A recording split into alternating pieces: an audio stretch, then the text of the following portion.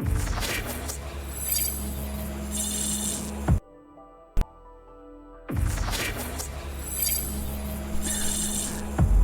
already messed up. I already messed up. I almost went to the wrong screen. Hi. I have to go to the screen first. Oh, and let's do that. Let's do that. Booties, the moment I do the transition, why do you come? Please. Please. I was doing nothing for the past, like, several hours, and you left me alone. Is it because I start talking and then you want to come see what I'm doing? You want to see who I'm talking to? You're upset because I'm not talking to you? Oh my god. Alright. Alright, it's not here yet. It's not here. I have to build anticipation. Anticipation, Kuro. Alright. Booties, please. Like, you can be anywhere else on my desk other than where you are right now. Okay, that's okay. That's okay. Yeah. So, hi. Lala, thank you for the sub. Thank you.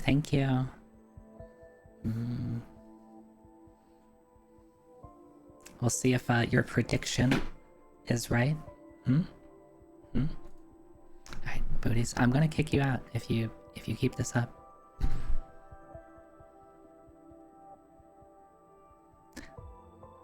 Alright, maybe I need an emote of booties just like jamming his face into my microphone, because that's what he likes to do. Fortnite #1, please. I mean, there's always a chance, right? There's always the chance. Alright, let me take care of this child. This baby. He's not a baby. He's... Please. Please, child. There was a sound. I don't know what caused it. Thank you, anonymous gifter, for the sub that he made. Anonymous gifter. Okay. So, oh my god. Alright. Child needs to be banished. Banished to the Shadow Realm? Is that what you want?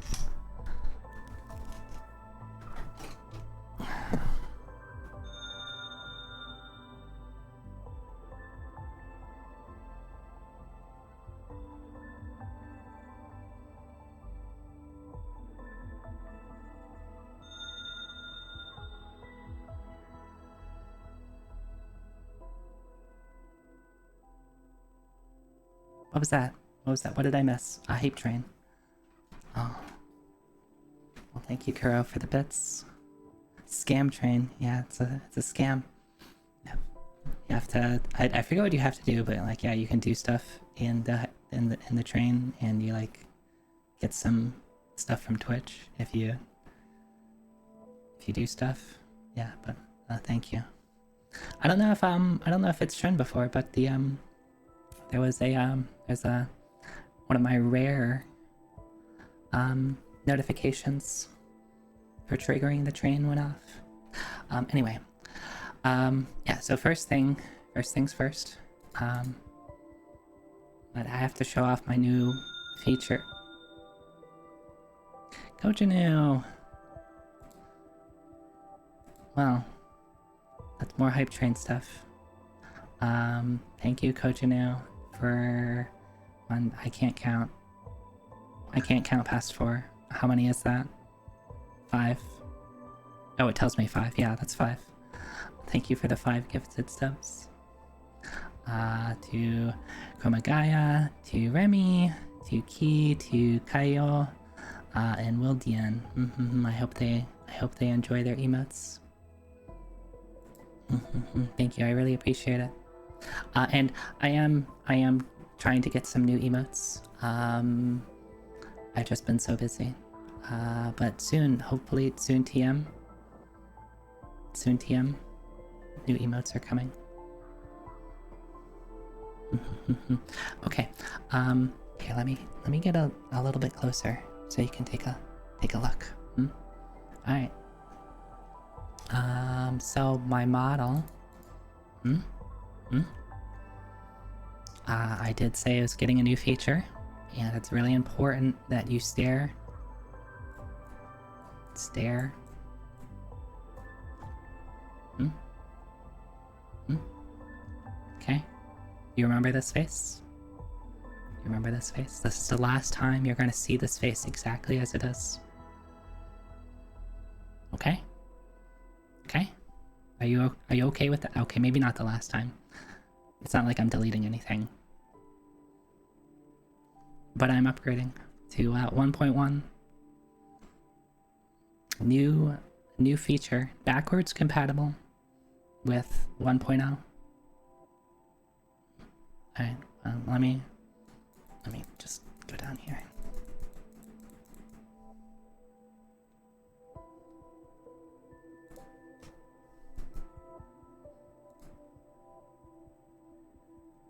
Oh, you didn't see that. You didn't see that. Dang it. I'm not very good at this. Okay. Okay. Well. Oh, what changed? What changed? It doesn't look like anything's changed. Still wearing the same jacket.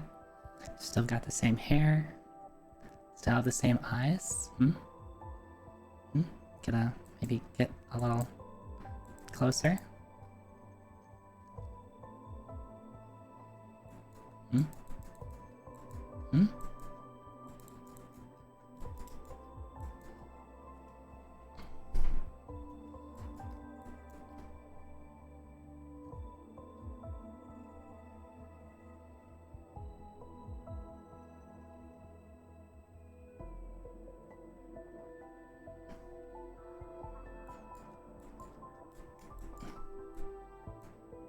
I can't zoom in anymore.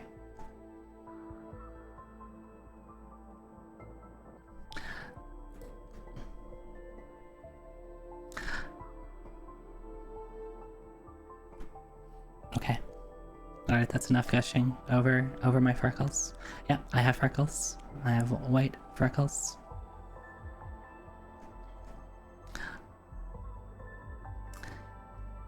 Hey BTuber, thank you. Oh, and thank you for the follow. Yeah, so for whatever reason, the freckles haven't been enabled on my model, and I didn't notice until now. But if you look at my like my references and stuff like that, I definitely have freckles, and that was like one of my favorite parts when my model was being done, and my and Noah Mama was sharing me updates and things like that. I really liked how the freckles turned out. And I think I remember, like, it might have been in my debut. I was like, okay, and let's zoom in to see my freckles. And I was like, wait, where are they? I don't see them. I remember at some point I like tried to zoom in to see my freckles and show them on stream, and they'd be like, I'm missing something. And then I forgot about it. It's okay, they're pretty, like, it's not something that, like, if people don't draw it, like, I'm not gonna be upset, because they're pretty easy to miss.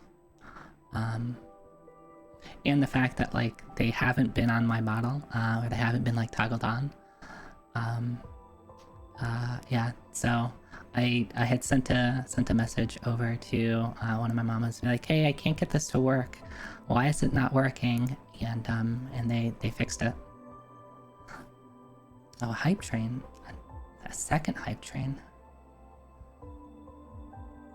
Oh, no. Okay, that's just an emote. I just got an emote. Wait, why do they give me an emote for hitting a hype train? Shouldn't they give you emotes? How does Twitch work? I will enjoy all your... Do we all get the same emote? Is it all this derpy pug?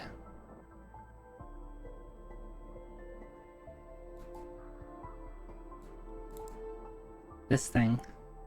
Oh god. Twitch knows I'm not the biggest fan of pugs. You can hate me for it, but I'm just not the biggest fan of them.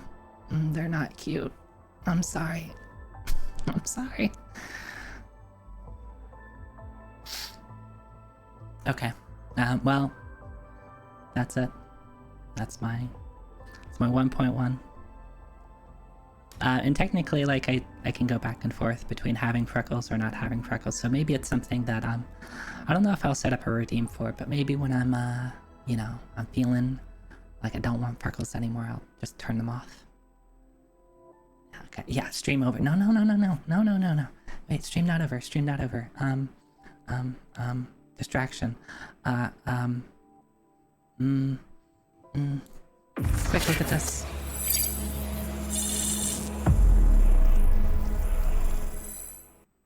All right, look at this. Oh, what's this? What's it? No, don't steal my freckles. I need them. Oh, I need. Where did I go?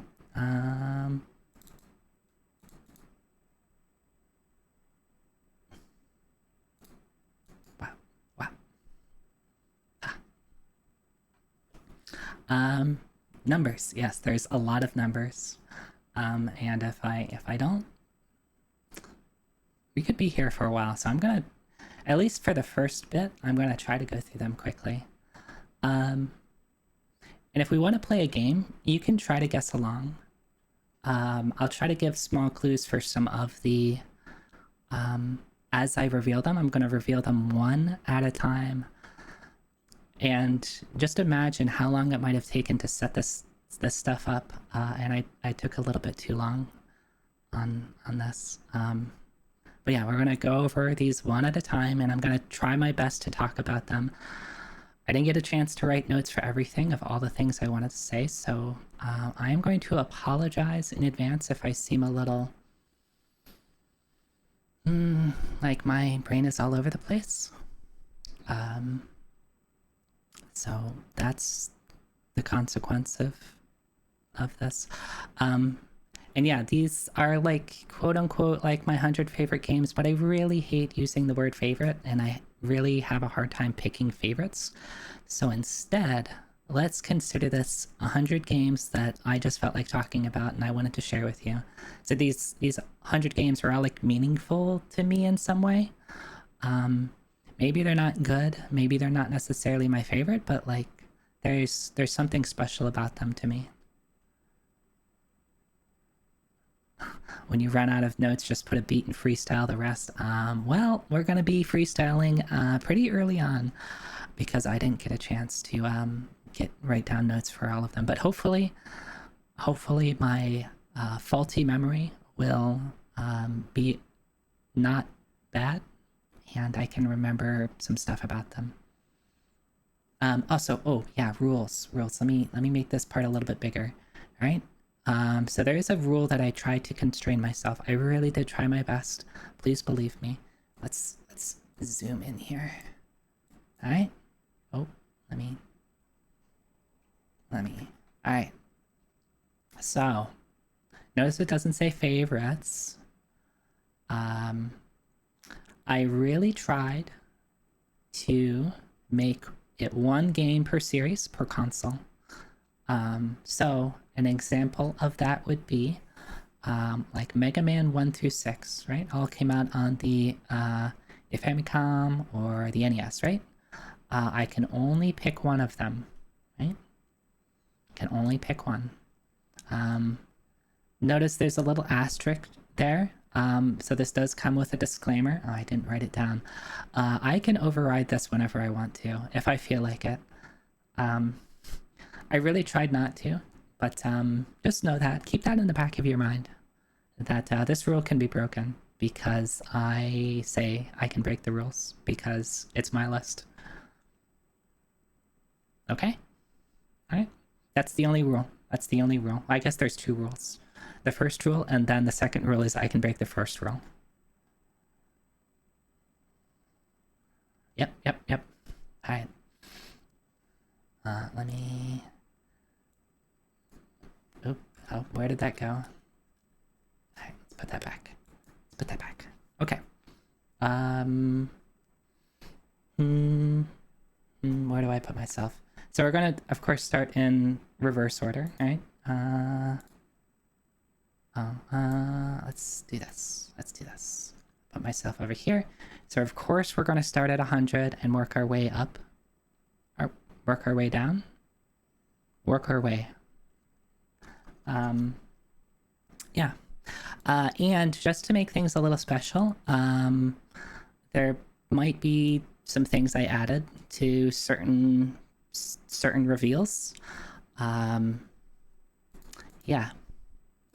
Oh, I can already see my notes that I typed up for this slide. Zoe Techie's top 100 games. I'm really bad at... the notes end there. What am I really bad at? Apparently, I'm really bad at finishing my notes because I didn't finish my notes. Okay. Yeah. Okay. Oh, yeah, I have this little card thing. I guess I'll leave my mouse on the screen.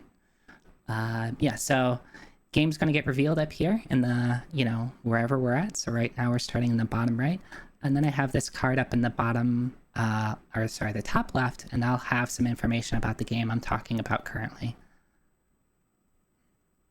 Okay. All right.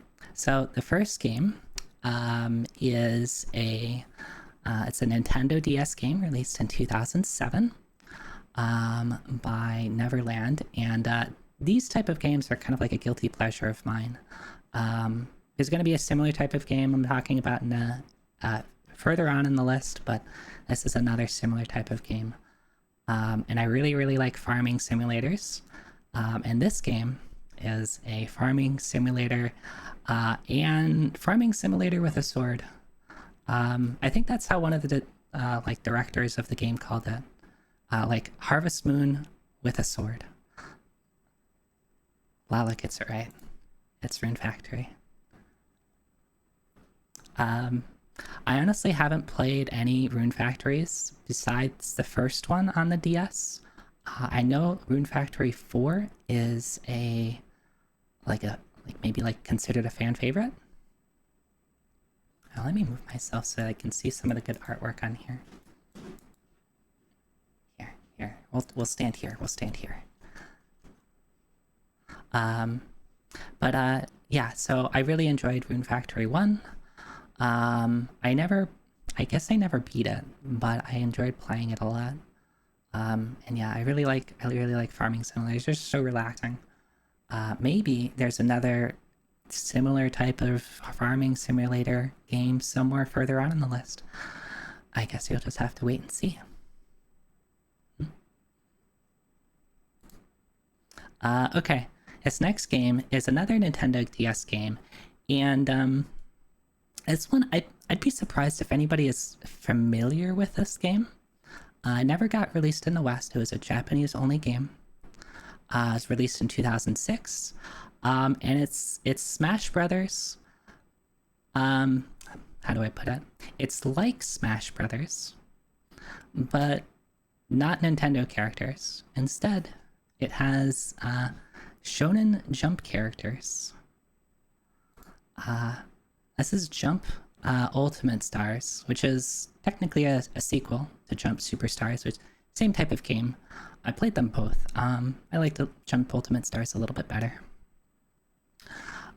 This is a weird game, but I really wanted to talk about it because, I don't know if many people are super familiar with it.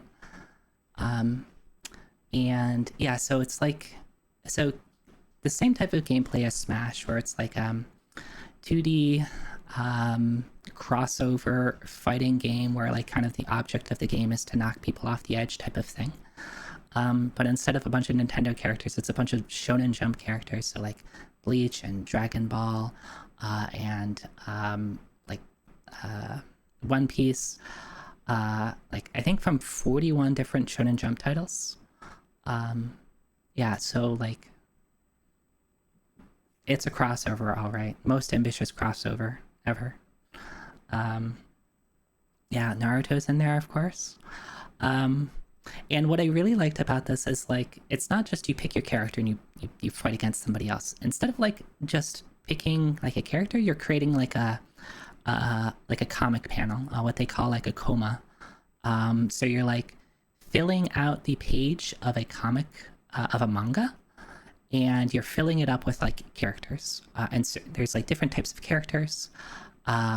There's like help characters, which I guess are kind of like supporty type characters in the sense that they don't do any interactions on the screen, but they like give you buffs or stuff like that. You have support characters, which think of like calling in someone, like calling in a support character in like Marvel vs. Capcom 2. They like hop on the screen, do their thing, and then peace out, right? And then you have your battle characters, which are the characters that you're primarily controlling. Right? So it's really, really interesting.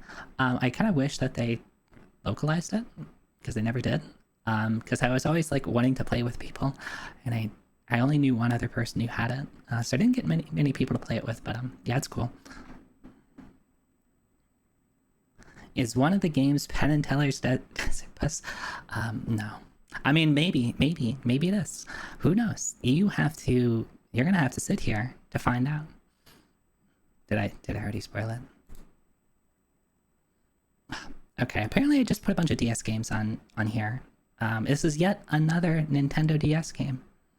I guess this is, I'm kind of considering all the games in this series. So it's Nintendo DS as well as I think 3DS and most recently Nintendo Switch. It is a rhythm game for a particular series, particular RPG series that I like.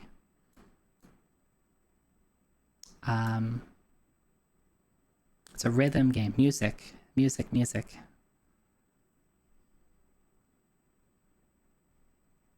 Hmm? Alright. Alright. I think, does Lala know what it is before I reveal? Greffery got it. Yep. Okay, yeah, Kojinu, I cannot spell theater rhythm at all. Every time I do it, I have to like, how do you spell this? So if it's spelled wrong, feel free to point it out and laugh at me. But yeah, theater rhythm Final Fantasy. I was playing it, I think last week or 2 weeks ago, the Switch version. Spoilers, I like Final Fantasy. You're gonna find a couple Final Fantasy games further on in the list. And I really, really like the Final Fantasy music. So, yeah, this is kind of like a no-brainer. Yeah, it's really cute. I really like the artwork. I really like that they incorporated like elements of Final Fantasy into the game itself. So it's not just a rhythm game. You're kind of building a party and you have stats and you find items and you level up. I really, really like, I think that's just like a cute addition. Yeah, so I hope to be able to play more of it because it's a lot of fun. Oh, oops, I went too fast. I double clicked. Not a Nintendo DS game. Here, let's go back. Oh, what could it be? It's a Game Boy Advance game released in 2004.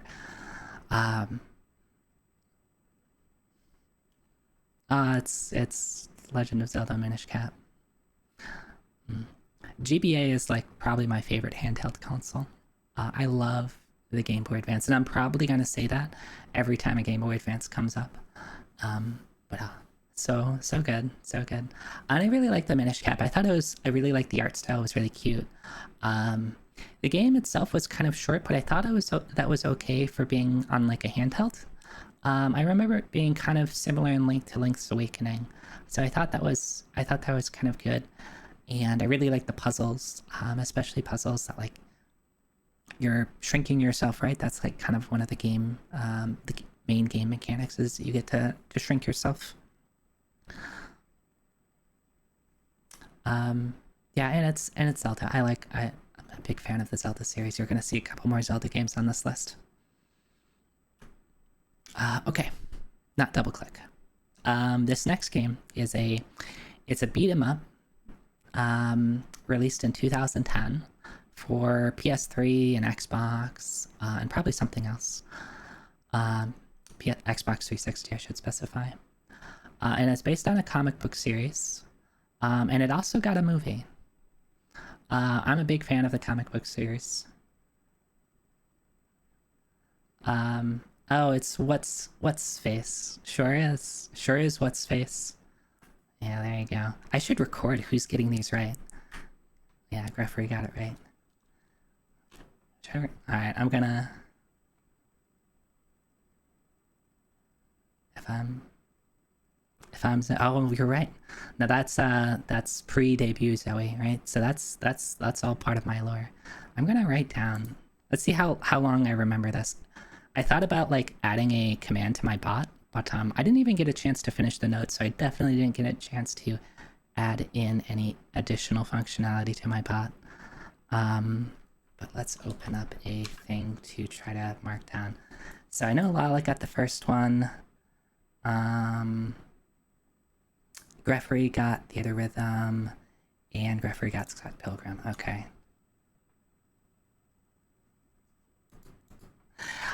You know what, Poncho? I think the same thing for me, except I got it on Blu-ray.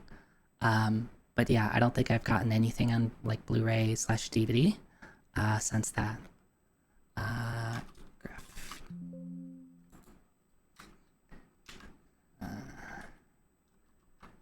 How do I do this too? Alright, so we're gonna do this. I'm keeping score. I'm keeping score. I don't trust Lala. She's gonna rig it. She's gonna make herself win.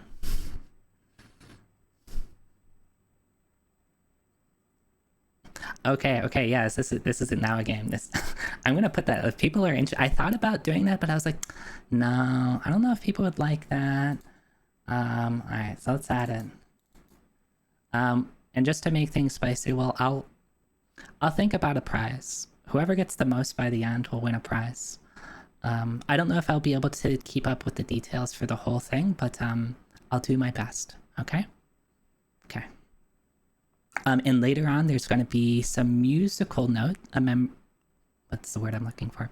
Musical numbers as an added thing. Right? So maybe instead of details, we get to hear some music, and you have to guess what it's from. Sure. Favorite ice cream? I mean, if I can figure out how to do that, sure. I'll buy your favorite ice cream and then I'll eat it. I'll eat it myself and I'll let you know how good it was. Or bad it was. Maybe I don't like your favorite ice cream.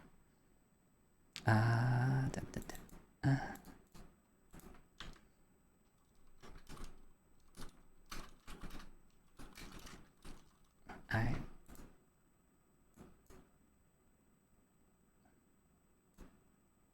Alright, hopefully that's still big enough. Alright, so yeah, so I really like it.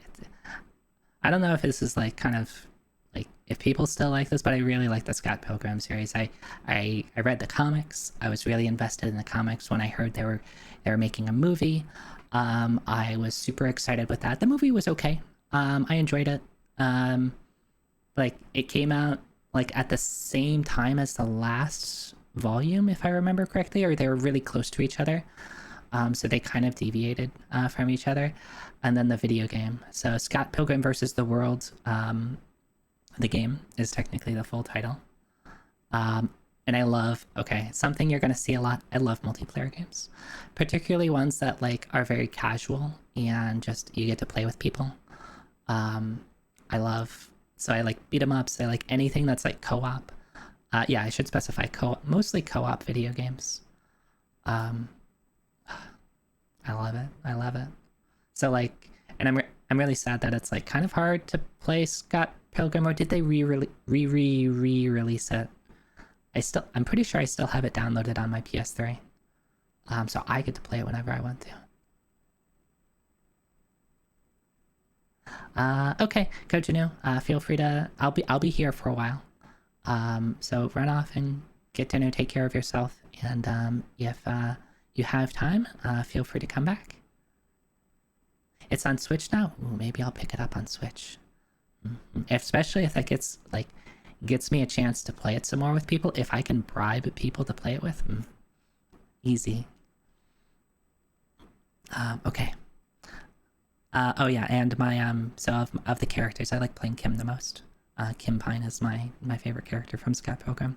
Ramona is a close second, but definitely Kim for me.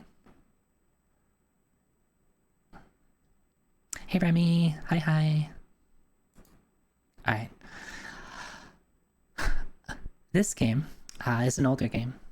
Uh, this game was released in the United States in 1989 for the NES or Family. Well, okay, I guess in the West it's NES. Um, I haven't played this game and the first couple of the series in many years. Dang it!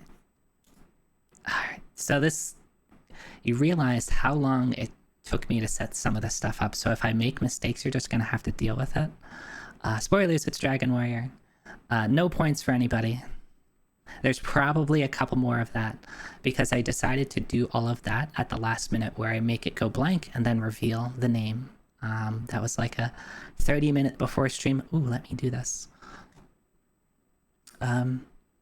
But yeah, like I really like the Dragon Warrior series has like a lot of nostalgia for me.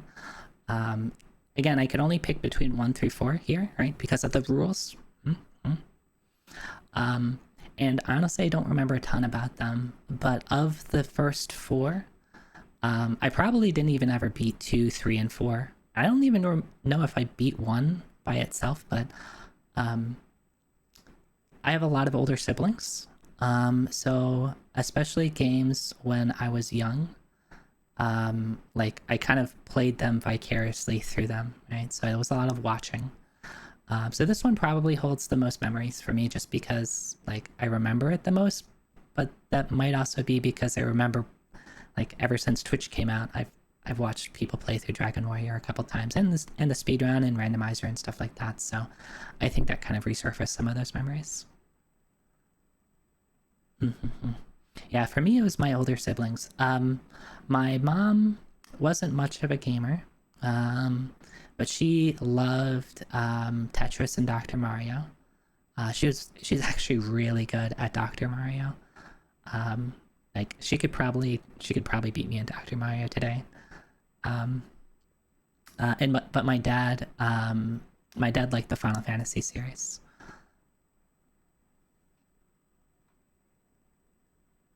What is it with moms and Tetris? I know, right? Okay.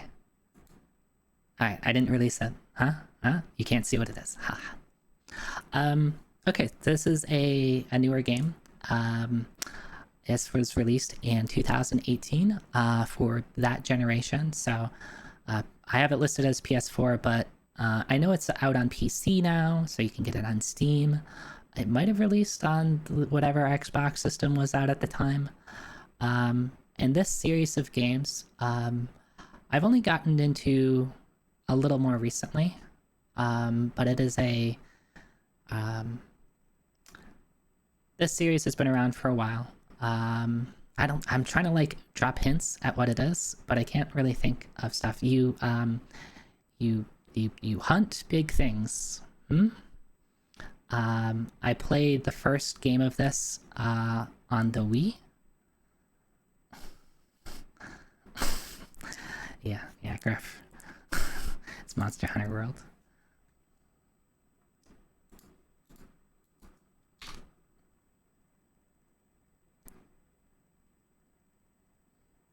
Mondrich, Huntrich, World of...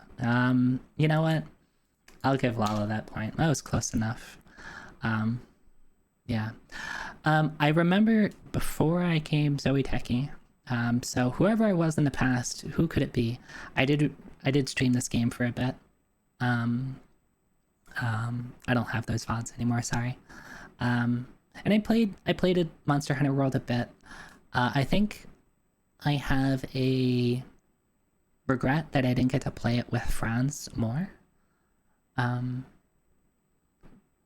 yeah, that's always the thing with Monster Hunter. It's like I really enjoy the Monster Hunter series, but I feel those games are so much more fun with friends. Spoilers, I like co-op games. You're gonna hear that a lot. Um, so anything that I have memories of playing with friends, that's probably higher up on the list. Yeah, way more fun with friends. All right. Ooh, another Game Boy Advance game.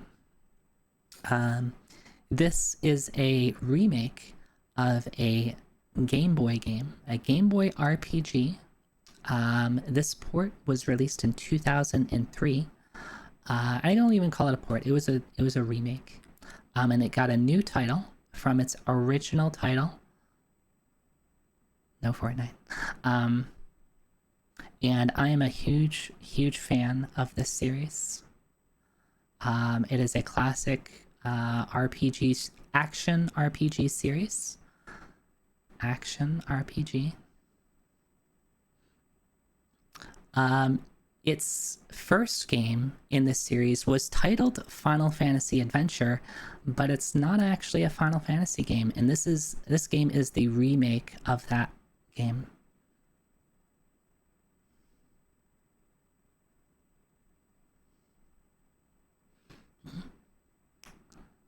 All right, three, two, one. All right, no one gets that. That's Sword of Mana.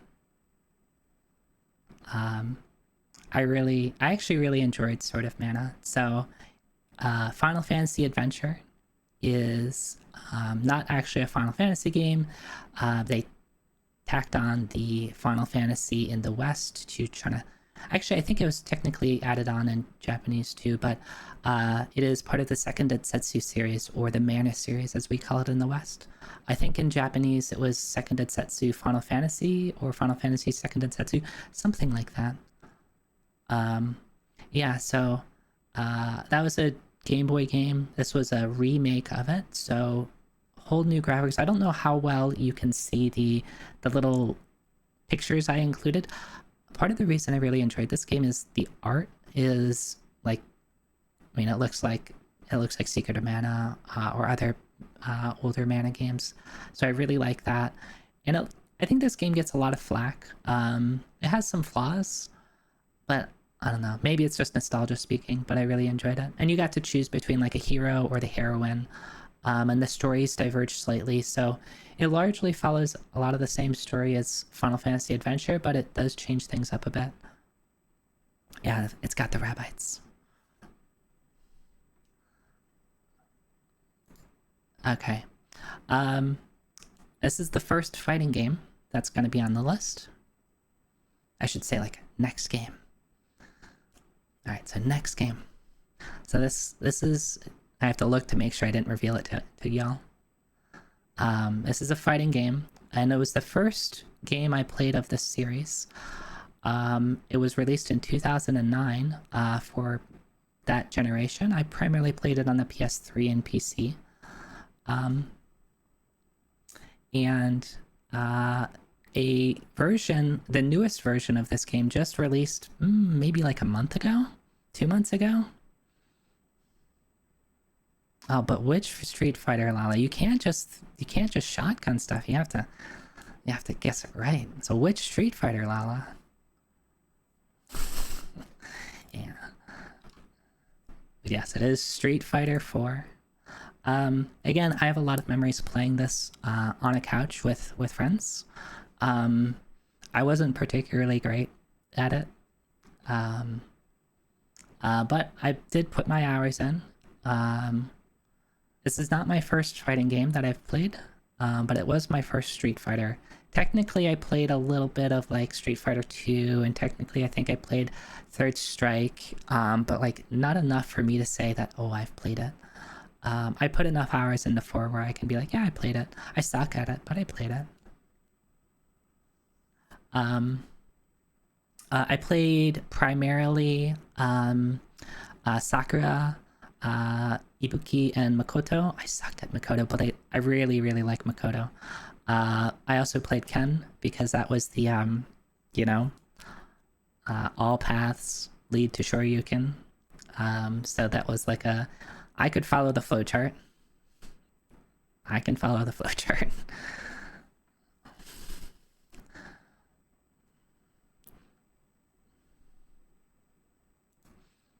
Okay.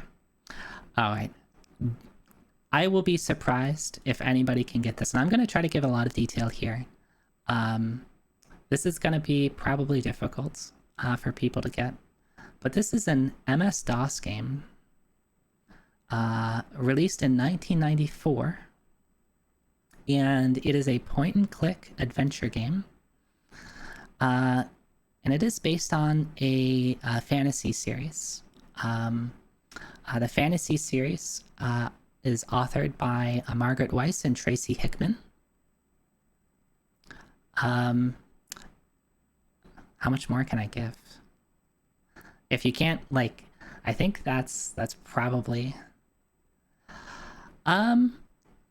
close. Like, I mean, right? Like, they those two did a lot of like the Dragonlance novels, if I remember correctly. So I don't think you're super far off. You have like the author, right? Right? But no, different fantasy series. It's as far as I'm aware, it's not related to like Dragonlance or like the D&D novels at all. It's a different fantasy setting. Um, this is a game called Deathgate, and the book series, if I remember right, is Deathgate Cycle. Um, I don't know why this game sticks out to me. It's not like I played it when it was new. Like, right, I was too young for that. Deathgate. Um, so it's funny is like I have memories of this game. I couldn't even remember what it's called. I had to I had to ask my sibling, my older sibling, hey, what was that point and click adventure game based off of a fantasy novel? I tried for like an hour trying to find it. What was this game called? Like looking at point and click adventure games. I just couldn't find it. I could only like remember things about it, but I couldn't remember what it was called. And then my older sibling was like, "Oh, yeah, it's Deathgate," or rather, it was like, "Hey, it's Deathgate Cycle." I was like, "Oh, right, Deathgate Cycle," which had the game called Deathgate. Um, yeah, so it's just a point and click adventure game. You like are going through these. Actually, a lot of the story is like kind of related to Final Fantasy 14. The Earth started out as a whole world, right? And then got sundered. And I believe they used the word the sundering into separate, like, I don't think they used the word shards, but got basically sundered into separate worlds. Each world is based on like an element. Um, and like humans are basically just trying to survive. Um, it's like FF14, I'm listening. I mean, that's basically where it ends, right? Where you have like the fact that they use the phrase called the sundering is always like, now that I think about it, I was like, oh yeah, that's like Final Fantasy totally stole from that. Final Fantasy 14 totally stole that idea. I don't know how original of an idea that is, but um, yeah, you play as this like character who is like tasked by your master to go and like collect these. They're not like keys, but like basically these special objects from each of the worlds. To I don't actually remember entirely what the plot is, but it's a point and click adventure game, so it's got puzzles. The lore is really deep in the world. I mean, because it is from a fantasy novel, so there's a lot of world building around it, and I just have a lot of like memories baked around that. Like I played it like long after it was released, but even though that the graphics kind of sucked, I have like a lot of memories attached to it. Again, this is not necessarily like 100 favorite games. It's just like, here's 100 games that I'm going to talk to you. Not even talk to you. I'm going to talk at you. You have to listen to me. Sorry, that's just the way it is. This is a Game Boy game. It was released in 1992. Oh, sorry. Next game. I have to remember to do that.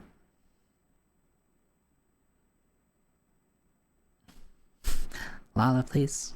No, please. I'll give you points. Don't mute me. Is there going to be a test after? Yeah, just look at the chart.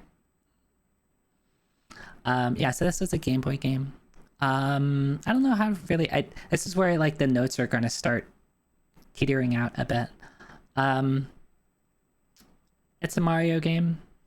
It's the second in the series. Oh, actually, this is a good detail. I already kind of spoiled it, but it's the first game we see Wario. This is Wario's first game. Mario Land 2. There you go. Coach New gets a point. Oh, extra Greffery trying to get extra credits for getting the full title. I'll give Graf a half a point. Nah, there's no credits for late answers. Yeah, Mario. I don't even know why this sticks out to me. But I think the music is really good for a Game Boy game, and it was one of those games that, like, you know, I still have a Game Boy. I think my mom like stopped by like a couple months ago, and I was like, here's some stuff, and gave me what I think is like the Game Boy that we had as a kid, not the gray brick, but we had one of those cool translucent purple Game Boys. Yeah, it's like sitting over there now. Yeah, the space music was really good. Oh geez, I'm trying to remember some of the really good levels. Unfortunately, I didn't attach music to this game, but in future tiles, I will. There'll be some games. Game music.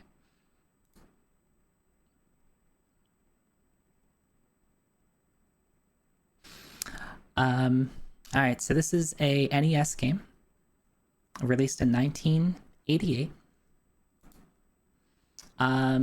It's kind of considered to be a really challenging series. Like, I guess it's like kind of the definition of like Nintendo hard, at least what I consider that. Um, a very popular series that eventually got remade, like in 2004, on the like that current generation of consoles. You play as a. Oh, there we go. I didn't even need to give it. Yeah, Ninja Gaiden. Good job, Highwind. Also, hi. Ninja Gaiden. I was gonna say you play as Ryu Hayabusa.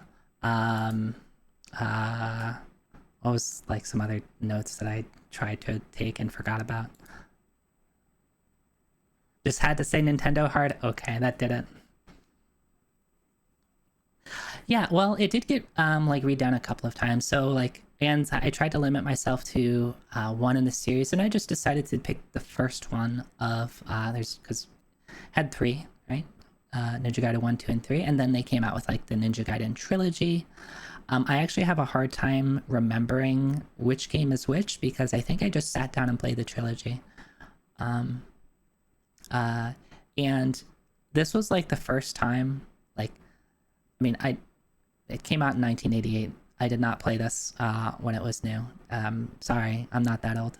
Um, but like when emulators were a thing and I was older, um, like I had beaten this game and I remember like being able to beat it with save states, and then at some point I was like, I have to be able to beat it without a save state.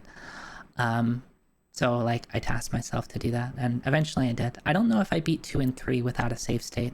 I think it was just Ninja Gaiden 1.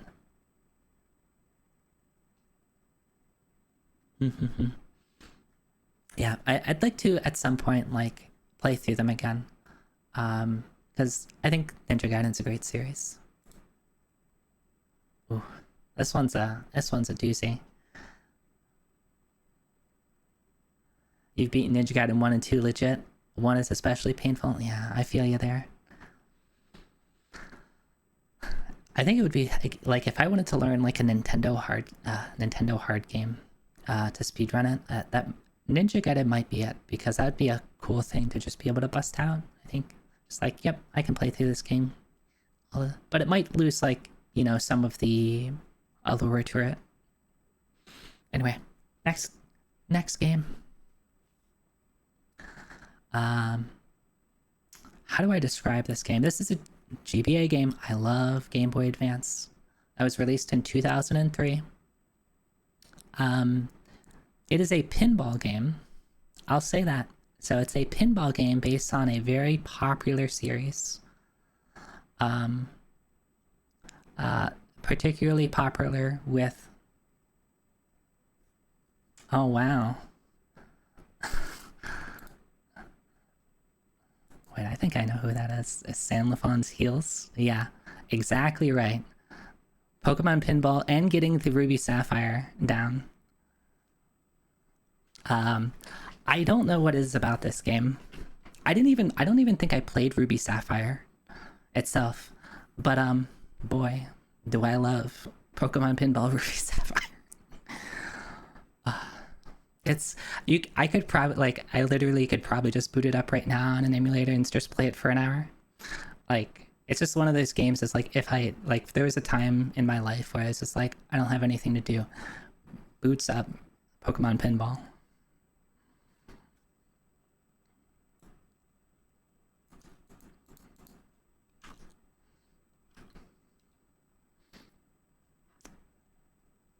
Yeah, it is. It is so comfy. It is so comfy. Maybe I should play it on stream at some point because it's like just I get to turn my brain off and just play pinball. And I do actually, in general, I just like pinball. Um, yeah, there's not a ton of like pinball places nearby me though, so it's always like hard to find like the really good pinball machines. But yeah, this is a great game. Shake, shake. Oh, oh, there's a hint for you.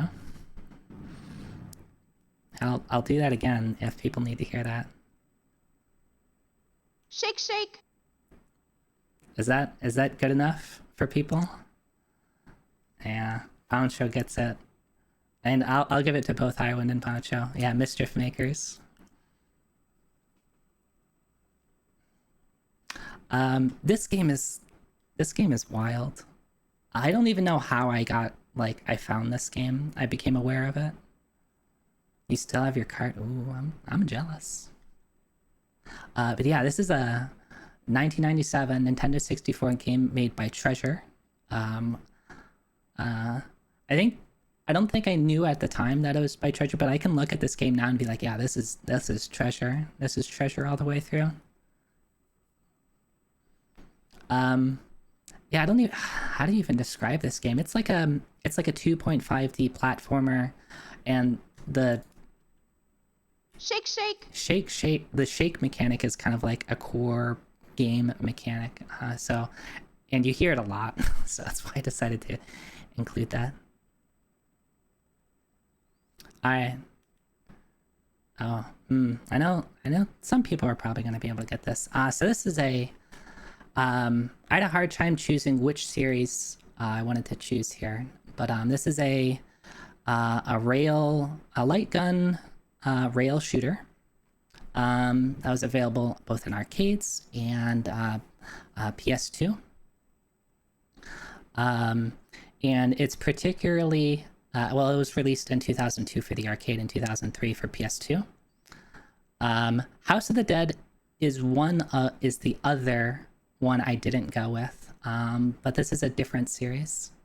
But I was thinking between House of the Dead and this series. I didn't. Oh man, I'm glad High Ones is here. Time Crisis 3. High One nails it. I really, really like Time Crisis. And I think like I was going between House of the Dead and Time Crisis, but I think I just like the pedal mechanic in Time Crisis. That's a really fun game mechanic in the arcades. Yeah, yeah, I know you are. I know you are. I mean, we played at what was it? Limit Break 18? 18, 19, one of those. I'm pretty sure you brought yours then, right? Yeah. Um yeah, so Time Crisis has like the whole pedal mechanic where you can like hide stuff, right? And other than that, it's just like it's it's your rail shooter. I almost did go with House of the Dead, and the reason I wanted to go with House of the Dead is because House of the Dead I think is the first game, like arcade game, that was like supposed to be pretty hard that I managed to one credit clear. My twin and I um, did that together, so that was something that like my twin and I, spoilers, I have a twin, would do every now and then. And we did manage to one credit clear it once, and I was like, oh, I felt so good. But yeah, I decided to go with Time Crisis. My friend is doing dishes said, yes, that's a great game. When she said time, it is a great game. Your friend has good taste. Yeah, so let's give that to hi Highlands. I two and Pancho's. I'll give Pancho you a half credit because you did guess the game I didn't put on this list. So I think that deserves half a point. Because, yeah, it was between these two. And I even wrote a note about this in House of the Dead. Okay. Another arcade game that eventually got released onto consoles. This one's a bit older. And it is a well-beloved series based on it had cartoons and video games, several movies. Yeah, I played all the Time Crisis, though I don't know if I've ever beaten 4. TMNT is correct. Can you get the arcade name, the full? Which TMNT? Let's put it that way.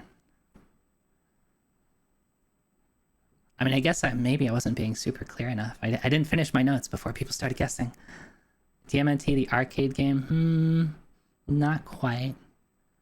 Turtles in Time is correct.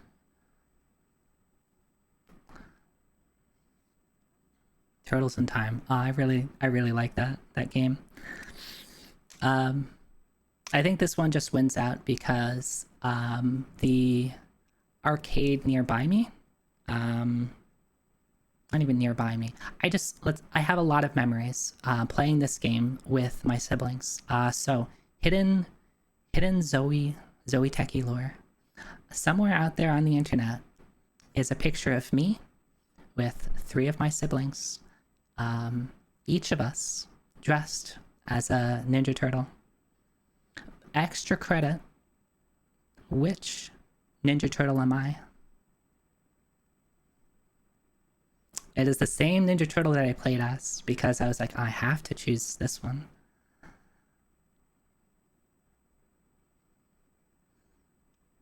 Alright, 3 for 3 are wrong. What's the only one left? A point for whoever guesses the last one. Just type it in. Alright, good job, Kuro. No, I am, that's Leonardo. So yeah. What's funny is, it might be hard, like, if you don't know my siblings, it might not make sense. But, so each of us were a Ninja Turtle. I'm the youngest of the 4. And I think the descriptions fit them a little bit better. But so I have the oldest of the 4 of us, who at the time was like, I would say they are the kind of the biggest nerd. I mean, maybe nowadays I'm kind of at par with them, but definitely back then I still think they're one of the smartest people I know. So of course they're Donatello, right? And then one step down, we have like the quote unquote middle child. He's the jock. He was always a bit brash and harsh. So of course he's Raphael. And my twin, my twin is like the prankster, the comedian. So of course he's Michelangelo. And then there's me. I guess I'm Leonardo at the end. Because there's nobody left. I don't know if I fit Leonardo. Like, supposed to be like the leader of the crew. I don't know about that. Yeah, so I always played Leonardo. In any Ninja Turtles game, I'm always Leonardo. Even if Donatello is often better, because Donatello's range generally makes Donatello pretty good. Alright, so Kuro gets a point. For the knowledge check, and yeah, Graf got the game correct. Ooh, alright. Another arcade slash console game, released in the 90s. Can you tell I like co-op games? Did I say that? So this is a arcade game that eventually got a Sega Saturn release. It is... Oh, actually, I need to look this up.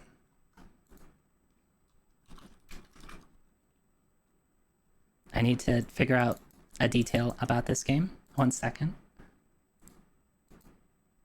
Alright, so this is based on...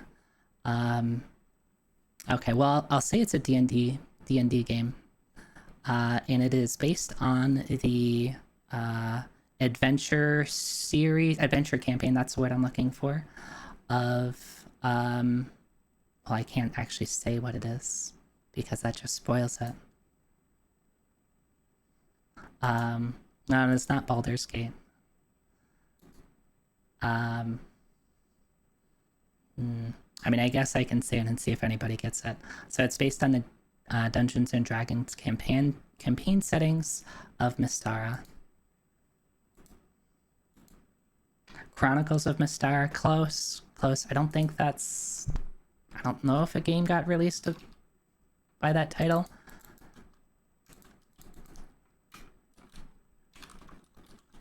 Oh, actually. Dun, dun, dun. Video game compilation. Oh, apparently that was a compilation series. So I'll give it credit. So the game I'm thinking of is Shadows of Mystara, but I'm assuming Chronicles of Mystara probably included it. Okay, it was a set with both the arcade games. Okay, then that counts. But yeah, Shadows of over Mystara. So if anybody is around and I have a Sega Saturn, like, this will be the game. Like, you're probably gonna be like, oh my god, please shut up.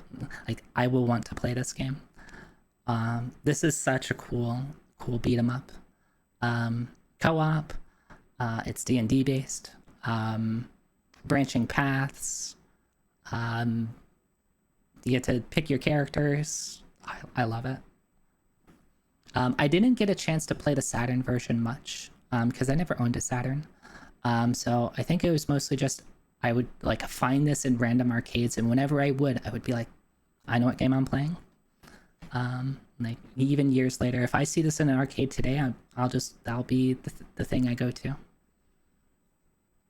Yeah, such a good arcade game. How much?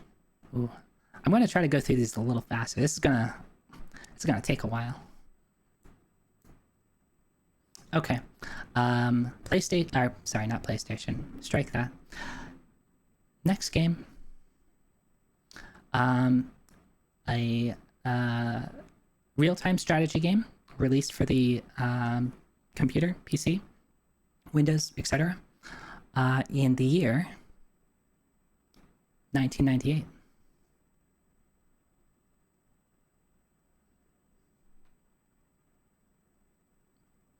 Referee gets it with StarCraft.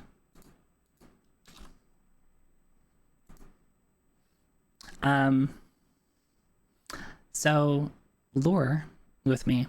I was never good at StarCraft. Let's just put it that. Like, even StarCraft 2, I sucked at, to be honest. You just needed a year? Yeah, I figured. I could have gone for Brood War. Wasn't Brood War 1999? Maybe it was late night, I forget. Odd Sega Saturn story. Let's take a pause and read that. Over the time, I saw it in sales, big fine sporting goods, and sitting on a pedestal near the entrance exit with a clear case over it, like a museum piece, and it had a $400 price tag on it. Ooh. All right, I'm just gonna get a Mister, and then put Sega Can the Mister support Sega Saturn? If it can't, then I'll just get the optical drive emulator. Yeah, so Zoe lore. I went to a boarding school for high school. And it was an international boarding school. Like, well, it was in the United States, but there was a lot of international students. And of the international students, the largest portion of them came from Korea, South Korea. And even though that the game had been out for a long time at this point, I got to experience firsthand just how good Korea is at StarCraft. Because being a boarding school, we were all on a LAN, so oftentimes we would play LAN games with each other. Yeah,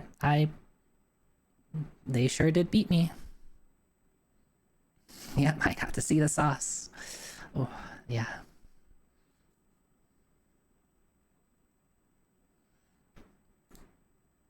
Okay. This is a newer game.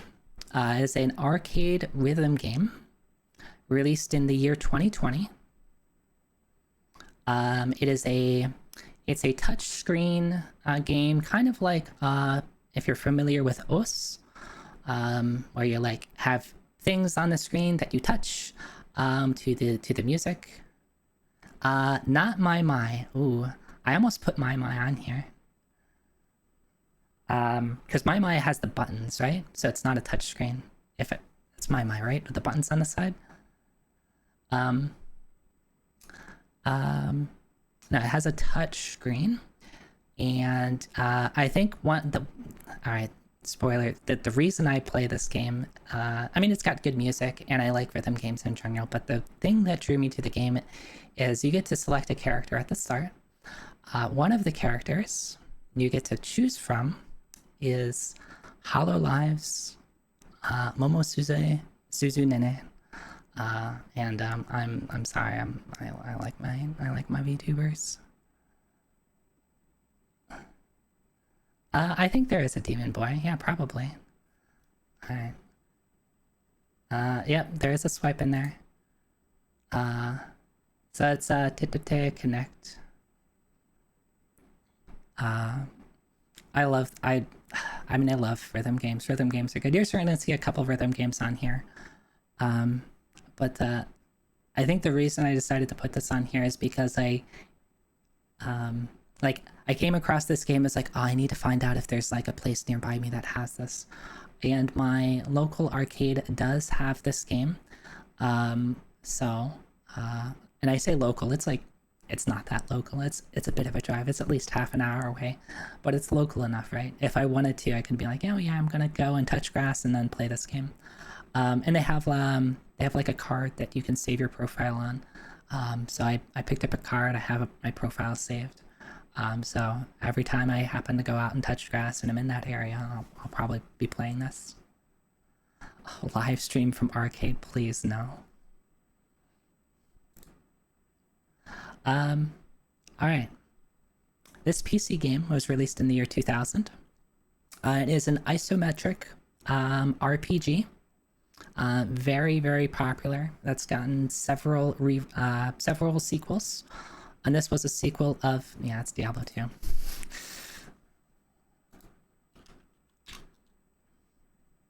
Diablo 2.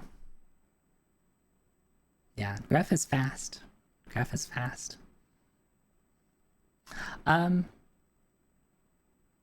Yeah, I like Diablo 2. I don't know if I could play Diablo 2 again. But similar to StarCraft, like same type of thing. Had a lot of net play, like LAN play, in high school with this, because we were all like, you had a bunch of people on the same network. I was like, hey, let's play games, okay. And we shared a CD key. Right, and same thing with StarCraft. We couldn't go online, but like it didn't matter because we were all on a local network. So like nobody actually owned the game. It was just sharing a CD key, and that's all you needed. Criminal, don't tell Blizzard. All right. So earlier, we had a game that was part of this series. This is another game of the series, also released for the Game Boy Advance. Very popular series with children. It is not Fortnite. Fortnite Game Boy Advance release, please. Okay, Pokemon. All right, with a added which Pokemon for the Game Boy Advance? So this is a remake of the original. I give you too much, it's gonna be too obvious. Yeah, it's fire red, leaf green.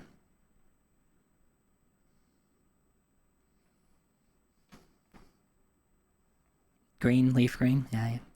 I'll give it to both Lala and Stan LaFontaine. I can't get over that name. I have a suspicion I know who that is.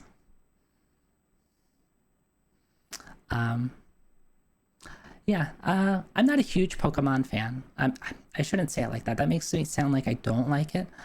I haven't played a ton. I haven't played all the Pokemon games. But I do, in general, like Pokemon. And yeah, I just really like Fire Red, Leaf Green. Like, I played the original, Red Blue. But I don't think I could go back and play Red Blue today, unless like I wanted to do like a speedrun or something like that. And I've never been too interested in Pokemon speedrun of that generation. But maybe it's just because I love the Game Boy Advance so much, I could go back and play this. You dropped Leaf Green in the toilet as a child and cried. I mean, I'd cry. I remember one of my siblings trying to be mean to me and dunking, I forget which game it was, some game in water, just to try to get back at me for something. I'll have to dig through my memories to remember which game it was, but some cartridge game. That's all I remember. Yeah, evil sibling. I got bullied a lot. That's my twin.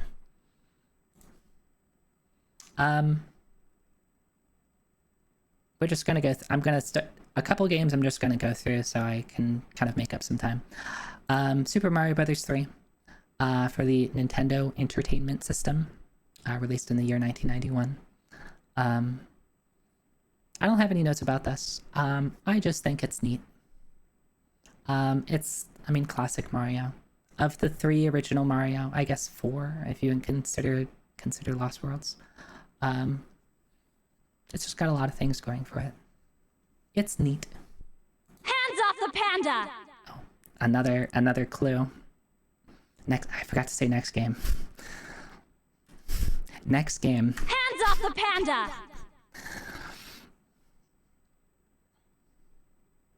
This is a fighting game for the panda is gonna throw people off. This is a fighting game released in 2009 that got a couple of iterations of it. Anime fighting game created by Arxis. And that line is from it. It is Blaze Blue. Specifically Calamity Trigger, not Continuum Shift. The hands off the panda is one of the characters. So one thing that I really liked about the game is like the characters would kind of interact with each other while you're fighting. So that line is from Noelle when she is fighting against Lychee Failing. Lychee was the character I used, and one of my friends would play as Noelle. And I forget which move it was, but whenever, like, one of the moves, if I remember correctly, Noelle would say, hands off the panda. Because Lychee has, like, this little floaty panda. A lot of other Noelle's lines to Lychee are... They talk about a certain body part of Lychee's that, she has, and I'll just put it that way. But I always really like this voice line. I also played a lot of Tao Kaka. Graph. Yes, googly. Yes, it's for eyes. You got it right. You got it right, Graph. It was for eyes. So a point for Graph. Graph's ahead. Someone's gonna have to make a comeback. I'm just gonna let the song play.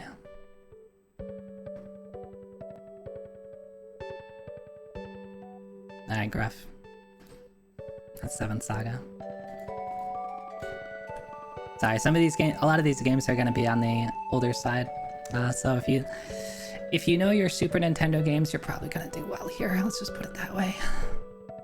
Oh, Kojinu also gets it. Yeah, let me turn it down a bit for myself. This is another like game that I consider to be Nintendo Heart of the RPG variety. I never beat it. I've never beaten it to this day. But like, I don't know what it is about this, but there's a lot of memories I have about this game.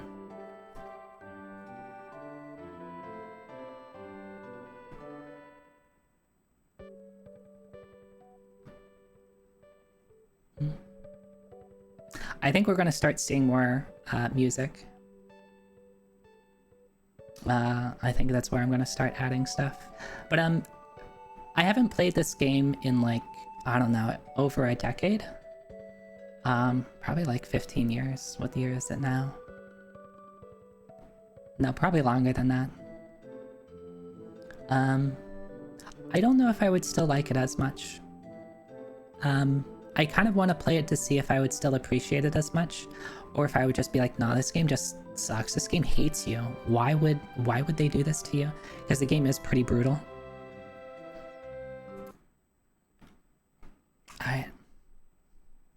I should have put something with this. This is a PC game released in 2011. Oh, I forgot the next game. See, I just need a button to hit where I can say, it will say next game for me. Next game.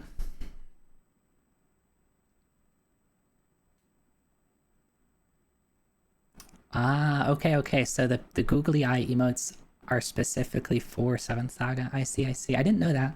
I know they came from PJ's, they're PJ's emotes, but I didn't know they were related to 7th Saga. I mean, that's also true. So this game is 2011 PC game. It is primarily a first-person shooter puzzle game. It also has a co-op mode, and it is the second in the series. Alright. The moment I say second in the series, you're just gonna say the thing you just said, the second one.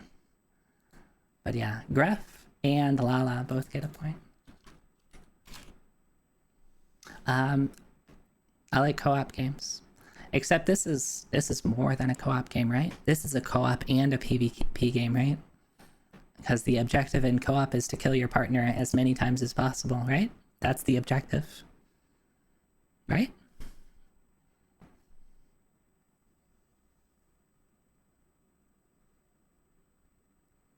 No. It's okay, Kojino. You can no feelings if you have to play along. And I might try to speed things up a bit, so it might make it harder to play along. Because I do need to get through these. All right, we are through the first 25.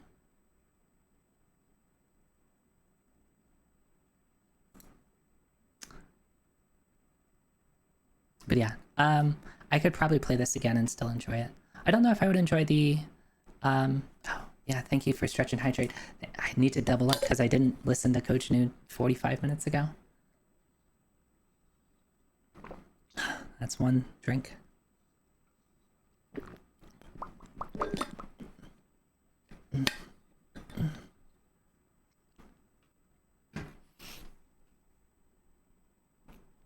Alright, there's a double stretch. Okay. On to number 75. Oh.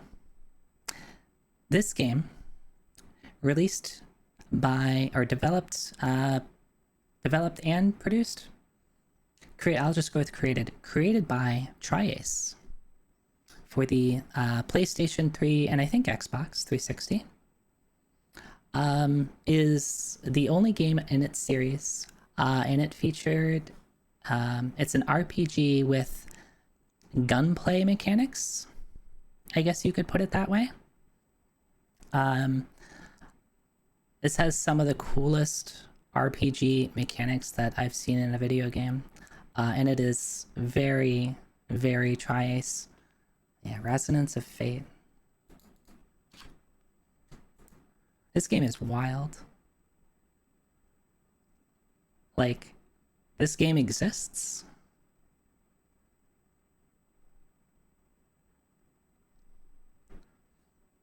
I think I rented this game. What was that rental game service from like a decade ago where you could like rent games, and it was kind of like Netflix where they would ship the discs to you. I'm pretty sure that's how I played this game. Gamefly. Oh, Gamefly. Now I feel old. Gamefly. Yeah, I think I rented this game via Gamefly, and like I don't even know how I came across that. It was probably just like, ooh, Tri-Ace. They made Star Ocean. I like Star Ocean. What's this? Spoilers, I like Star Ocean. There might be a Star Ocean game somewhere in this list. Oh. I need to move myself. Boop, boop, boop. You're right.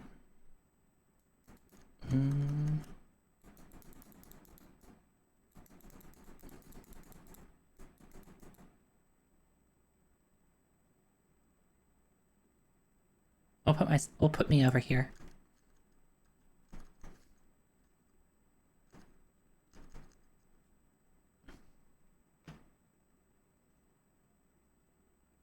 It'll be a little hard to reach at, but that's okay. I could put myself like up top.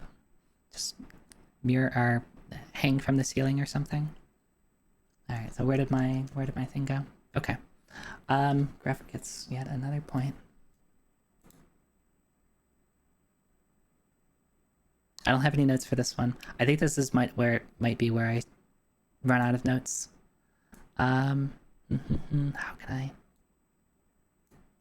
I? Okay. I figured out a way to see it. Alright. So this game, how do I? Created by Capcom in I forget what year, is I can't think of a good way. It's Resident Evil 5. Chris Redfield has big beefy arms, and he punches a rock. That's Resident Evil 5 in a nutshell.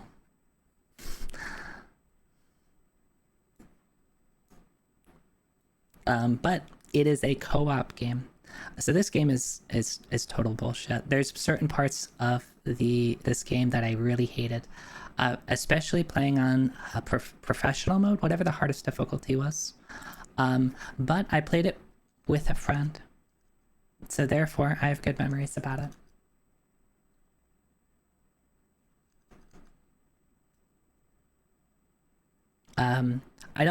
I think it gets a lot of flack for being, like, especially coming off the tails of Resident Evil 4. This game is very different. It is not a survival horror game. It's just like a shooter horror game, so it's quite different than many other Resident Evil games. But I really do like the co-op aspect of it. If you are playing with somebody, playing by yourself and having Shiva, is that her name? She'll just use all the healing items on you.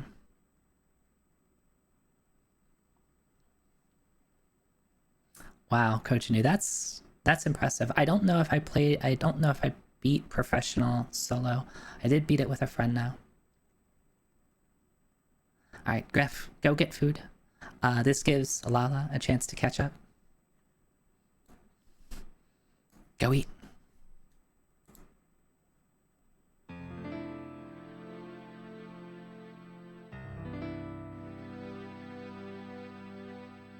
Next game.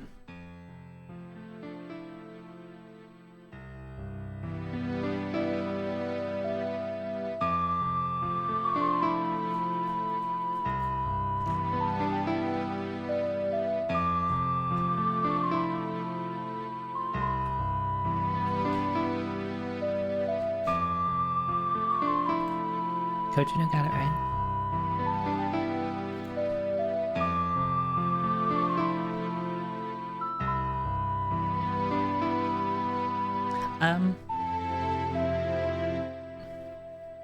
I think some might be surprised that this is so low on the list. And this game does have a lot of nostalgia for me, and I do really enjoy it. However, this is a game that I played a lot, and I feel that I played it too much. And I feel it's lost a little bit of its luster because I played it so much. I played this game normally. I think this is one of the first games I like tried to challenge myself, so I did silly things like don't pick up any hearts. I remember like do weird things like wear the iron boots at all times as soon as you get the iron boots, and I remember beating Ganon with iron boots on. I didn't know if that made the game really harder, but I was just trying to find some way to get replayability out of this game.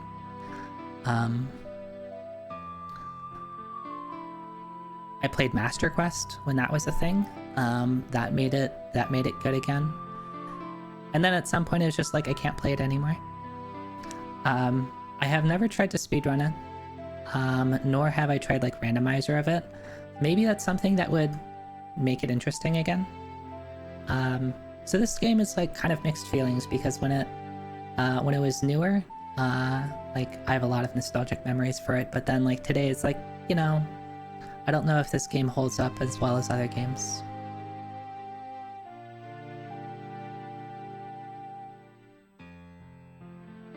Too used to it being used in memes, I started laughing. Oh no. See, this is me being emotional. There's probably going to be songs in here that will literally make me cry, by the way. I'll try to not cry in front of you. But I'm very emotional when it comes to music. Okay. Next game. See, I remember this time. This game released for the... see, I can't... Now I'm trying to like read what the next slide is, and it makes it really hard to... If I click this, I'll see... If I click on it, it displays. Alright, it's Sonic and Knuckles. This one's kind of me cheating. I had a hard time picking, like, okay, again, the rules say that I can only pick a game per series, per console. So you have Sonic 1, Sonic 2, Sonic 3, Sonic and Knuckles. Which one do you choose? How about you pick the one that you get to play 3 games on? So one of the... And this is actually a really cool aspect of it. Sonic and Knuckles had...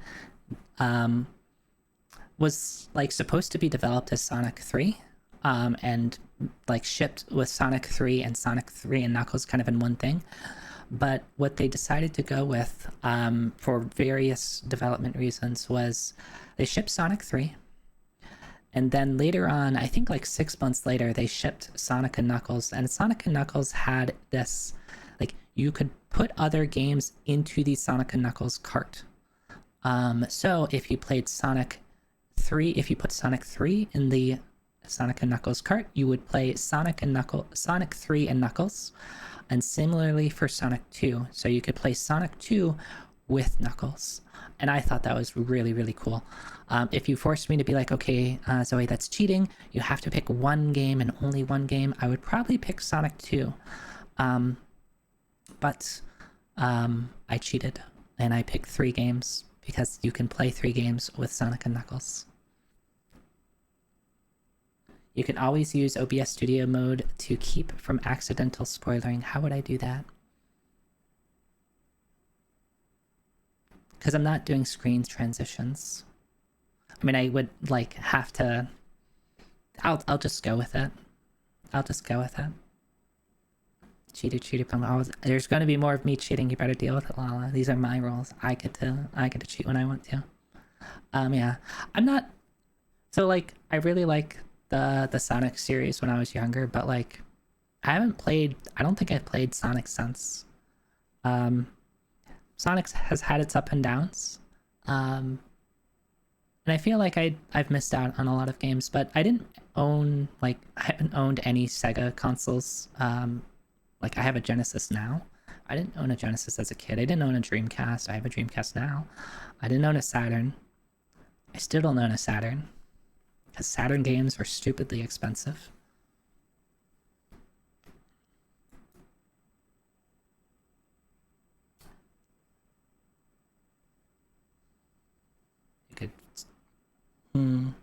maybe I could. This game was released in 2008, and it is kind of like a. It's how do you say it? It's not like a sequel to something, but it's like a re. It's not even like a remaster version of something. It was kind of I don't even know how to describe it. So this is where, like, because I don't have notes. Oh, actually, no, I do have notes here. So it's released in 2008 for the PS3 and Xbox. And game is like very on brand for that era, I feel, of like, you know, PS3 games. How do you... it's part of a franchise that has been around since like the 80s. Typically like platformer puzzle games, usually focused on like the platformer and puzzle aspect of games. It's gotten many recreations of the games, and they've kind of gone all over the place. It even has a movie starring who is that? Jake Gyllenhaal? I probably said his name wrong. But this is the 2008 version. All you need to do is get the series, because the game is the series name. Yeah, Donnie Darko. Yep. No. Right actor. I don't think a game was ever made for it. Is it? I have to double check. I want to make sure that I got it really is Jake Gyllenhaal in insert movie here. Created by Disney. The movie was by Disney.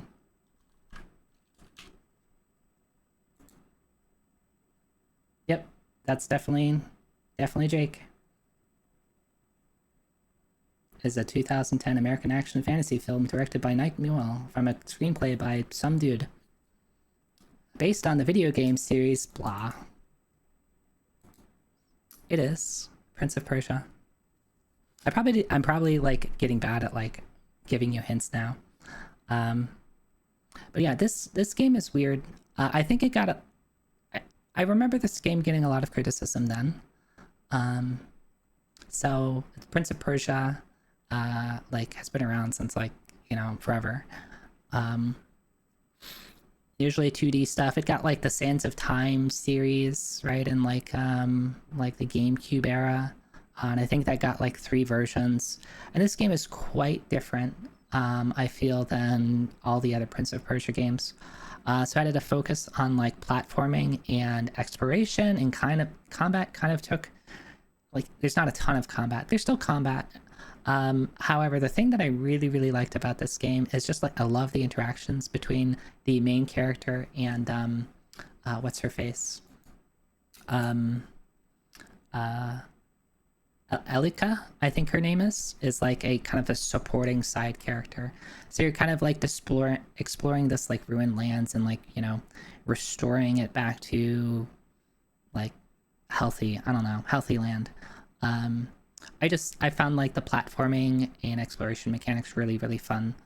And the art style is really cool. Yeah.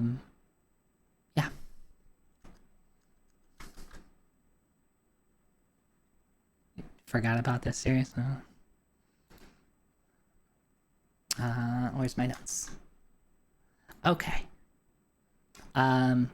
We saw an earlier, we saw a later version of this, a sequel of this, not a direct sequel, but like further on in the series, earlier on.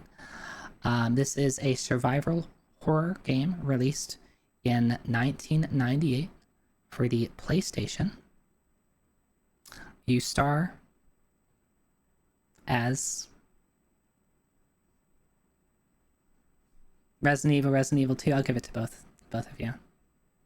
Actually, no, I'll just give it to Lala. Grapher is already too far ahead, but yeah, specifically Resident Evil 2. I didn't give enough details for it to differentiate between the two. Maybe I forget what year Resident Evil 1 came out of, so maybe the year would have been good enough. Yeah, Grapher, you're making food go away. Lala needs to catch up. But yeah, Resident Evil 2. Disclaimer, I'm really bad at horror games. Horror games spook me. They spooked me then, they spook me now. I would probably be spooked to play this game right now. However, when I beat this game, I felt like an extra wave of satisfaction because, like, not only did I beat the game, and I think it's a fairly difficult game, like, I beat it through being spooked by it.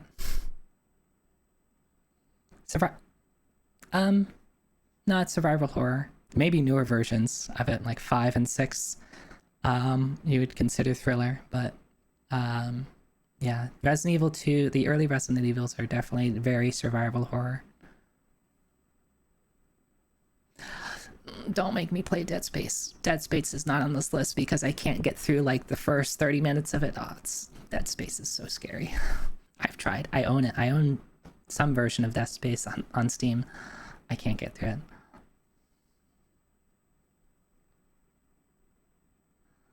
Seven is probably like more direct horror, because it makes things just really spooky. And then what, Village? Yeah.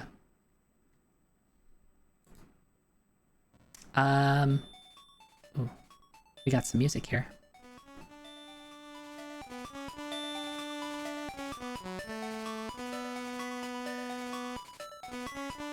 Next game.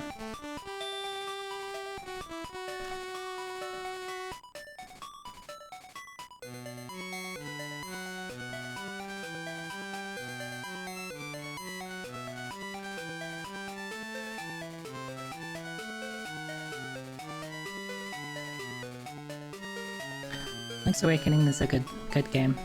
I have yet to play the remake. Every time you're gonna see a game on here that has a remake, so including like Resident Evil 2, I probably haven't played it. I haven't played the RE2 remake. It looks really fun. I just haven't played it. I haven't played the Link's Awakening remake. It looks really cute. I haven't played it. I just need time to play them. Yeah, no, it looks so cute. But yeah, Link's Awakening is just a really good game. Just classic Zelda. Speaking of Zelda, we may have another Zelda game on docket right now. This Zelda game was released for another portable handheld.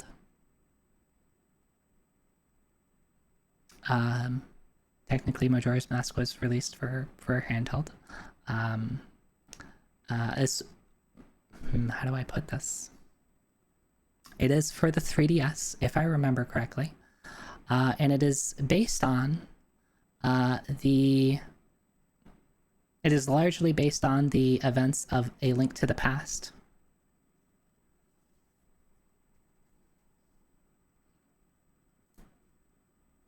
Jeffrey, what are you doing? Go get food. You have enough of a point lead. I swear you'll probably be ahead. You'll still be winning when you get back. Yeah, Link Between Worlds is a really good game. I think the way that I base a lot of like how much I like a Zelda game is based off of like what mechanics they added specifically to it. So like the whole aspect of like go into the wall is a really cool thing. Spoilers, I really like A Link to the Past. Link to the Past is somewhere in this list that is ahead of this. I really like Link to the Past, and this was just like a love letter to Link to the Past, so this game is on the list. Gotta make number go up. Alright, I'm putting a debuff on you, Greffery. Go get food.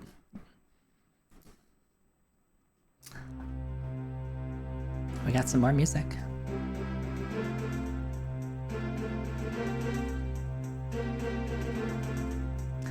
This game, released for the Nintendo 64.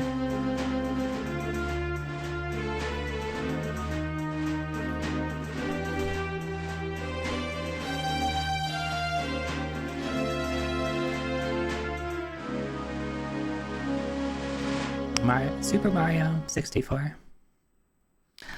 I'll say, and this might get me some haters, this is the only 3D Mario game I've played. I have not played Sunshine, I've not played Galaxy, I've not played Odyssey, I've not played... What other 3D Marios are there? This is the only 3D Mario I've played. And I think this game is good. I kind of want to go back to it. I haven't played it in a long time. Particularly, I kind of want to speedrun it.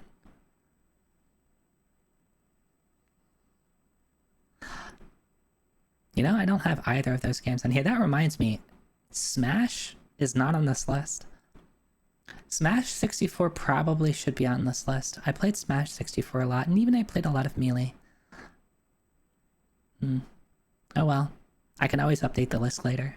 Spoilers, you won't find Smash in this list. Not that I hate Smash or something. Smash is fine. Especially Smash 64. I really enjoyed that game.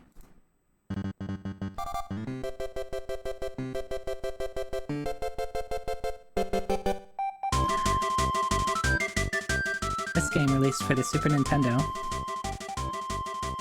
is a Kirby game. The music might make it a little bit difficult because you're gonna hear this music in a lot of Kirby games. But Highlands gets it right. Kirby Superstar. It's 8 games in 1.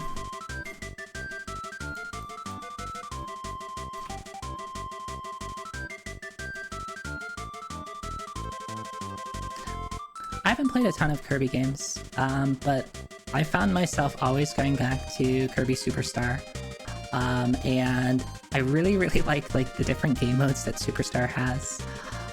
It also has like a Metroidvania style game. Which one was that?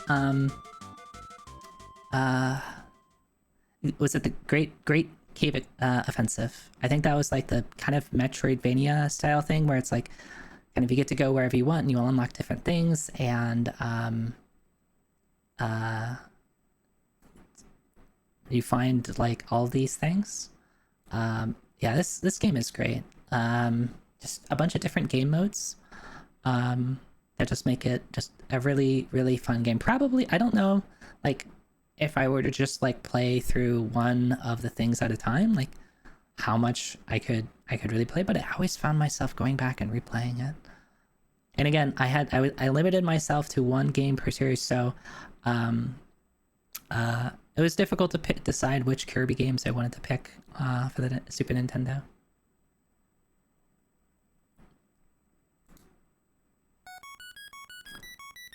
I started adding music a lot now. I forgot to say next game to prepare you.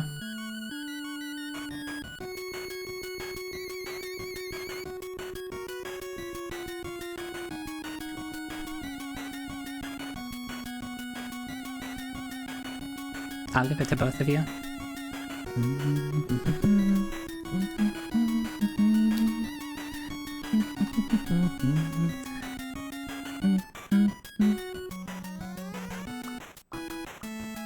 Yeah, this is the moon theme from DuckTales. Yeah, this is a really short game. It's definitely like tailored to kids, because you can beat it like probably within a couple hours. And I wouldn't say it's particularly difficult, but it's fun. It's fun, and it's got really good music.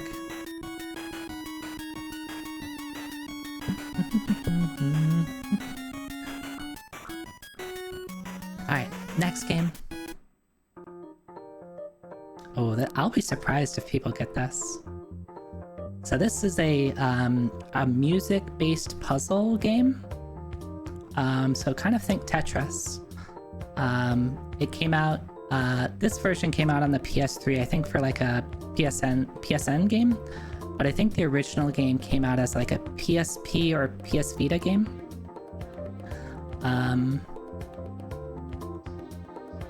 It's not Puyo. I don't know what Geometry Dash is. So this is kind of like Tetris in the sense that you have blocks that you're dropping from above, and you're getting them to clear the like you're matching colors to clear clear blocks. The thing that I think about this game is really cool is the music changes based on how you're playing.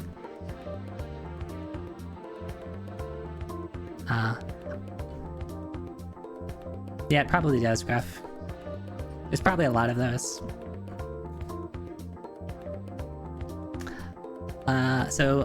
Luminous, Supernova, or I think just Luminous and other versions. I played this game a lot. This one came out on the PS3, but as I said before, it has a couple other iterations. All kind of the same deal. I think I'm pretty okay at this game. Like, on the PSN, there was like, they like have like weekly leaderboards and stuff like that. And I remember several times that like I would end up at the like #1 for the week. I don't know if that's because I'm particularly good or if just that week nobody was really playing, and you know, just by virtue of being better than being the best person that week that happens to play it. But yeah, this is a really fun game.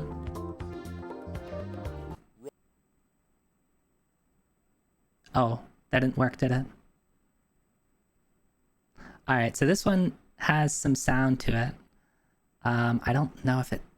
I'm gonna boost up the volume and we're gonna try that again. Rise from your grave. There we go. This Genesis game released in, I think, 1988. Classic side-scrolling beat-em-up. Altered Beast. It has the classic line, "Rise from your grave."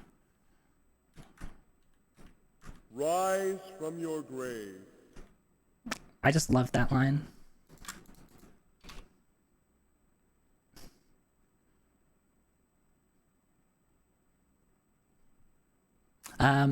Yeah, I didn't play this a bunch. Again, I didn't have a Genesis myself.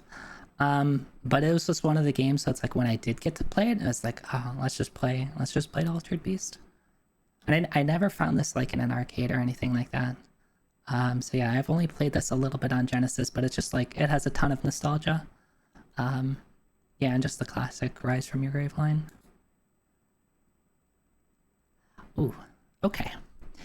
This game is a remake of a game that we saw earlier, released in 2000. Let me double check the year. I can't, my notes are so small.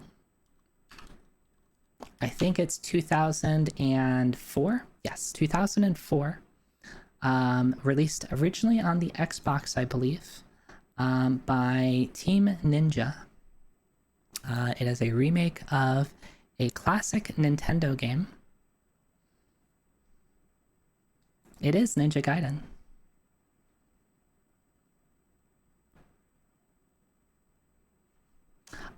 Yeah, I love this generation of like beat 'em ups. Like the 3D beat 'em ups, and Ninja Gaiden I think is just a really good example of it. It's a really, really fun game. I think technically I played the the Ninja Gaiden Black version or the Sigma version. Technically like a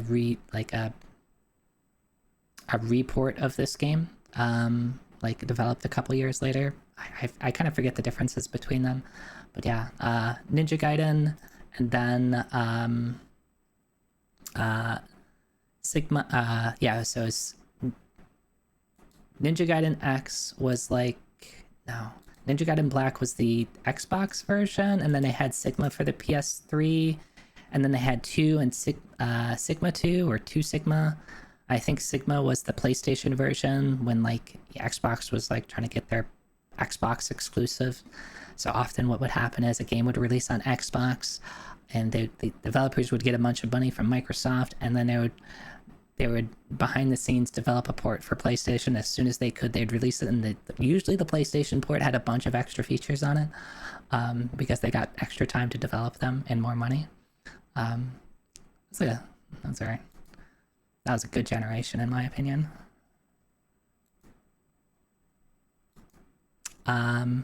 Ooh. This game is a 3D version, not even 3D version, but like a 3D sequel, if we can call it that, of some classic Nintendo series that we had a Nintendo,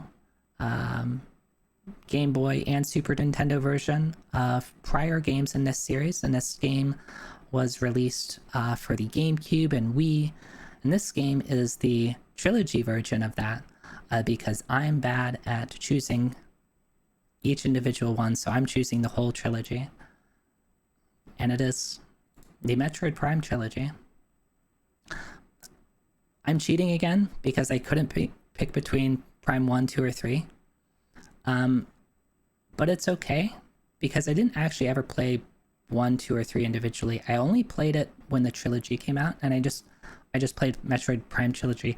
I probably rented it on GameFly and just played through it in a single go. So it's okay, right? It's okay. It's like a collection series, right?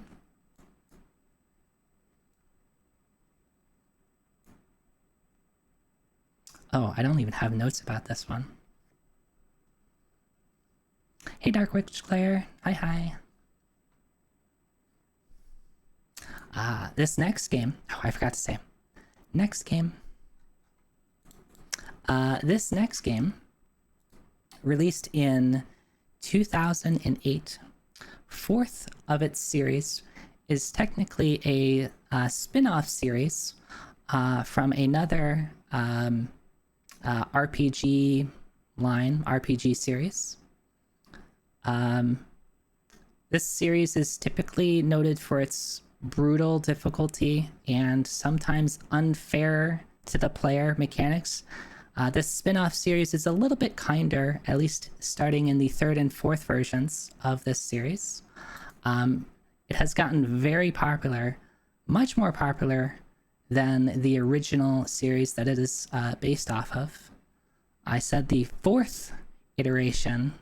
Okay, technically, I guess you're right. There's 2 versions of 2. Fourth in number. Persona 4. And I couldn't choose 3 and 4, so I just chose 4. Because again, the rules state I can only choose a single game based in a series for its generation. But yeah, Persona 4, I have complicated feelings about Persona, mostly because it's like, I don't understand how it got so popular. I was aware of Persona when, like, for the PlayStation, like Persona 2, I have a copy of Persona 2. Innocent Sin, yeah, that's the copy I have, I think. I never played it though, I just have a copy of it. When 3 came out, I was like, ooh, Persona 3 is coming out. This is like super unknown game, not like at the time it felt like nobody knew about it, and then all of a sudden it's like everybody knows about this game now. Where did people learn about this game? And then of course by the time Persona 4 came out, like based off of Persona 3's success, you know, it was like we had Persona fans, it's like the biggest Persona fans that have never played Persona were playing Persona 4. And I felt like the same thing happened again with 5. It's like the world's biggest Persona fan getting to play Persona for the first time. Persona 3 so good. It was on Tumblr, duh. Oh, is that how it got popular? Maybe. I wasn't on Tumblr. But yeah, Persona 4, I really enjoy it. I mean, I'm a sucker for like RPG games, and I like Shin Megami Tensei. I think I like Shin Megami Tensei more than Persona in general.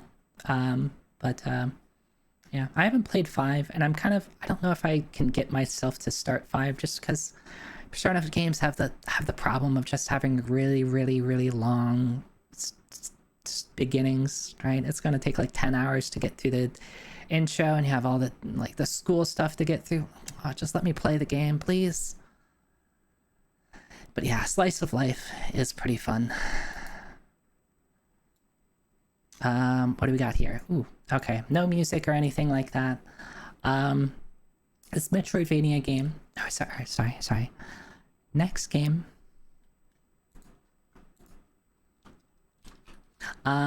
This Metroidvania game released in 2000. Is it 13?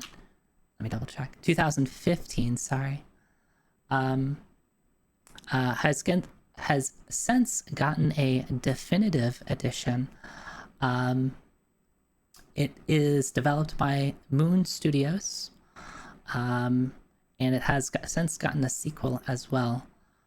This game got a lot of praise when it came out. It is very beautiful, and I think it takes, like, it's less of a focus on like beating things up in terms of like most Metroidvanias, and has more of a focus on exploration than combat. Ori and the Blind Forest. This game is just really, really pretty. I probably should have tossed some music in here because this game does have some really good music. Yeah, it's a really fun game. I have friends who are very, very passionate about this game. And it was basically through their passion that I was like, okay, well, I have enough friends that won't shut up about this game, so I guess I should play it too. But it is very good. Ooh. Fighting game time. This was my... Oh, sorry. Next game. So, this game was the first fighting game I really invested time into. Like, I had played earlier games, but I've never really, like, sat down, and especially played with others with the direct desire to, I want to be better. It was released in 2000, or the first version of this was released, I think, in 2002. Yes. Created by Arc System Works. And it has since gotten, it had, like many Arc System Works games, reiterated on the same game many times. And they have since published new versions of this. I think the newest version came out last year.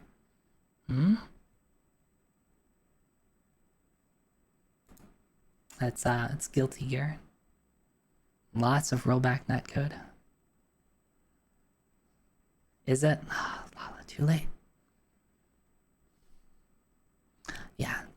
Oh yeah, 2004. So I think X2 came out in 2000, and then Reload came out in 04. That's probably why I put 04 on there. I played this on an Xbox because I didn't have an Xbox, but my friend, like, who basically acted as like the community center, had an Xbox with, like, I think he loaded like an emulator on there and had a bunch of games. But one of the games he did own was Guilty Gear Reload. It was like the first time I've just like put a lot of time into a fighting game. I played Jam, and I don't know how good I am. I'm probably not particularly good, especially comparatively to other people. And I wasn't playing it when it was brand new. So like, there's, of course, very good people at fighting games. And of course, you have your little friend circle. And even if you're the best at the friend circle, right, you go out into the world and play other people, and then you get slapped pretty hard. And then find out people are very good at this game.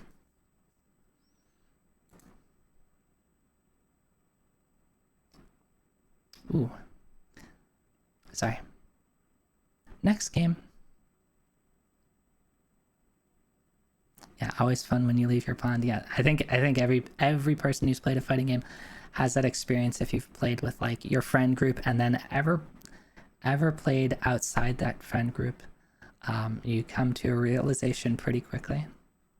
All right, we'll take a stretch and a hydrate. While I'm doing a stretch and a hydrate, we'll talk about this next game.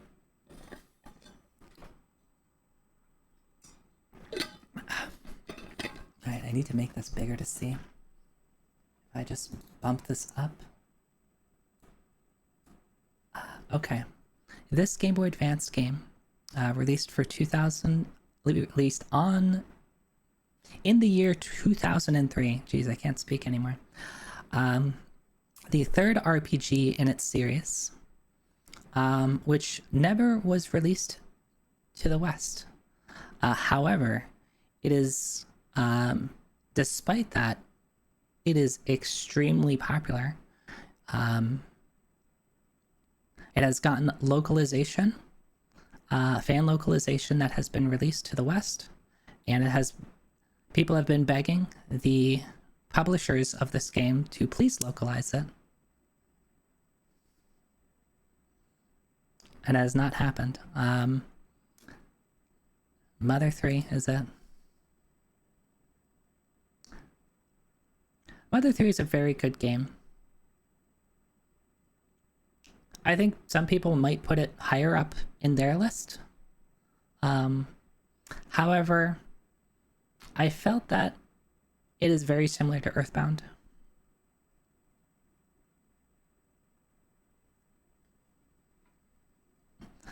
High ones. I made it to top 8 and then got wrecked by the 7 actual pros. Yeah, that can happen. So like, yeah, just is a very good game. If you've played Earthbound, it is very much Earthbound. For better or for worse, right? Features basically many of the same mechanics. And in terms of like the way they tell their story, I think the story it tells is different, but like the way it tells its story, I think is very similar. It's a very solid game. And yeah, Nintendo should probably release it out to the West, and it probably would do very well.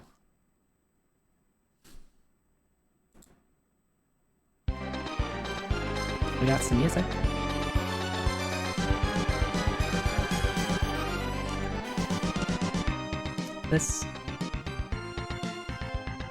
I'm so glad that you got bamboozled, Gref. This is the best Castlevania song that wasn't put on a Castlevania game. But yes, it's ActRaiser. Good job, Kojino. And Dark Witch Claire. Oh, this is such a Castlevania song. But I love Yuzo Koshiro. His stuff is so good. But yeah, ActRaiser, 1991, Super Nintendo. Mixes like side-scroller platform like action game with like a city simulator. Really, really unusual combo, but it has really, really good music, and I think the gameplay is really, really solid. Yeah, I follow Yuzo on Twitter. He puts out stuff. Also, side note, you know, for anybody who knows that I like, I'm a big Hololive fan. Korone got a like a character song that is basically Fillmore, and it's Yuzo Koshiro created it for her. And like when I heard that, I was like, she is so lucky that she got a song created for her. I've never played the second ActRaiser. I've only played the first one.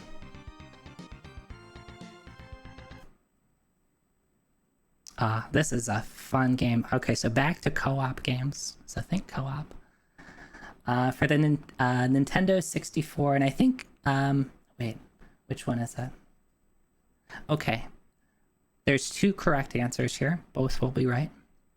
It was released both on the Nintendo 64 and then a later version on like later generation games. So like later generation consoles. I played it on the PS2, but I think it was also on the Xbox and other systems. It's a 3D game that was originally started off as a NES game that had gotten 2 games on the NES, and I think it had originally had its roots in an arcade game. It features characters exploring a dungeon or something similar, battling monsters. Monsters spawn from these spawners, and you have to kill the spawners before the monsters start spawning, and your goal is to reach an exit. Sometimes you have to get keys or unlock various stuff to be able to get your way through. Gauntlet Legends. Yeah, so I was describing Gauntlet in general, but specifically the Nintendo 64 version of it is Gauntlet Legends, and then the next generation one is Gauntlet Dark Legacy, which is like a expanded version of Gauntlet Legends. Yeah, I should have put like a sound clip of like a Red Wizard is about to die.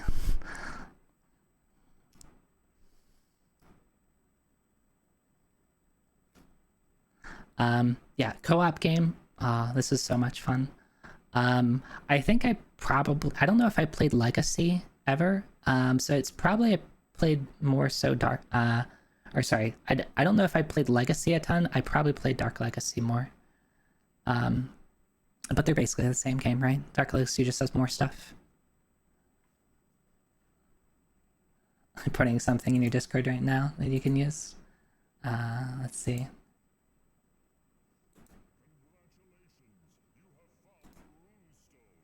It's not playing.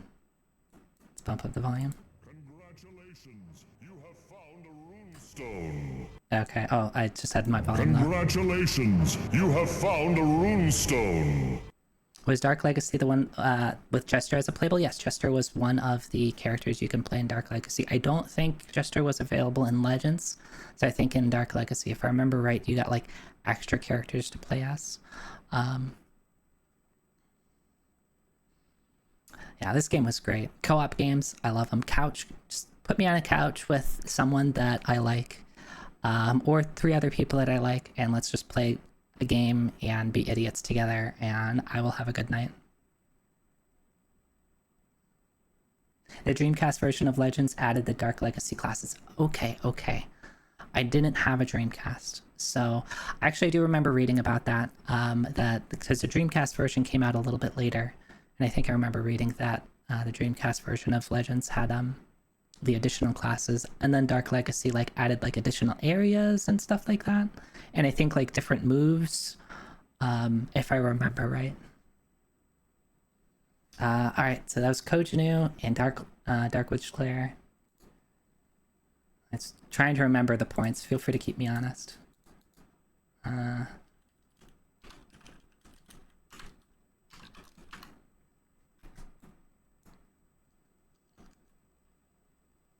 Oh. Yeah.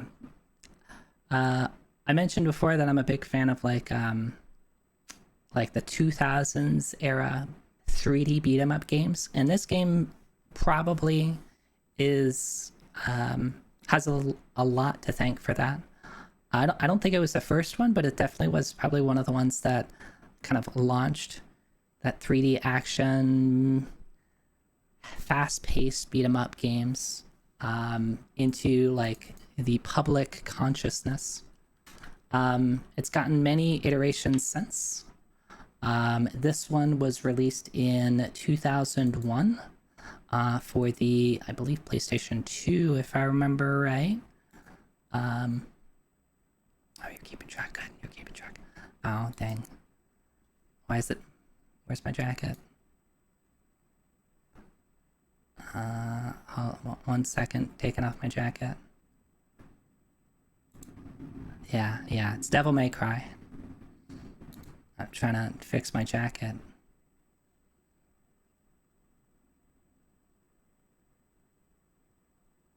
Where is it? Did this get... Oh, interesting. I think loading the new model has messed up with my redeem, so I have to do the take off the jacket by hand.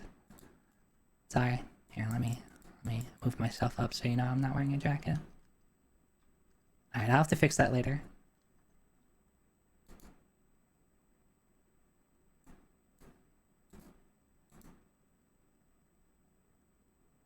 Jacket's off. Yeah, Devil May Cry, super fun. Again, there was, what, 1 through 3 released on the PlayStation 2. I know 2 gets a lot of... People dislike 2 a lot. I think I disliked 2... let me correct that. I think I liked 1 more than I liked 2, but I think 2 was fine. And 3 was also good.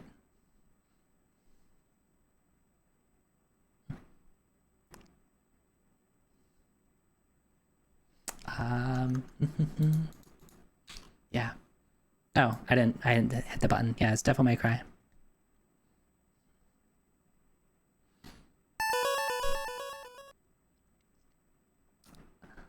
Hello. Hi, G-Pool. Hi, everyone. Oh, hello, hello. We're about halfway through. So I think everybody came at a good time. Though this is going to get difficult if I have to start keeping track of everybody. But hello, my name is Zoe Techie. I am a... I need to get better at introducing myself is what I need. I'm like a cyber Oni VTuber. I like retro games. I used to speedrun a lot, but I forgot how to. My memory got wiped, so I'm streaming to remember how to do things. And today we're going over 100 games. I'm not going to say that these are my favorite games, but these are 100 games that I'm going to talk about, and I hope you'll stick around and listen to them because I'm going to force you to listen about them. These are just 100 games that like mean something to me. If you want to consider them like my 100 favorite games, that's okay. I'm really bad at choosing favorites. But welcome in everybody, and G-Pool, thank you for the raid. You were playing Chrono Trigger, if I remember correctly. Let me try to remember how to shout you out.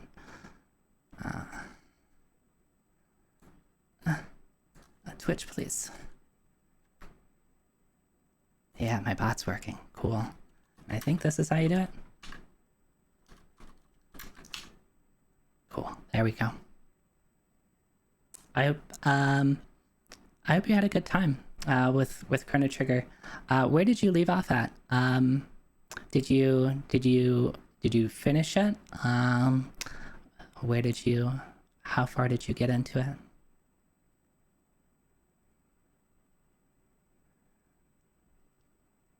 We just saved the desert. Ooh, okay. I think I like that part. I think that's a good storyline.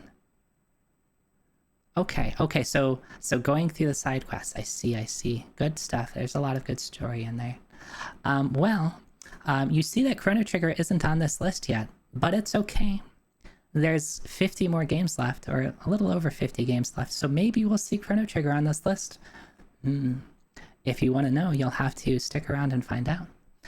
We're also playing a little bit of a game where I'm doing my best to try to give details about the game before it comes up, and then people can guess what game I'm about to reveal. And sometimes I'll have music from the game. And yeah, feel free to guess, and then whoever gets it right gets a point. Right now, Greffery is in the lead by a lot. I think Greffery has 13 or 14 points. And Lala and Kojinu have 6 points. Feel free to correct me if I'm wrong. Greffery has 14. 14 and a half. When did I give Greffery a half a point? Lala has 7. Okay.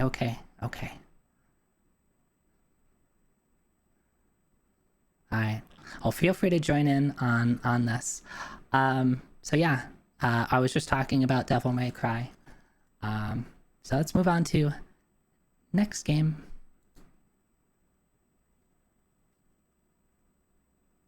Ooh, this is a classic game for me. This game was released in 1993 for the Sega Genesis. It is another treasure game. I treasure this game a lot.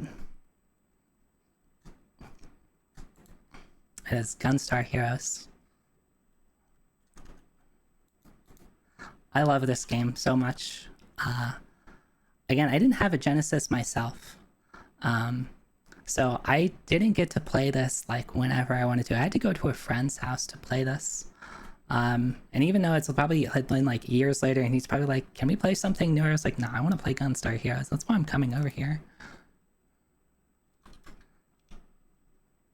Oh yeah, I forgot. Technically this is a 1.1 version of my model that I released today, and here let me let you in on a little secret. I just Come here. Come here. Just get a little closer. Come here.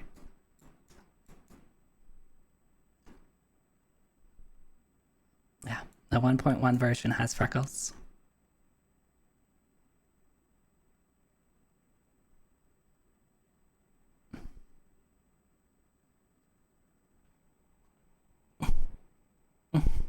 Alright, now I have to go back over here so that you can see what's on the screen. Yeah, okay.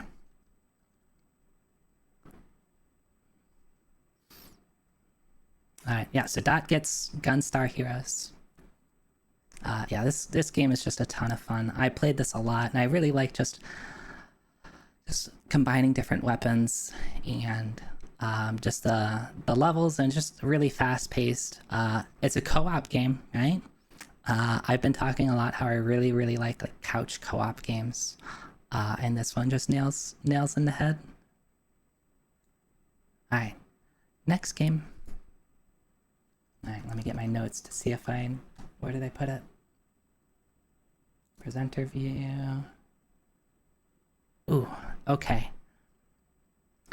This is a Super Nintendo game. It might have been an arcade game too, I'd have to check. Released in 1993. I don't have many shmups on here, but this is a side-scrolling shmup for the Super Nintendo. It is the third one in its series. And Claire gets it. I'll give it to Dot 2 for getting the full title. But yes, R-Type 3, the Third Lightning. Not an arcade game. Okay, thank you for the clarification. I never played it on, I mean, of course I didn't play it, but I only played it on Super Nintendo. Yeah, I just found myself always going back to this game. Like, I'll be honest, I never owned it. I only ever played it on, like, emulator. But, like, it was just something, it's like, I need time to kill. Like, I'm just gonna play R-Type. It's just a very casual... Gref got baited by the maybe arcade game. See. I started creating a bunch of notes. I didn't get in time to finish everything. So some games have notes in them where I like put details about it so that I could, you know, try to give hints and stuff. And then some games I just didn't get time to. So I don't have any notes for this game. So I only have like this is what I played it on and this was released, and I forgot other details about it. But yeah, R-Type is a great game. Dot gets a point. Claire gets a point. Oh yeah, I forgot to reveal it. Yeah, there it is. Yeah, just super nostalgic shmup. Next game.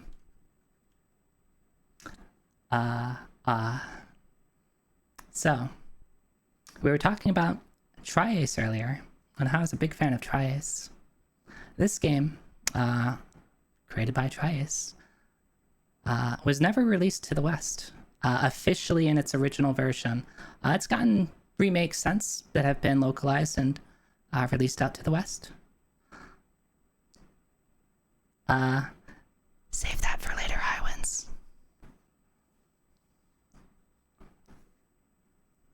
You can guess multiple times, it's okay. But yes, it is Star Ocean. The original Star Ocean. But I think the thing that I really like, and save this information for later, is super late generation console games. Like, this game came out in 1996 for the Super Famicom, and basically Nintendo of America was like, we ain't gonna localize this because we're focused on the Nintendo 64. But because it was so late generation, like, this game has really good graphics and really good sound. It has voice acting in a Super Nintendo game. And I'm just a huge fan of it. Oh yeah, and Sakuraba music is great. Yeah, it just looks really nice. Plays really nice. I think the thing that it probably is holding it back from being higher up is that I had to play a fan translation version, and I think that made it suffer a little bit. I don't know how good the quality of the fan translation was. I remember distinctly that I was enjoying playing the game and I was just going through it, and then all of a sudden the game's ended because I didn't know it, but I was in the final dungeon. I just beat the final boss, but because like I don't know if the fan translation just made a couple errors. Like I had trouble following the story and understanding that, yo, yeah, you're beating the game, by the way, right now. Yep, you just finished the game right now. And I was like, oh, it just feels like the game ended really quickly.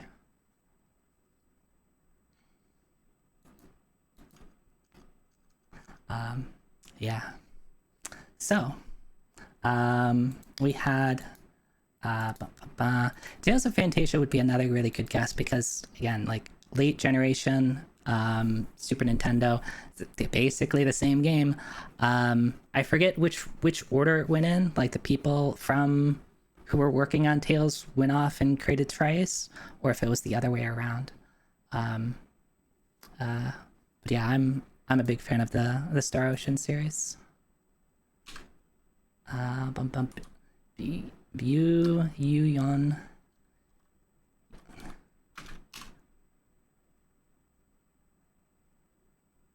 Okay, cool. I've never played the PSP version. I'm sad to say I did not own a PSP or a Vita. But I mean, there's ways to play it now. I just haven't gotten around to it. Maybe I will at some point. All right. Next game. I think this one has some music, so this should be pretty quick, I think. So get ready. I think this will be fairly recognizable. If I remember correctly, I'm not looking ahead. I think this is a Super Nintendo game. Music play.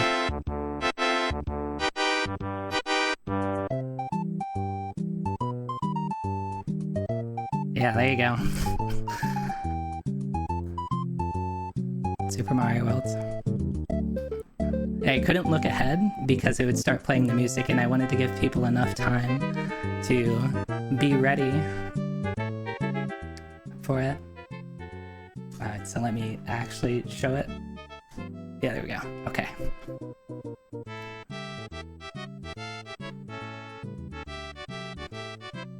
Alright, so Mario World, Super Mario World. I'll give it to I'll give it to Graf and Adam. Mario World, not good enough. Sorry. Another one for Graf though, dang. Oh, Buyun also got it. Buyun. Adam. I'm doing my best here, by the way.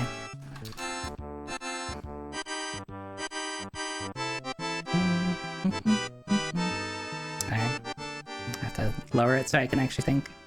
Sometimes the music is so loud and I have trouble thinking. I only have like one brain cell and I can't like listen to something and talk at the same time. Alright. Yeah, Super Mario World's great. Just classic Mario. I could probably go back and play this 100 times over. Even though Mario itself isn't like... I'm not a huge Mario fan. But this is just a good game, and the ending song is just really solid. It's just so happy. Alright, next game. I have to get up my notes so I know what's coming up. So, a little bit ago, I think most of you are here for this, I was talking about how I liked a particular series. And this one is another part of that series, released for the PlayStation 2 in 2004, in fast-paced RPG, created by Trice. But which one, Lala? Which one? Star Ocean. Till the End of Time. This one gets, I think, a lot of hate. Probably because of the story. I'm not gonna say it, but there's like a big spoiler towards the end of the game that I think a lot of people dislike. I thought it was okay. But yeah, I just really like the combat in this. I don't know, maybe it was just when I played it, it just hit the vibe for me. It's just a really, really good game. Yeah, spoiler is very controversial, and there might be people who haven't played it, so like if you are aware of what that is, feel free to not say it. I'll try to avoid directly talking about spoilers if they come up, but you know, I am talking about games, so sometimes it might be unavoidable. Yeah, punished for no reason, but yeah, really good game. I think it fits the era that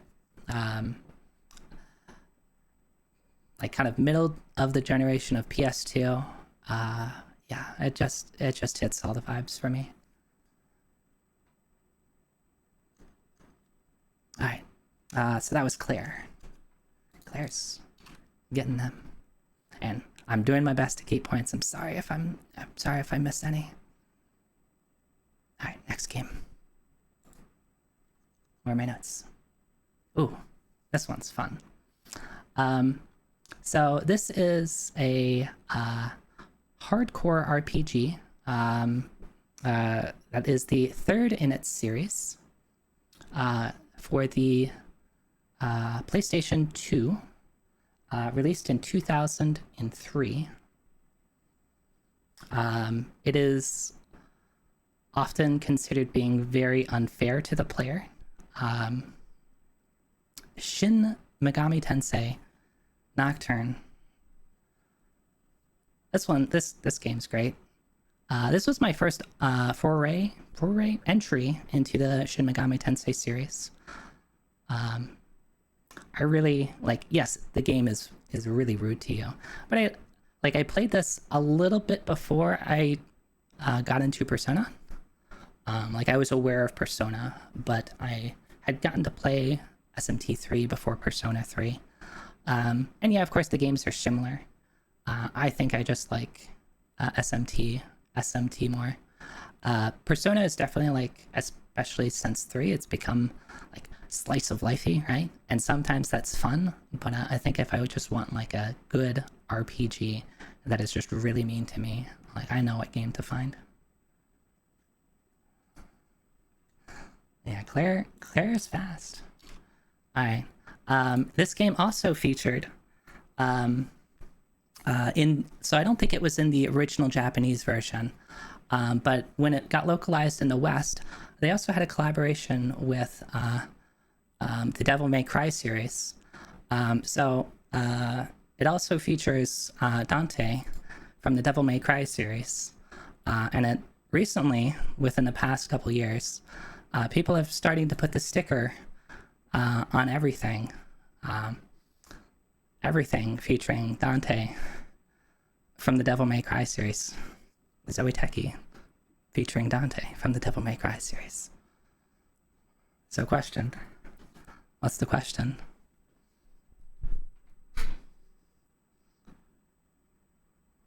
Is this leftovers from a certain RPG limit break? No, I mean, I downloaded this. You can, Sony has, I think it was Sony, right? I think they've published like the high quality version of the sticker. So what Greffery is referencing is that RPG Limit Break 2022 featured SMT3, run by Freedom Pulse and Shiner. It was a late entry run, and I happened to be working tech at that time. And of course, 2 o'clock in the morning, you gotta have some fun. So there was a part where they do fight Dante from the Devil May Cry series. So the other tech folks and I, like, leading up to it, we started like placing this sticker over the overlay. Oh, that was a lot of fun. I think if anybody ever goes to like a live event, like a live speedrun marathon or anything like that, and you happen to work volunteer duty, the late night shifts are where it's at. You get to have a lot of fun. I don't know if GDQ is still like that. It's been a while since I've been to a GDQ, but yeah, a lot of fun. So we like had a lot of fun with placing this sticker all over the layout. At first, we were discreet about it, and then we just made it pretty blatant. That was just fun. That's what referee is referring to. Okay. Who got that? Claire got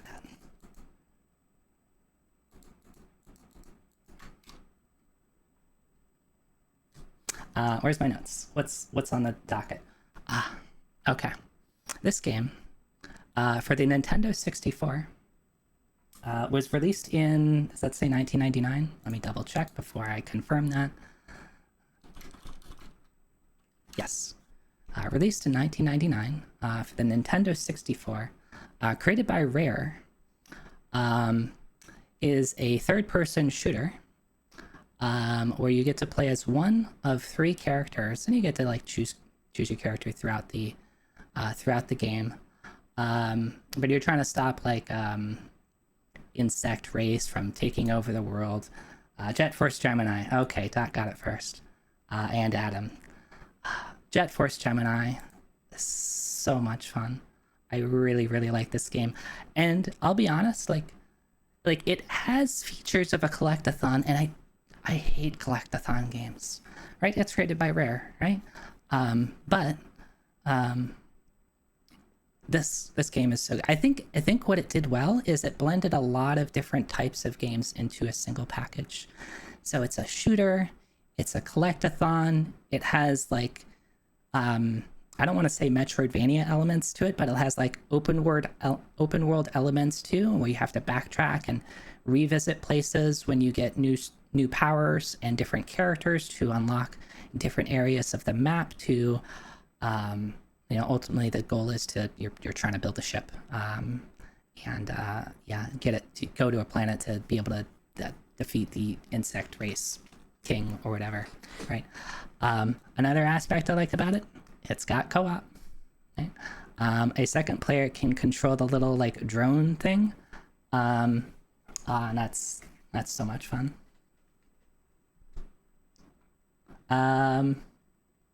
Oh, Lala's taking points. Oh man, this makes it so easy. So yeah, we'll give it to Dot, Adam, and we'll give it to Nero. Sure, yeah.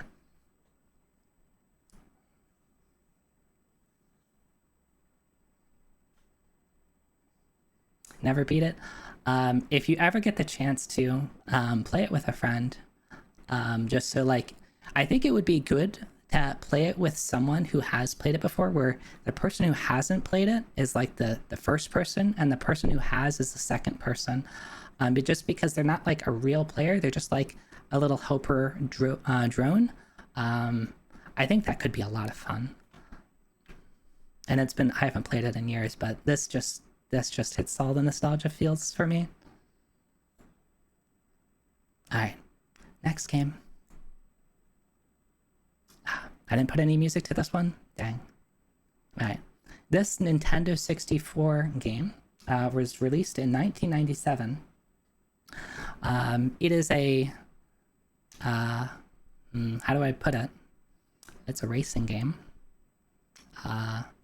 Has gotten, I think, 8 entries in this series to date. Mario Kart 64 is correct.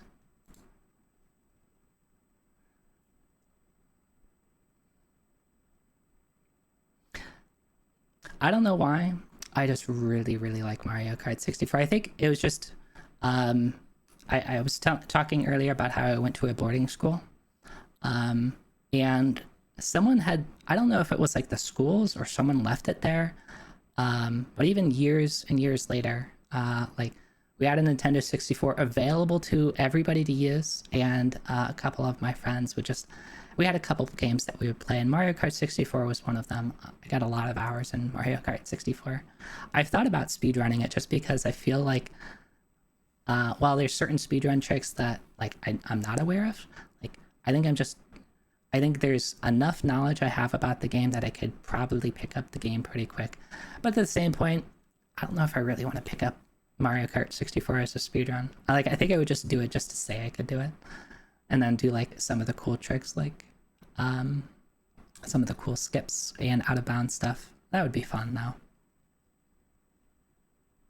This one could have used the meme parody of the Rainbow Road with lyrics. I thought about that. But again, I ran out of time, so I didn't get to everything I want to, but hopefully pretty soon, a lot of these are going to start having songs. So yeah, we'll keep going. Yeah, Adam and Lala get that.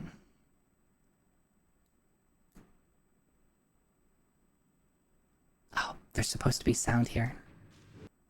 No, we'll do that again. We'll do this again.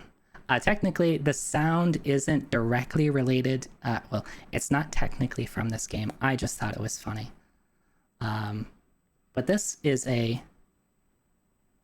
Come on, play the sound. Gear. There we go. Yeah, I'm just gonna release it, like, right? It already says Metal Gear, but specifically Metal Gear Solid 2. I think that line technically is from the first Metal Gear. But yeah, Metal Gear Solid 2 is a really good game. Yeah, it's my favorite Metal Gear game, and it doesn't even have Solid Snake as the main character. Oh, what is this? Metal Gear. Yeah, just a great video game. I'd really liked the first Metal Gear Solid, and this was just more of that. And I think a lot of people don't like Raiden. Like, I'm okay with that, right? Like, Snake is still in the game. I like Snake kind of being that supporting character. And MGS3 is also very good. I've never played 5, and I haven't played the PSP and there's one on the PS Vita, right? Yeah, and I didn't own one of those. Yeah, great series, but Metal Gear Solid 2 takes the cake for me. Oh, and I forgot if I mentioned it since we got some new viewers in. I do have a rule, right? I'll make sure to make that bigger. Here, we'll make this bigger. All right. One game per series per console. All right, so the example I gave earlier, and I can break this rule if I want to, but the example I gave earlier is like Mega Man 1 through 6. I can only choose one of those, right? Can't choose all 6. Even if I want them to be all in the top 100, I have to pick one. Except when I feel like breaking the rule, right? So deal with it. Deal with me breaking the rule if well, you, not if you want. You just have to deal with that. Alright. But I wanted to avoid a situation where it's like, yeah, I put like all of a series on a thing because like I really like the series. Alright, so put that back.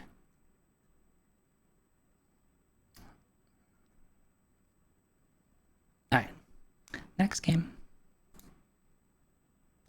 What do we got here? Ooh. This 3D fighting game, released in 2008, is the 4th of its series. 4th in number, I'll say, because technically you could say there may be another one. 4th in number of its series. Released for the PlayStation 3. Dot gets it correct, and so does Neo, and yep, so those two. Soul Calibur 4. Oh. Soul Calibur 4. Yeah, I should have let in with that. Soul Calibur 4. That was supposed to play automatically, but I must have messed it up. Oh, Claire got it too. Oh, Claire got it first, dang. Yeah, I really like Soul Calibur 4. The single player mode was really cool.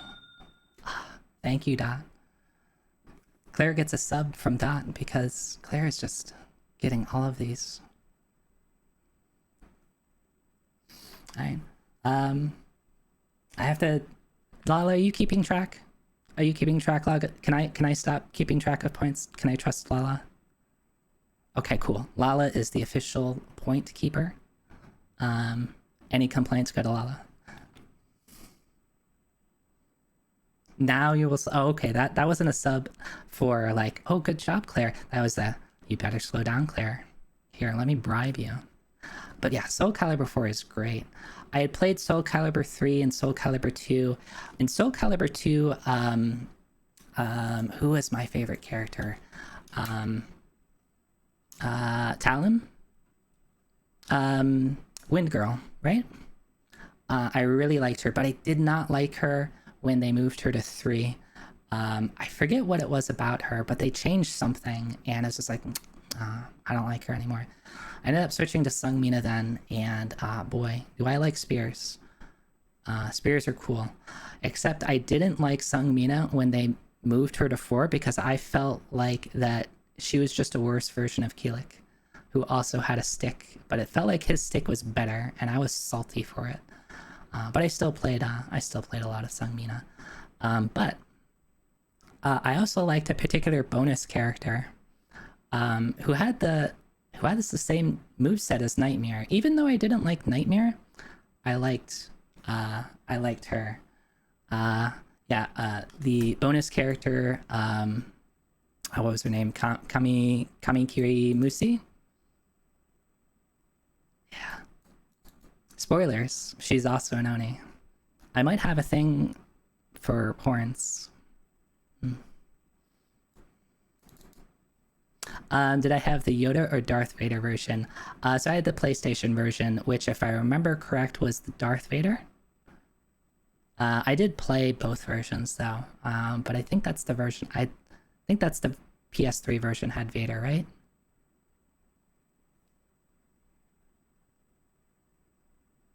And then yeah, because they kind of matched in colors, right? Xbox 360 had Yoda, which was green, and Xbox 360 was green. PS3 was black. Darth Vader was black. Haha, now I remember. See, I remember things. I didn't forget everything. Alright. Next game. Oh. This has music. This should be easy. Like a free point for everybody. I did say that I had to choose between Mega Man 1 through 6.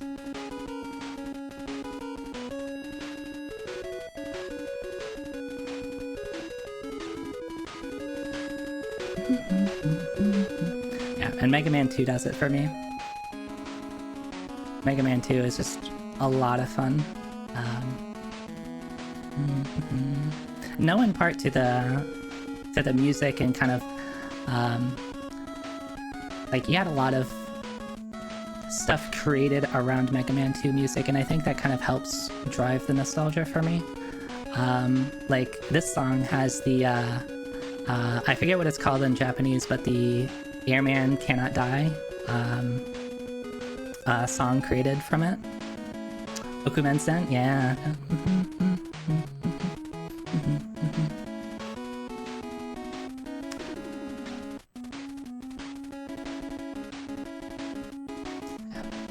Mega Man 2 is great. I wish I could, I should go back and play through, like, 1 through 6.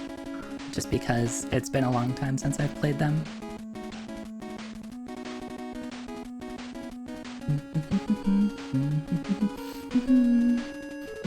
Alright. Next game. How are we doing on time? About 3 hours in, and a little over halfway through, so I'm gonna try to speed it up.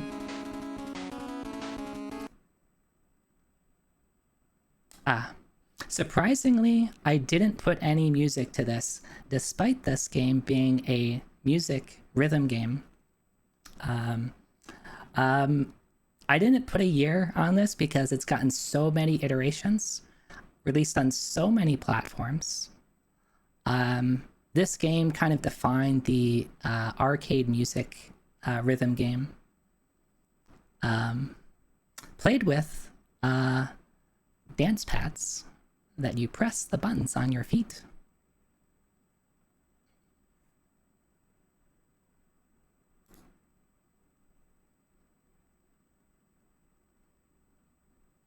Yeah, there's been so many. I don't even know when like DDR first released, but I'm guessing sometime in the early 2000s. I probably should have looked it up. I didn't write notes for any of this one because I ran out of time. I'm sorry. A lot. Really? It was pre-2000s? Oh, wow. But yeah, I played a lot of this game. I used to, what I think, consider myself good. I even remember participating in some like local tournaments or tournaments at conventions. And like I never won, but like I think I held my own. I really should try to get back into playing it because I need to build up my stamina, especially since the global pandemic situation. Haven't gotten outside and exercise as much as I'd like. There are setups at the local movie theater near you. Yeah, you know what? I think my local movie theater had them too, and I think I would explicitly like convince my friends to go see movies, just so that I could play it, and I'd be like, okay, let's watch the movie now, and then play it after too. I'm trying to remember what my favorite song was, though I think my biggest achievement. Let me double check the song. Which version of this? So I think my biggest achievement was completing So Deep on Heavy, which was I think like a 9-step, and it was just like always a really, really hard song for me. I'm trying to remember which version of So Deep that it was. I probably should have put that as my as the song to play in the background.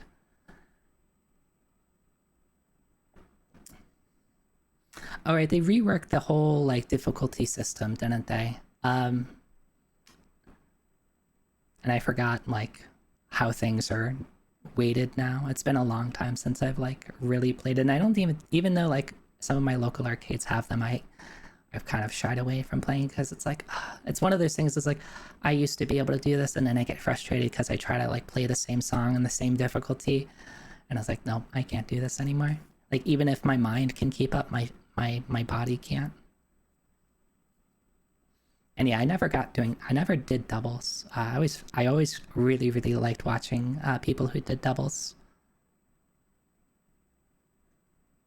because that's like a different experience altogether. Also, I have strong opinions about people who hug the rail. I never touched the rail. Made it harder. Actually, I don't. My opinions aren't that strong. I just like to think they are. All right, next game. What do we got? I didn't put anything to this one. Okay, that's fine. I didn't get time to put everything on something. The fourth entry of this series, released, I think technically first for the GameCube, but this game has gotten released so many times on so many platforms. It's even gotten a recent remake. Resident Evil 4. I thought I did put some sound to this. I thought I put the sound of the guy saying Resident Evil 4. But maybe I didn't get time to add that in. Ridge Racer. I never played Ridge Racer. I'm sorry. Yeah, Near Zero, G-Pool. Point for both of you. Oh, yeah. Let me go back to Altered Beast, because this is all I did for Altered Beast. Let's go back.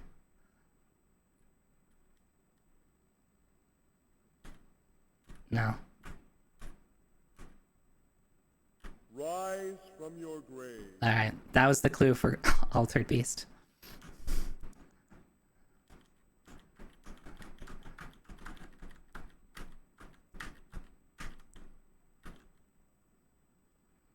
Rise from your grave. I should have put for the clue for this one just Ashley saying, Leon, help.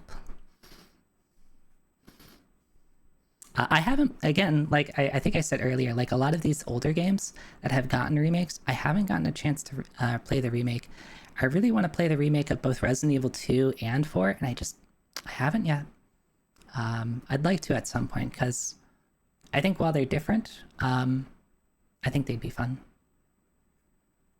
I do really enjoy I don't even know how it started, but everybody turning Ashley into a mouse. That is the cutest shit I've ever seen. All right, next game. Ooh, this is the favorite, my most favorite movie I've ever played. This PlayStation 2 game, released in 2003, spawned 3 episodes for the PlayStation 2. The first episode is this one. Yeah, Xenosaga is correct. I love Xenosaga, and I make the joke about my favorite movie that I've ever played because there are so many cutscenes in here.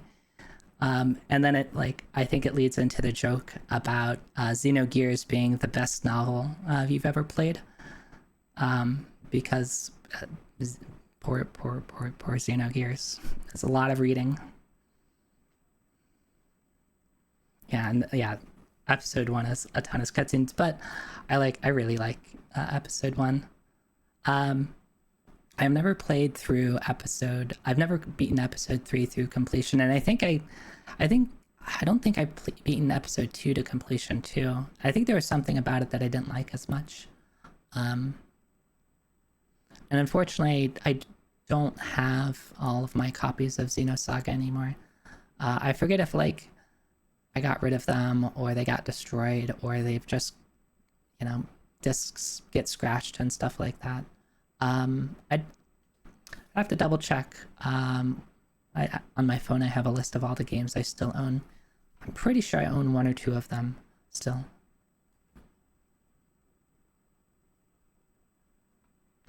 Next game.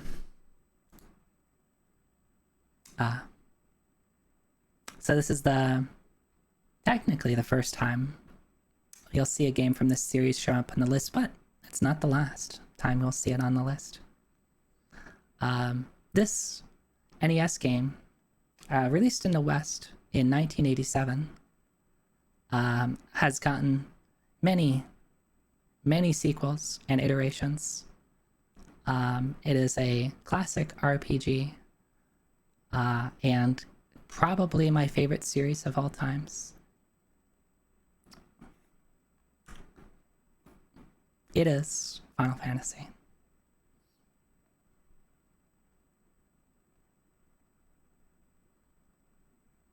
And I had to choose between 1 through 3.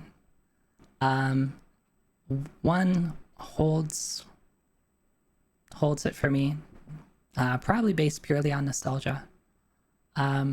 Mostly just because I probably played the most of it and watched the most of Final Fantasy 1. Other people playing it, other people speedrunning it. I too have speedran Final Fantasy 1 for the Game Boy Color. Game Boy Advance, sorry. Which is a super comfy speedrun, by the way. If you're looking for sub 2-hour RPG speedrun that's just comfy, I wouldn't say it's particularly difficult, other than the 15 match puzzle or whatever. That's a little stressful at times, but that's early on in the run. It's not too bad.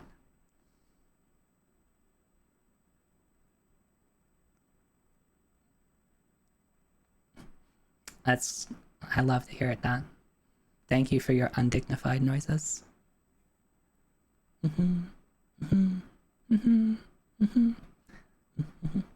Anyway, yeah, Final Fantasy. There's going to be more Final Fantasy showing up later. I had to pick and choose which Final Fantasy games I wanted to show up on this list.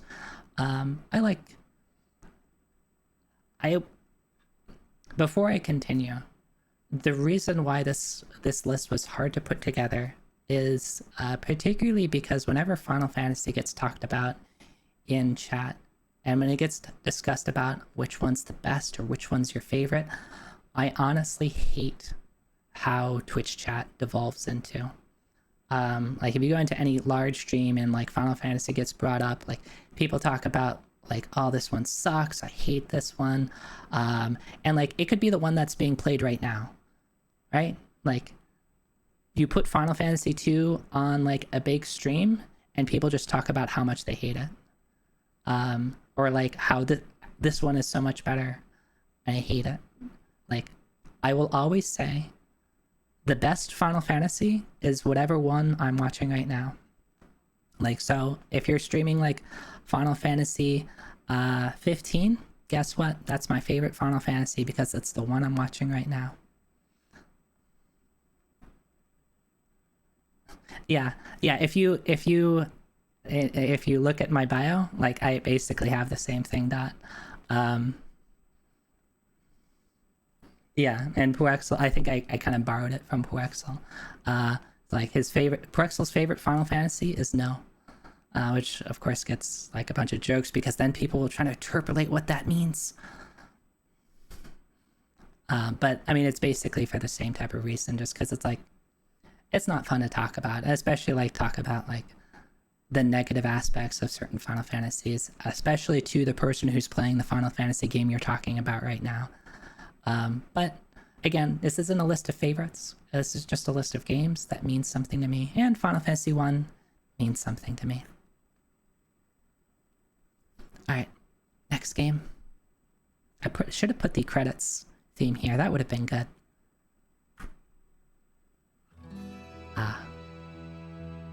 This game.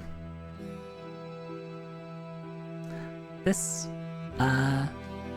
game, released in 2014 by Ubisoft Montreal, is a short and cute RPG.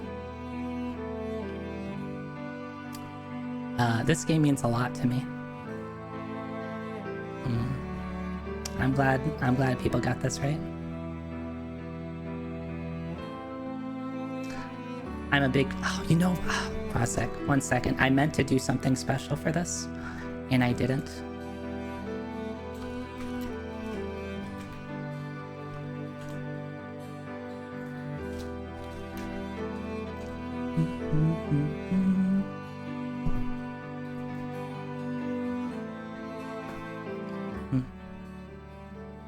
Alright.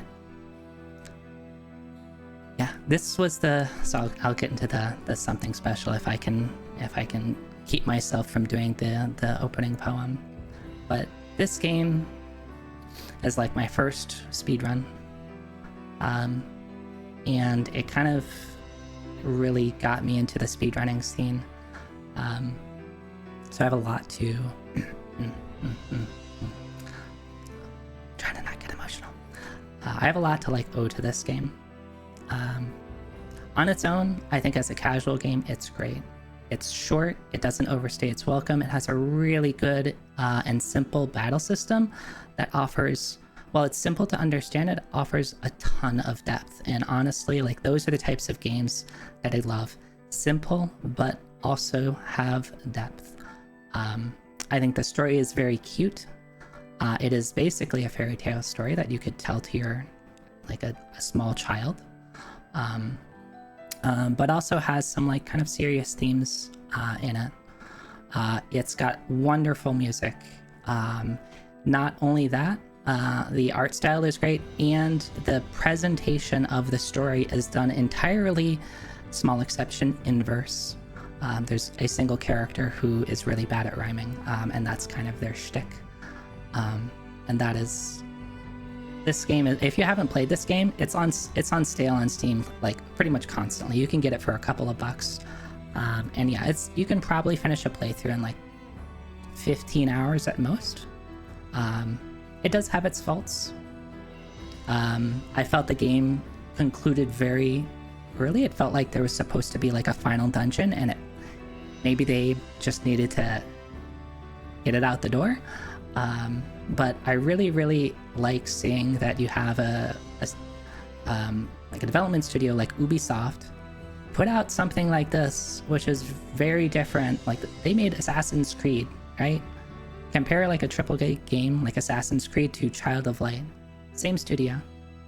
I wish more like AAA developers would take on these like teeny tiny side projects, because I think you'd get a lot of like charm out of those type of games.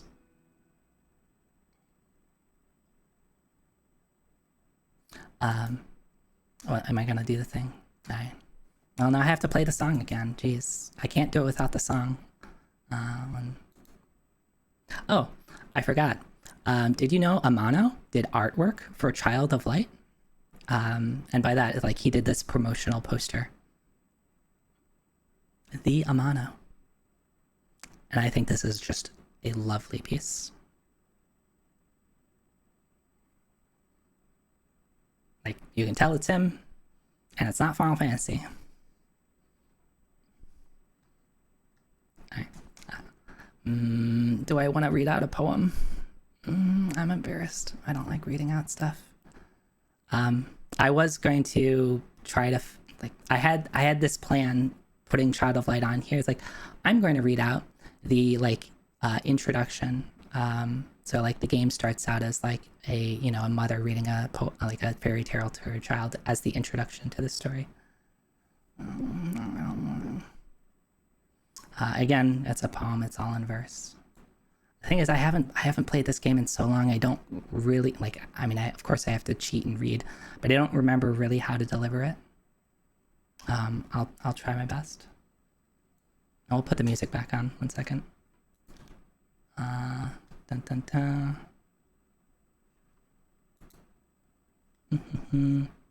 Boop.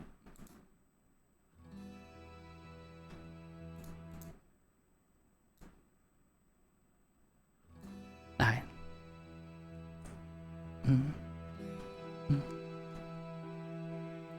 Technically, this isn't the music that plays with it, but we'll make do. Child, tuck yourself into bed, and let me tell you a story of Lemuria, a long-lost kingdom, and a girl born for glory. In Austria was a crown land ruled by a duke. Aurora was his father, child of a duchess mysterious, beloved by her father. He raised the girl alone, they were rarely apart, until the duke felt lonely and misplaced his heart. It was the Great Friday before 1895. Players performed for the duke, his new bride at his side. The night Aurora went to sleep, the fire burned down low. She caught a chill that spread. Her skin was as cold as snow. At dawn they found her vacant. Aurora's light went out. Her father wept and pleaded, but there could be no doubt. For all intents and purposes, Aurora was dead. And yet, once upon a time, she awoke in a strange land instead.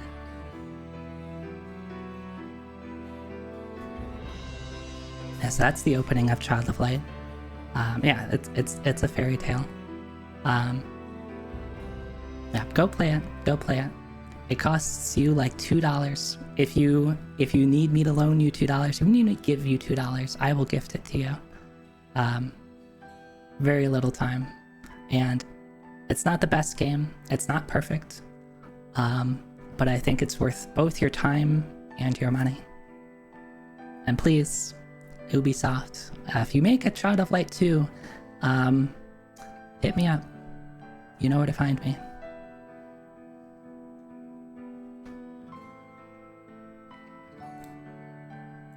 Alright.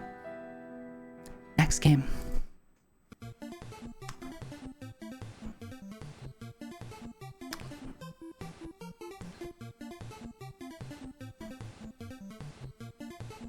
I forgot that which games I put music to.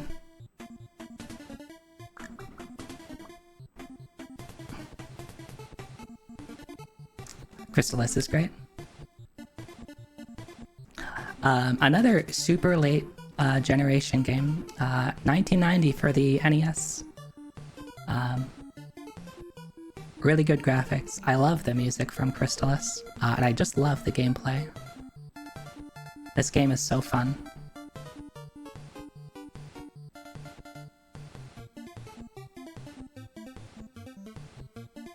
A very modest Dot. Hey, Dot. Look at me. Look at me. Look at me. I'm the captain. I'm the captain.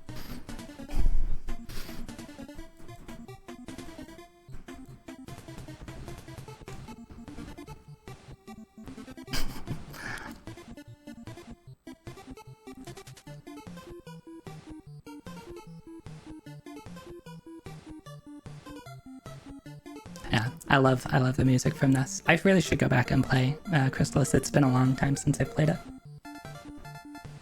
Oh, thank you for the data faces. Alright, next game.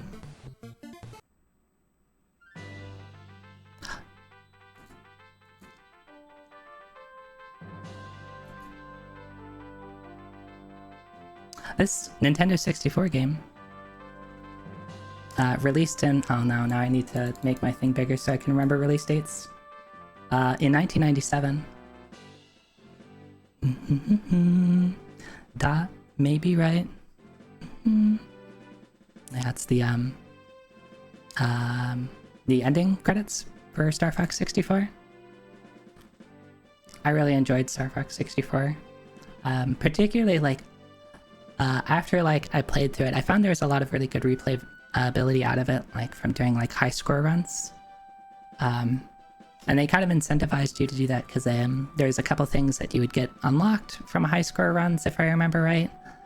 And just the fact that it's like, hey, if you're not perfect, then you want to keep getting a better score. Yeah, Star Fox is fun. I've only honestly played the original Star Fox and Star Fox 64. I haven't played any of the future iterations of Star Fox. I know they released Star Fox 2, right? Like on like this some like they released it like on the Switch or something, right? Like as like a downloadable thing or something, or like Nintendo eShop or something like that. But yeah, Star Fox is great. I should play Star Fox 64 again. Alright, next game.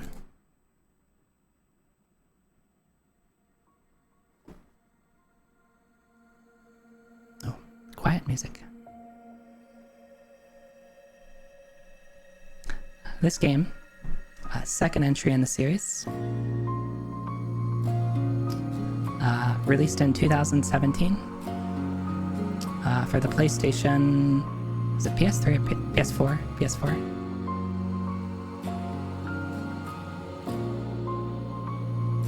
By Platinum Games.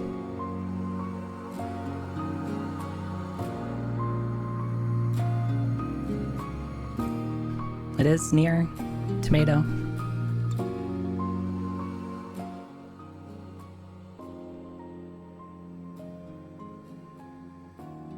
Yeah, the thing with Nier Automata that like I have to mention is just that I am really surprised at how popular it was. Because the original Nier was kind of had mixed reviews if I remember right. And I'll be honest, I didn't play the original Nier. But I did have a friend who was very big into Nier, so he would constantly talk it up. And I watched him play it a bit. And then, like, you know, when Nier Automata got announced, like, he would constantly talk it up and how excited he was. Also, he was a huge Platinum Games fan, so the fact that Nier Automata was being done by Platinum Games was like, he's a big fan of the original Nier, and then Nier Automata was being done by Platinum Games, so like, he just hyped this game up for me. And I guess I wasn't surprised, or I was surprised that, like, I didn't think it would be a huge hit, because the original Nier wasn't, and I wasn't really following, like, games media, so I don't, maybe there was a lot of media hype for this, and I just was unaware of it. But I was really, really surprised at, like, how explosive Nier Automata was when it came out. Maybe that's part of it, Fong. Maybe you have something on there.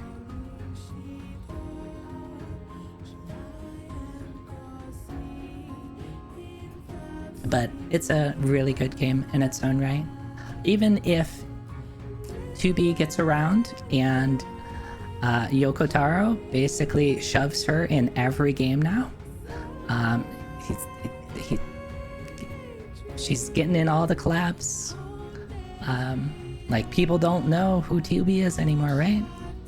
Like, look, Yoko Taro, everybody know who she is. Alright, Fong. Don't make me time you out. I'll do it. I haven't completed all the endings, so at some point I'd like to go back and like replay like the endings to completion. And I still need to play the original Nier, or at least Nier Replicant, even though I have a copy of the original Nier downstairs and a 360, but I only got that more recently. Next game. Okay, I don't know if the music will be much help here, but this game, if I say who makes it, it'll just be a giveaway. Released in 2009, was the first entry in its series. Well, technically it's only gotten... Oh. Alright. It's FromSoft. It's not Dark Souls. It's Demon Souls. I didn't expect the music to give it away immediately. It's Demon Souls. Okay. Yeah, I'll be honest, I am a huge fan of Demon Souls, much more than Dark Souls. Even though that Demon Souls, like, basically created Dark Souls, right? And people tend to like the original more. I tend to like Dark Souls more. Like, I love Demon Souls. I think I like the fact that it was the level-based designs instead of like the open worldness. I just really liked. And I think that's like the major difference between the two. Of course, like, you could say that Dark Souls improves, like, you know, some flaws that Demon Souls has. Like, you could probably say the combat's a little bit better in later iterations. I will still go back to Demon Souls. And this was another game that, like, kind of was like a sleeper for me. And I feel that Demon Souls, like, went by a lot of people's radar, and Dark Souls was like kind of the same thing that Nier had for me, where it's like, oh hey, Dark Souls, it's FromSoft, and it's kind of like an iteration of Demon Souls. I really like Demon Souls, like, I'm looking forward to this. And then Dark Souls just was a huge success, and I was kind of like, where were you at Demon Souls? Demon Souls is did you forget that this game exists? Alright, that's my rant about Demon Souls. Anyway, Demon Souls is great. I haven't played the remake yet, but, you know. Anyway. Point for Coach now. Next game.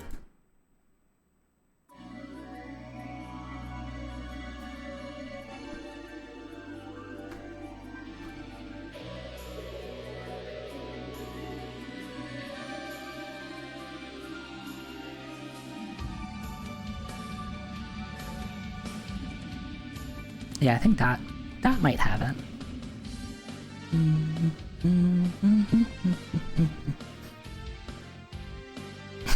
Yeah, God bless you, Dot. Yeah, point for Dot, point for Claire, a point again for Dot sneezing out Castlevania Symphony of the Night. Point for Neo Zero. Yeah. Soten is great. I didn't play Soten when it was new. Like, I played it much later. And, like, I had to recognize how good of a game it was. And I haven't played it, like, since my first playthrough. So it's been at least a decade, probably close to 15 years since I've played it.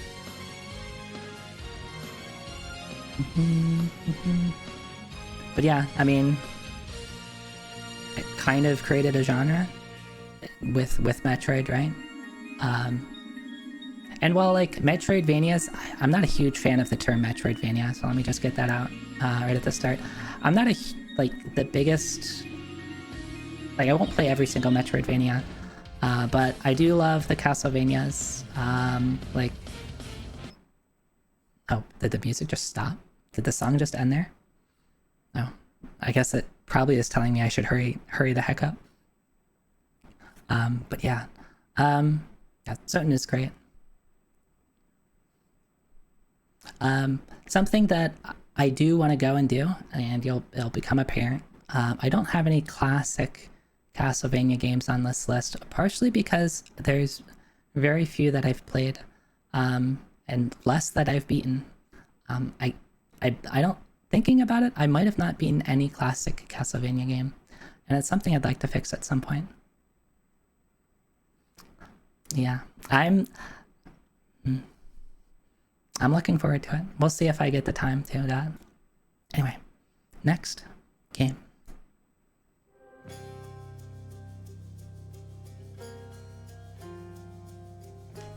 I don't know if I need to say anything about this. This game is very popular, released in 2020. Ooh. Right developer. So Bastion is close. It's both by Supergiant Games. Hades released in 2020. I did almost put Bastion on this list, but I had to start cutting games off, and Bastion was one of the... Ooh, it was close. It was close. Yeah. But yeah, Hades. I'm not the biggest roguelite person. But not only is like Hades just a really good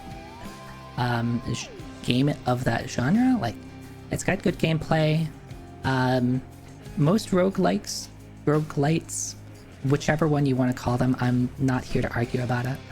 Feel free to correct me of the correct genre name. It kind of goes over my head, and I kind of don't care that much. But this game's got a story and really good characters, and I feel that's something that a lot of games of that genre tend to lack. Also, the music's really good. Hydrate, stretch.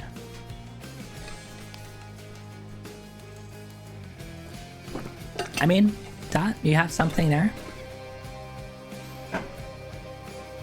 They do have like, especially the first couple of notes are very like similar to Bastion.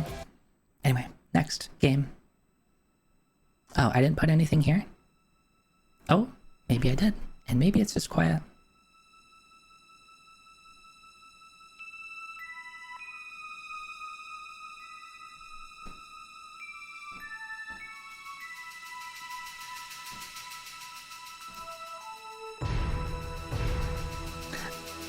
This game was probably my most controversial pick.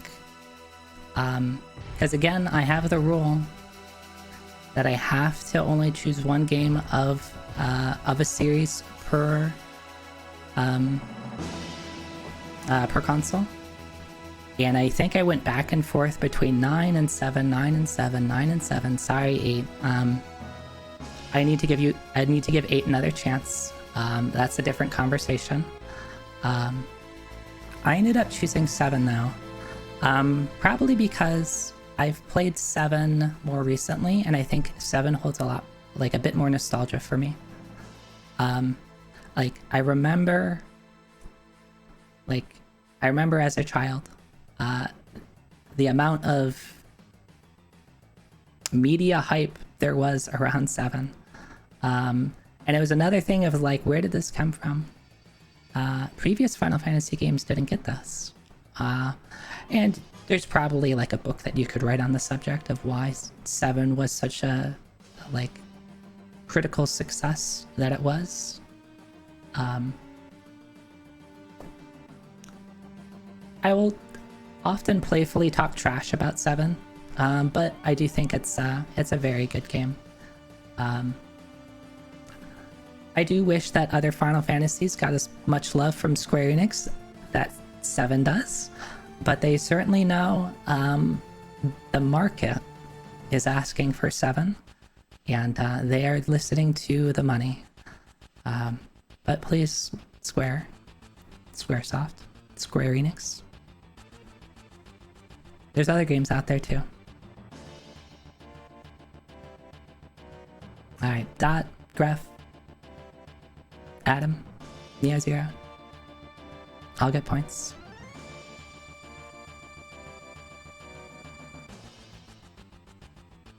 Next game. Oh no, my guilty pleasure.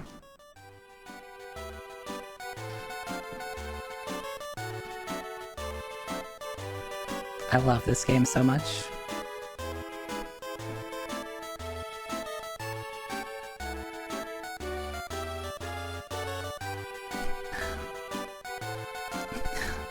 It's Harvest Moon. Was there a Game Boy version of Harvest Moon? There was a... Oh. Bonus points for Lala for the real title that they've now switched to. There is a Game Boy version? There is a Game Boy Advance version, I know that. Because this is the Game Boy Advance version. Friends of Mineral Town. You rendered your save impossible to complete? I see. I probably should have talked about this game a bit. But yeah, Game Boy Advance 2003. I'm a big fan of this game. I haven't played a ton of the Harvest Moon games. The two that I put a ton of time into were this one and the Super Nintendo version. But I love Friends of Mineral Town. I haven't played the remake. Again, the games that I love that got remade, that I'm like, oh, they remade Friends of Mineral Town, I need to play it. And I just haven't played it yet. I might have picked up a copy, and I just haven't gotten around to it. Harvest Moon is a guilty pleasure of mine. I hate saying that, oh, I love Harvest Moon, because it, a lot of other games that you're gonna see, it's very oh, this is such a good game, this is the best game of all time, and it's I really like Harvest Moon. I like to farm. Let me go on dates. Alright. Next game. This will be another easy one, I think, for folks. PlayStation 1. 1999. I should have picked more obscure songs from these games. Make you work for it.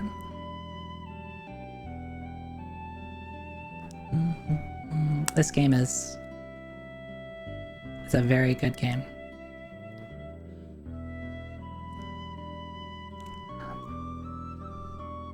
Oh. Well, this is probably the most well-known song from Chrono Cross.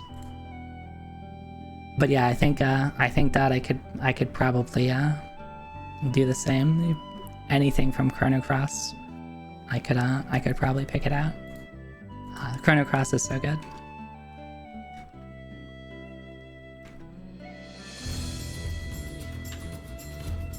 And I don't think there's a couple of songs on the OST that I'm not a huge fan of, but Masuda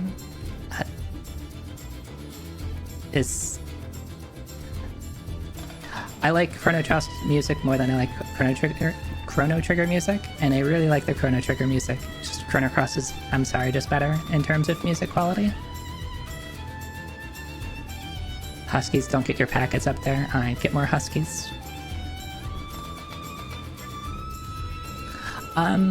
I haven't listened to a ton of the Radical Dreamers music. I do need to go back and play the, again, remake, report, whatever. So they recently released Chrono Cross and Radical Dreamers on PC and I think Switch. It includes both Radical Dreamers and Chrono Cross.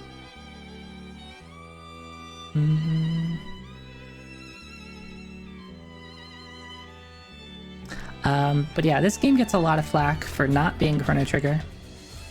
And anybody who hasn't played this game and has played Chrono Trigger, I would say play this game. Don't expect a sequel. Well, I don't think it's fair to say that you should say it's not a Chrono game. Just don't go into it expecting Chrono Trigger or a sequel to Chrono Trigger. It's a really good game. It's got really interesting battle mechanics. I think the biggest fault I'll give it, having too many characters, that don't mean anything. The game has 40, if I remember correct, characters. And while it's fun to collect them all, you can't really get invested in 40 characters, especially when they only really delve into the character development of a handful.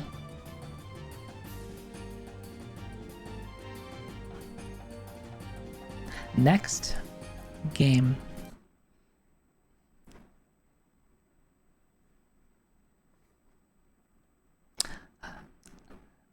This game released on the PlayStation 2 in 2000 and I have to double check the year because it's hard to read.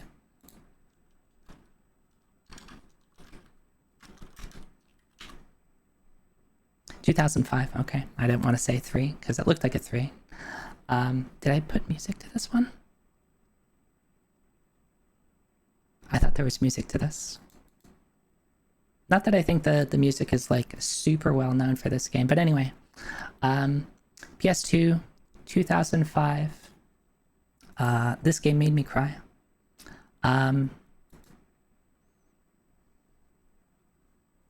It's hard to say who it's developed by because it might be a giveaway. Actually, it will be a giveaway. One of the developers was Japan Studio. It is the second entry of this series of a total of 3. And you are charged with beating up a bunch of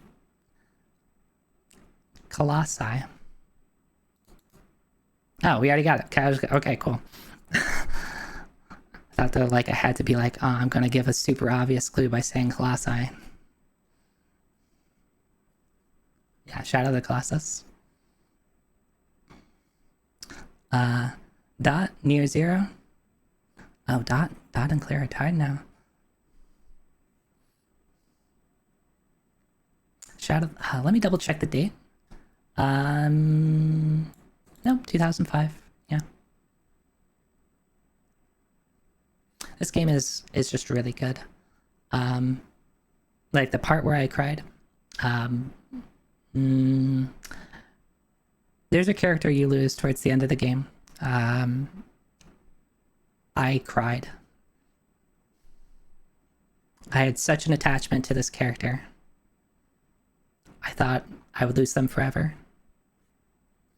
But yeah, I think the thing that's just I think people have probably written books about this game, but it's such a minimalist game.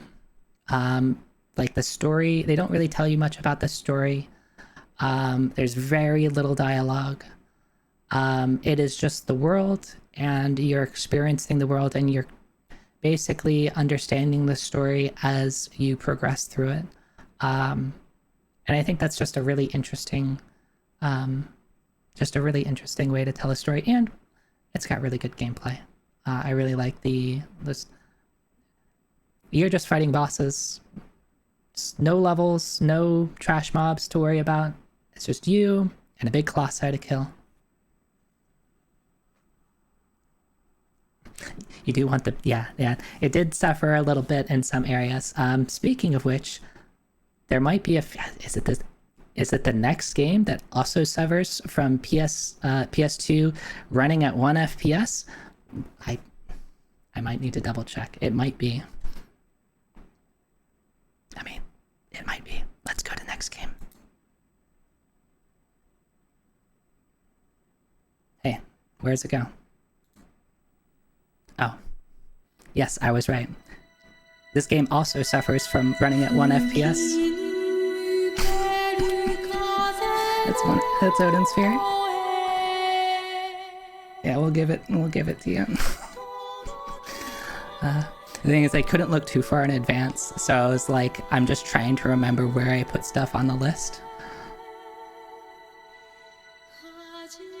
Oh yeah, Adam got it just based off of oh yeah, there's one particular fight that stands out, and but still, I love this game. This game is so good. I love Vanillaware. This game made me fall in love with Vanillaware.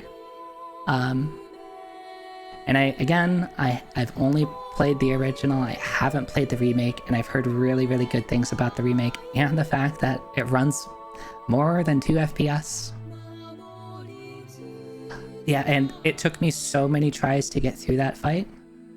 because it's running at 1 FPS. Okay. I will look forward to playing the remake.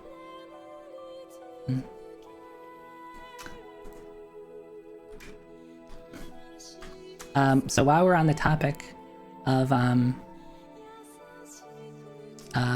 it, what are people's favorite characters?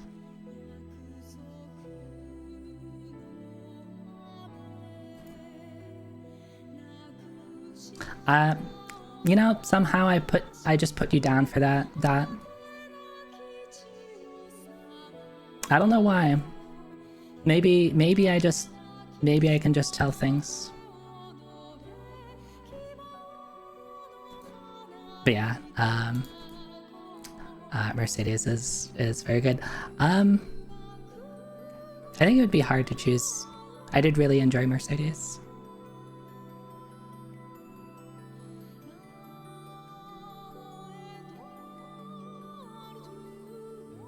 Kojinu has the right answer, everybody. Good answer, good answer.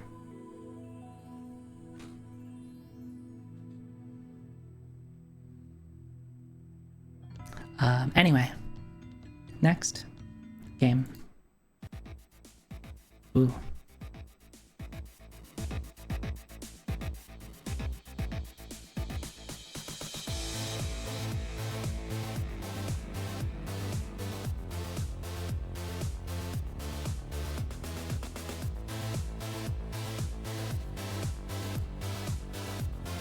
Let's Crypto the Necrodancer.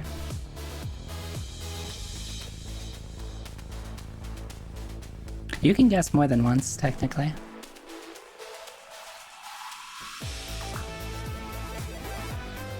I love Crypto the Necrodancer. I mentioned earlier that I like rhythm games. Crypto the Necrodancer is such a good rhythm game. Right, so if you're unfamiliar with it, it's both a rhythm game and like a dungeon crawler roguelike. And it's particularly challenging. Not only is like the gameplay itself challenging, you also have to remember you're playing a rhythm game and you have to do things on the beat. This game, so I mentioned Child of Light was like my first speed game. It is the first game, I probably should have talked a bit more about Child of Light and its speedrun history for me. Child of Light was like the first game that I'm like, I am going to speedrun this, and I'm going to learn it, and I'm going to get good at it. I had other games that I had like started to learn for speedrunning, or speedrun tangential games. But Child of Light is the one that I invested a ton of time into. I also have the technically, my old name has the world record for it. But Crypto the Necrodancer, if it wasn't for that, I probably wouldn't have gotten into like speedrunning. Because I used to be part of like the racing scene for Crypto the Necrodancer. So like every week we'd like have races and stuff like that, just getting through the game as quickly as possible. So that's kind of how I play the game. Also, because I love both Crypto the Necrodancer and Child of Light, I don't think I've ever published it. I did make a Aurora sprite for Crypto the Necrodancer. So Aurora from Child of Light in Crypto the Necrodancer. So that was what I like using. I want to play a little bit more of Crypto the Necrodancer casually. If I do, I am probably going to make a Zoe sprite, because the sprites I think in Necrodancer aren't particularly difficult, but they're, I don't know, it just feels good. I would be really happy to have a sprite of me while I play the game. Anyway, this is a really cool game. If people like ever want to play it and just be like are intimidated because it's like you keep dying on 1-1, I mean, I can try to help you through it. Part of it is just getting used to the rhythm game, and then the other half is getting used to enemy patterns and stuff like that. Anyway, next game. 25. I think all of these songs, I think they all have music associated with them now, or maybe only 20 up have music. Anyway, we'll see. I forget what 25 is. We'll find out together. Next game. Do I have to click a second time? Oh, let me hydrate and stretch. Ooh, I am talking a lot. Ah.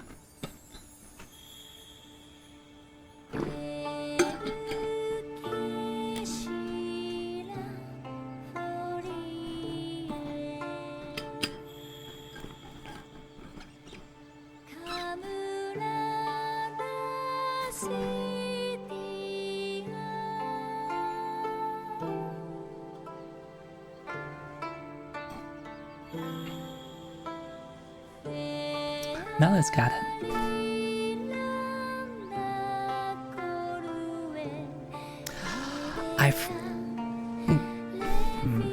I am now reminded that I took off Crystal Chronicles from this list. This list was so hard to put together. I did originally have Crystal Chronicles on this list, Highwind. But yes, Monster Hunter Rise. Did I mention I like co-op games? I really enjoyed playing Rise, and Rise was like, I got to play a lot with friends. Particularly one friend. Like a coworker. So we just would have a while where we would just play like after work. Like he like ended up moving to a different job, so it was like something we could do to like still hang out together. But yeah. I really like Monster Hunter Rise. It's fun. Monster Hunter is always a great series. I don't know if I'm particularly good at Monster Hunter, but I still enjoy it. Yeah, so Monster Hunter Rise goes to Mello. Graffer, when are we playing Rise? I don't know, whenever. I don't think I picked it up on the PC, so I only have the Switch version. I should pick it up on the PC. I meant to when it was on sale last. I had it in my cart, and then I just didn't buy it. Alright, next game. That's my bucket. If we ever play Crystal Chronicles, you're gonna have to fight me for the bucket. Alright, next game.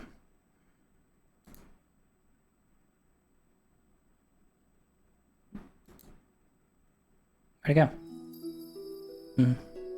Okay, I don't know where the Monster Hunter card went. This is my apology. Actually, I'm not gonna apologize for this game.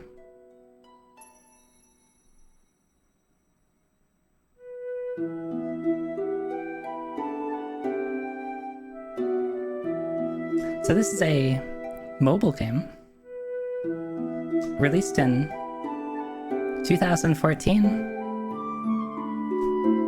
And of course, the person who has a Grand Blue Fantasy character as their name gets it correct. Of course.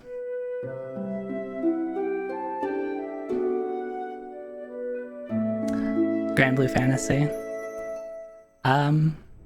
This game means a lot to me. Now we get to the... This is where I think it becomes very, like, if you're familiar with Grand Blue, like, this is Grand Blue. Well, thanks for stopping by. I have a guess, I know who you are.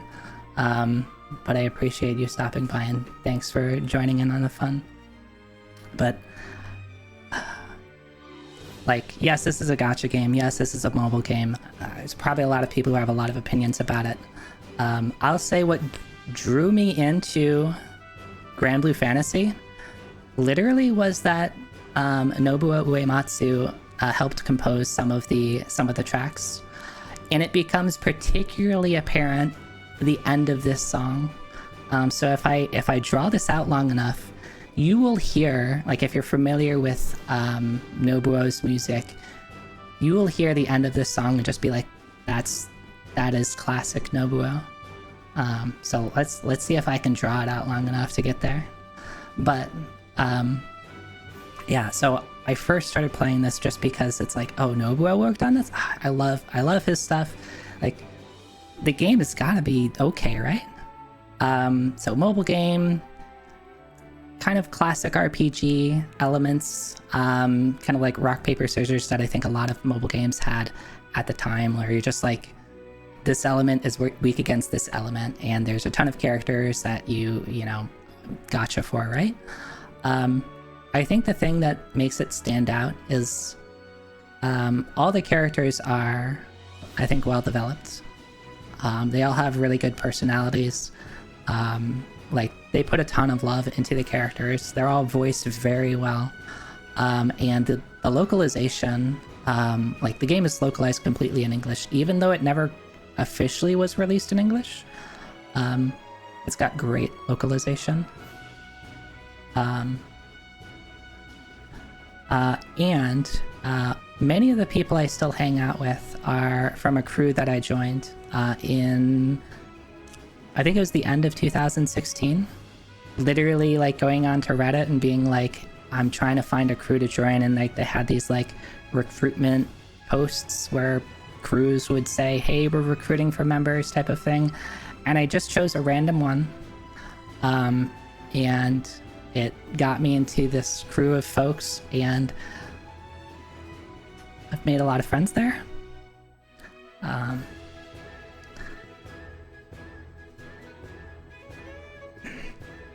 Okay.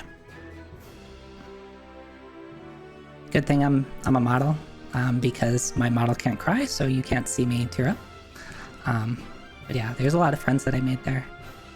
So anybody who's watching from there, know that I appreciate you. By the way, this is the part that's like just pure Uematsu wrapping a song up. Tell me this isn't Nobuo's work.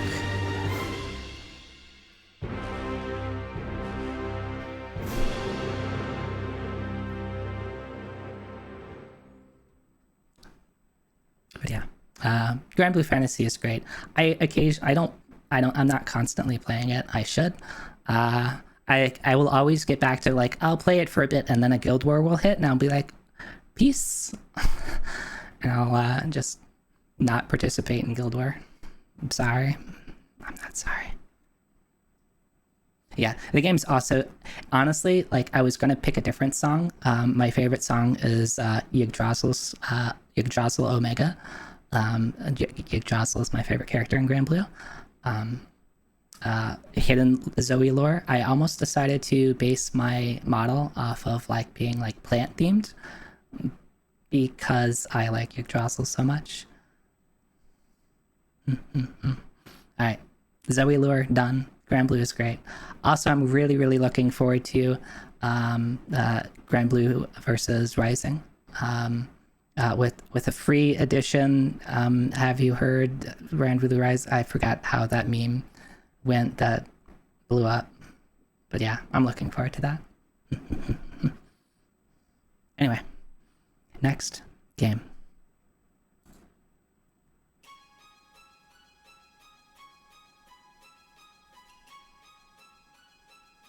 Another game made by the same developers. Oh, Kojinu. Leave room for other people, please. Another Vanillaware game released on the Wii in 2009.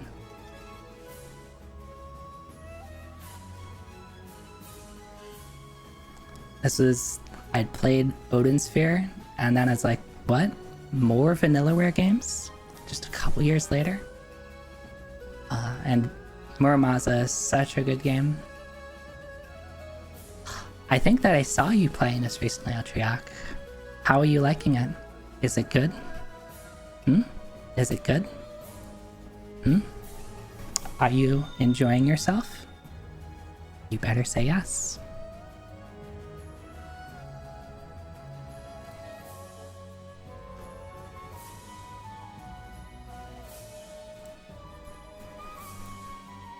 I need to I probably need to move myself over here.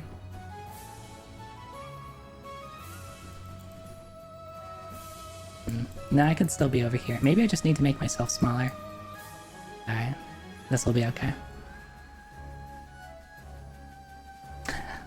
Nero Zero, thank you for the sub to Outtrack, and I hope you enjoy your subs. Oh, I'm not scary. I'm not threatening. I'm just trying to hope people enjoy Muramasa. So yeah, I played this game. I played through in all difficulties. That's how much I enjoyed the game. So you have your base difficulty and then whatever they call the hard difficulty, and then when you beat the game on hard difficulty, it unlocks a new difficulty. And the new difficulty is you have 1 HP. Arguably, you can say that the hard difficulty is harder than the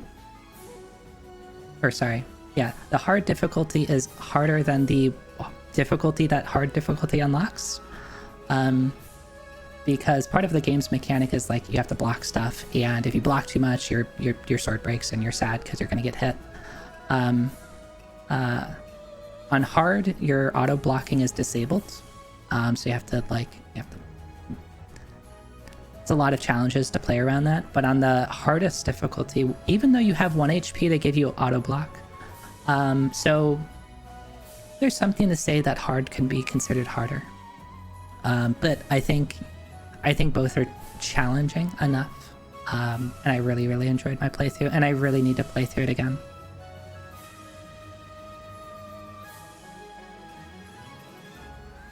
Anyway, Kojinu gets the point there. Anyway, next game. I think this one... I think a lot of these with music are going to become really easy for folks to pick up if they know their music.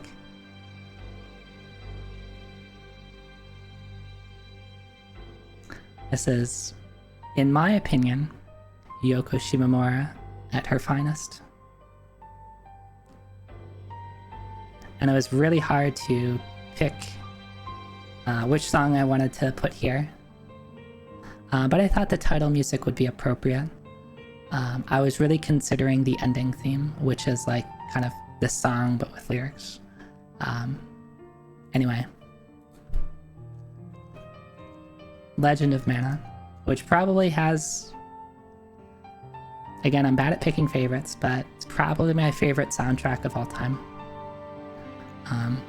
Not to mention, I love the Mana series, so it is yet another entry into the Mana series.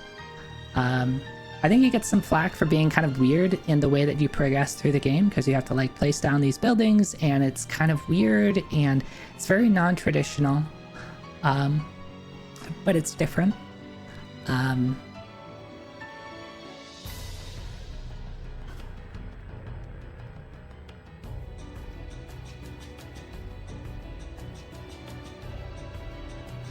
Oh, really? I haven't heard that, but I might look into that, Dot.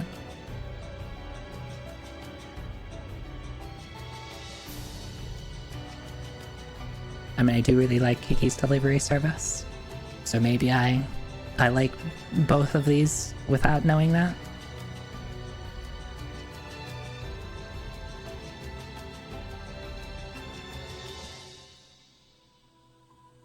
Alright.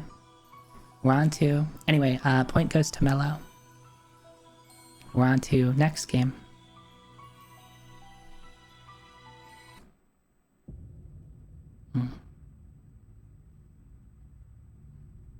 This game released... Let me bump it up a little bit. Released in 2022. Hope I put the right song here.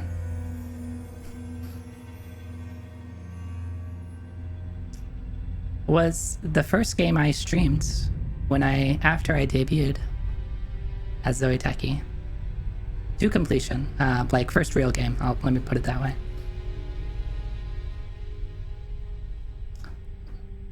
Souls. This probably where the Elden Ring part kicks in.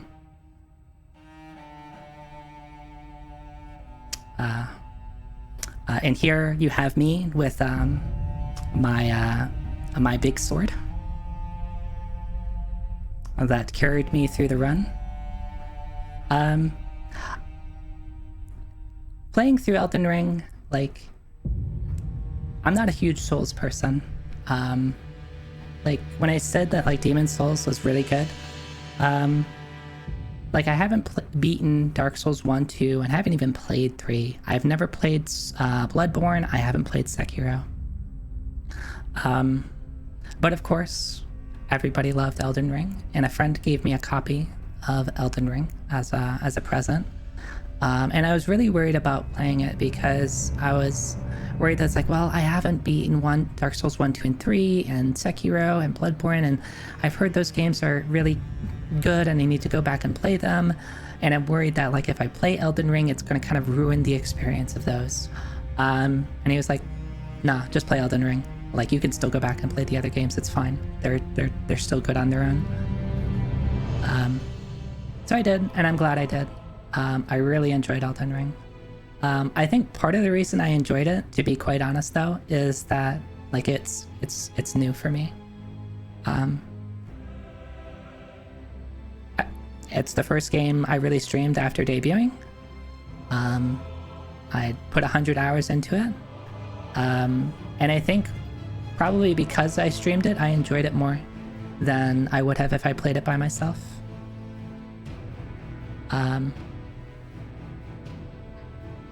And it's got some faults to it. Like, I don't love every bit of it. There's parts about the open worldness that kind of annoy me. There's parts where I felt frustrated. Not necessarily by dying a million times, but just because it's like I don't know what they want me to do. But yeah. Oh, Altriac. That fight was the fight that I was like this close to just cutting off the stream because it was so frustrating. Anyway, Elden Ring was really fun, and I still need to go back and beat a certain boss. Maybe we'll do that at some point in the future. Anyway, who got that? Adam Greff. Next game. Oh, this hurts. This hurts. I sunk so many hours into this MMO.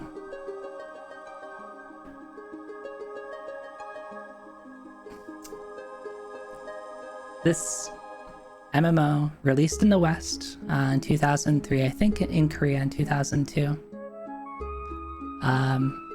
Released out of Korea by Gravity.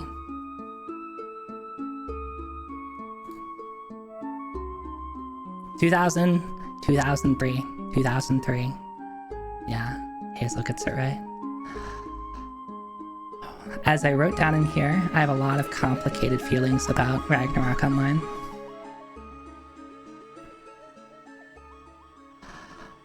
And where do I start? I started playing Ragnarok Online probably like many people did on private servers. Those were so rampant, and probably still rampant today. Like literally 20 years after it's released, you can probably still find big private servers. I have my sibling to blame because I remember, so they're a couple years older than me, and I remember they had come home like for Christmas or something like that, and they were playing on their laptop, and little baby Zoe was like, "What are you doing? What are you doing? What are you doing?"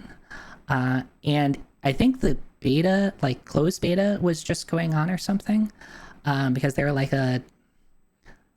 I think they were an archer, and I remember that, yeah, because they were in Pan,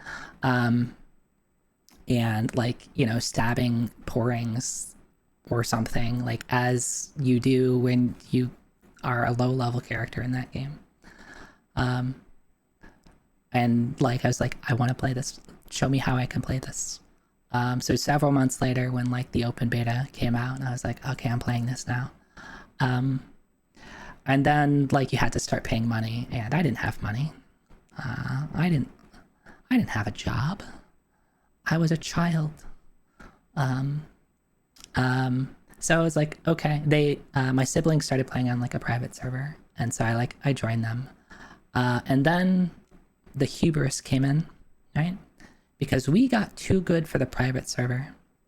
And I think like the first private server we played on like disbanded, so like we joined to another private server, and then like kind of quickly like got to level 99 there, and then we're like, you know what? We don't need these increased rates. We don't need this tiny private server. We're gonna pay money, and we're gonna play on the official servers. So we played on IRO. And there's still friends today that I talk with, that I play with, that I had played with. Yeah. And I'm a little like, I have a lot of like if you didn't play on the official servers, like I think you got a different experience. Partially because like the official servers have, like, in my opinion, the reason why Ragnarok Online is on this list is because no other game has gotten like giant PvP battles right. Ragnarok Online is the only game that have like these, even Guild Wars 2, like it has like a PvP or guild versus guild mode. No. Ragnarok Online, in my opinion, is the only game that has really gotten that right. Purely by accident. The game is good by accident. Private servers are the best way to play. Fight me, Highwinds. Fight me. I will fight you. But yeah, it being an super old MMO, like it was just, particularly from Korea, it was just all about the grind. I think nowadays they've probably changed that so that like it's not so much of a grind. But you know, this was 20 years ago. That's just how MMOs were. Losing XP on death. That's just the way it was. Anyway, I have a lot of complicated feelings about Ragnarok. I have a lot of love and hate for it. But despite the hate, I wanted to put it on this list because it's important to talk about, and so people I talked to today. Anyway, I played, if you can't tell from my little additions I added onto Zoe up here, I primarily played a knight. The Finhelm is a knight, or like a swordswoman exclusive. Swordswomen and knights are the cutest characters in the game, fight me. Anyway, next game. Oh. It's Okami. Well, I mean, I did this intentionally because the title screen starts by saying Okami. It's not much to guess there, is it? But yeah, Okami, the second best Zelda game where you play as a wolf, right? But yeah, Okami is great. I've talked about Zelda, and how I really enjoy Zelda games, and I think this game is like, there's not many games I think that get the Zelda formula right, like outside of Zelda games, and I think this game really did it. It's got some unique mechanics exclusive to Okami. Like I really like the focus on restoring nature.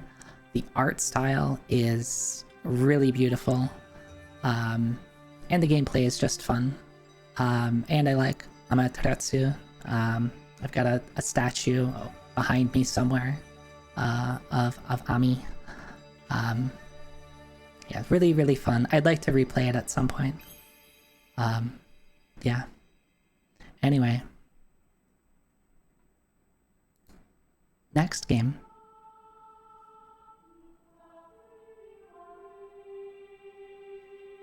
So this game, released on the GameCube and Wii, kind of together almost. I think the Wii version came out a month earlier. Is the first best Zelda game where you play as a wolf.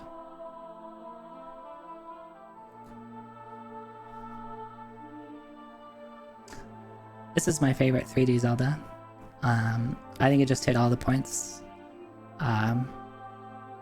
Maybe I just really like playing as a wolf. Feel free to interpret that how you will. Ow.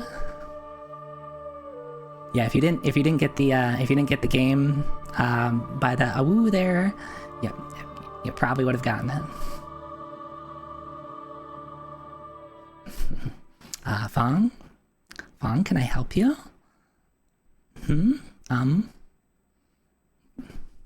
Fong, what?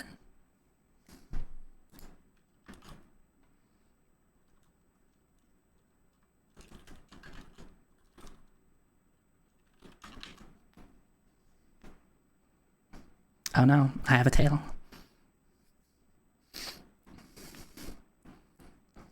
But yeah, Twilight Princess is great. Great gameplay. I love the dungeons. I love the unique mechanics. I love what it does to like the Zelda storyline. Really, really good Link and Zelda character designs. And Minda's great too. Oh no. Oh no, more tails.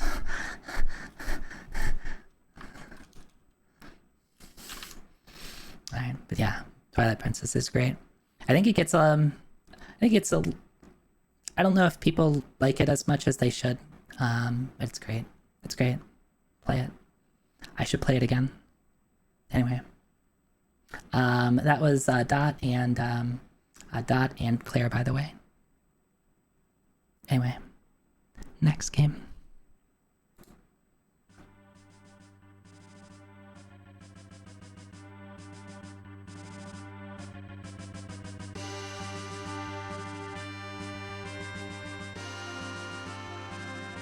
Yeah, I know Dot would say that. So Dot's answer is technically correct. So Dot gets a point.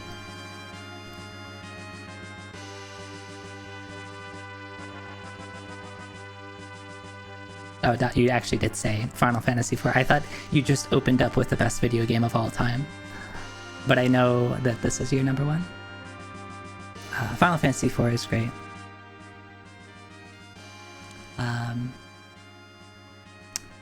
And I think the reason why it's not higher for me, when I first played Final Fantasy IV,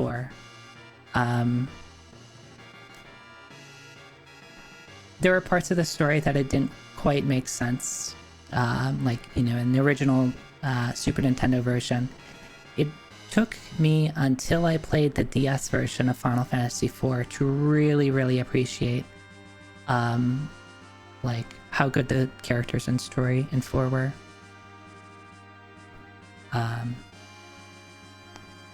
But 4 is really, really good. In fact, hidden Zoe lore. So all my memories had been deleted, but I seem to remember some things about my past. Alright, so the name that I used to go by, and if you're really curious, I have it in my bio. The name that I used to go by is a bastardization of Kane's last name. So it's Kane Highwind. I took High and Wind, and like the weeb me was like, okay, I'm gonna turn this into Japanese. So I took Takai and Kaze and kind of mashed them together to create a name. And that is old Zoe lore.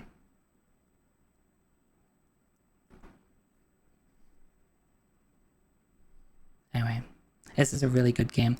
I'll get to something in a couple of games. But for now, next game.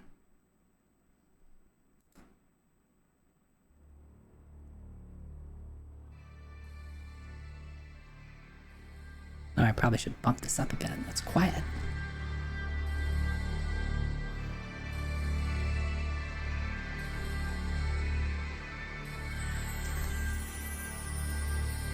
Final Fantasy Tic Tacs.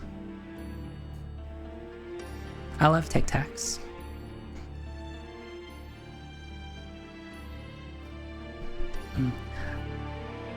Final Fantasy Tactics is great. Such a good game. Like, I had already really liked the job system. And anytime you give me a job system, I think that's, I think I need to talk about how much just I love job systems in video games. But you throw a job system on something, I probably like it already. Any type of like class changing, anything like that, I love you. Yeah, on top of that, I didn't understand it as a kid, but like when I played it older, when I was more wise and had years upon me, like the story and the characters are really, really complicated and really well thought out. And I really, really like the world that was created in Final Fantasy Tactics.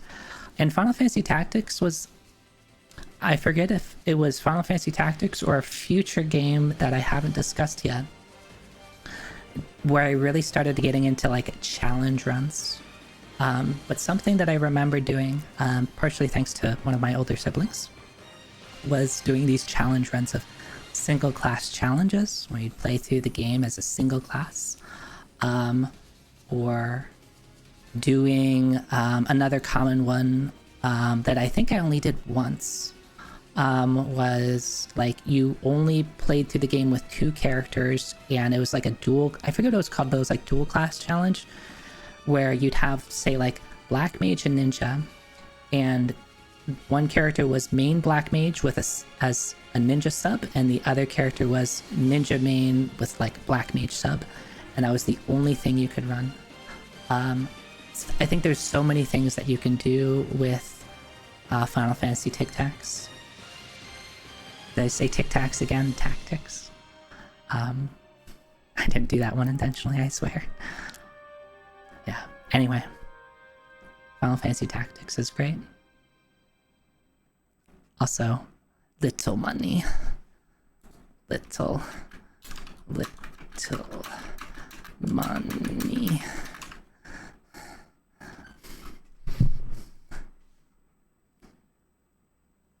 Also, I speedran. I learned the speedrun for Final Fantasy Tactics. Not particularly good time, but it was one of the runs that I learned in a 12-hour challenge. Just the any percent run, so not no math, so abusing calculators and how broken they are.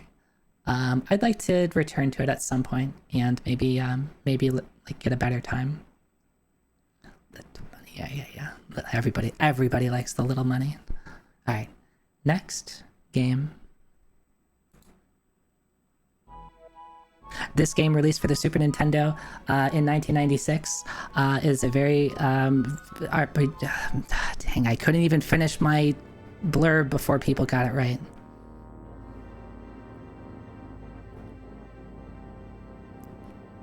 I'm gonna give that to Hazel. Hazel gets a point for just saying yo.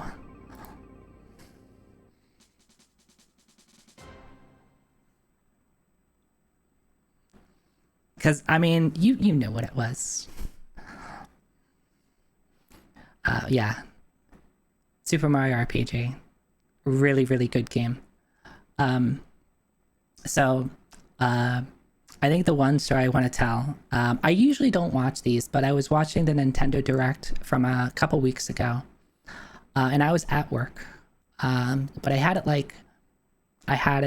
I was like had earphone in one ear and I was like just working on stuff, and I was just kind of passively ignoring everything that was on it and just listening to what was being played.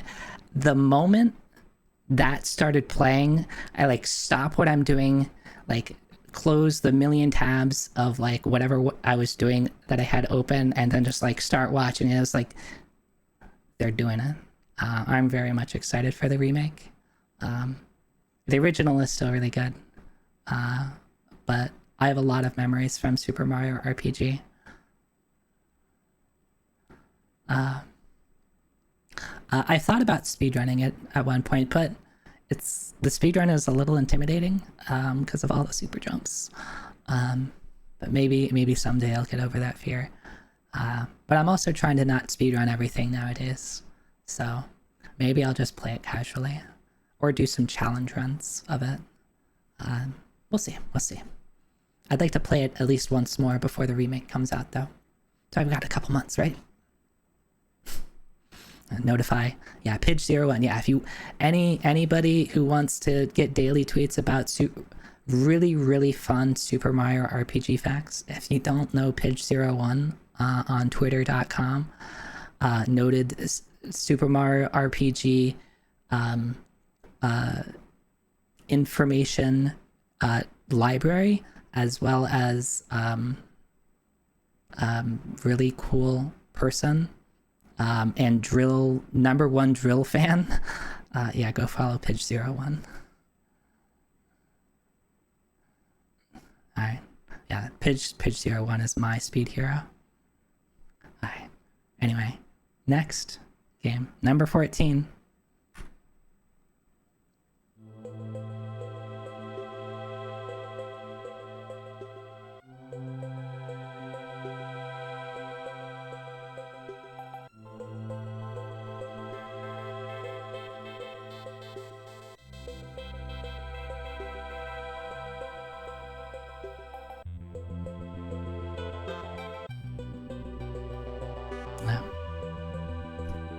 Donkey Kong Country 2.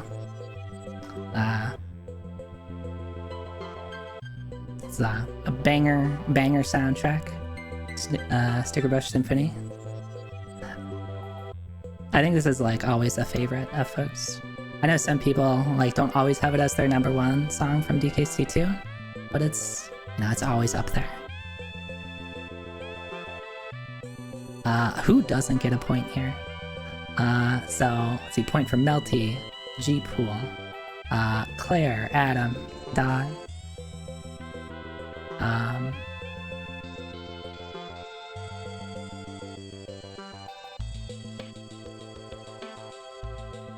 Right, but like it doesn't matter if you're the first one, right? As long as it's like the first couple people can get a point. And as long as like once the first person gets it in, if I trust that you get it in quickly enough, you'll still get the point. Yeah. DKC2, like I'll be honest, like I'm not a huge fan of DKC 1 and 3. I don't know what it is about DKC 2. Like maybe it's nostalgia. Maybe it's just like I think it's just a better game.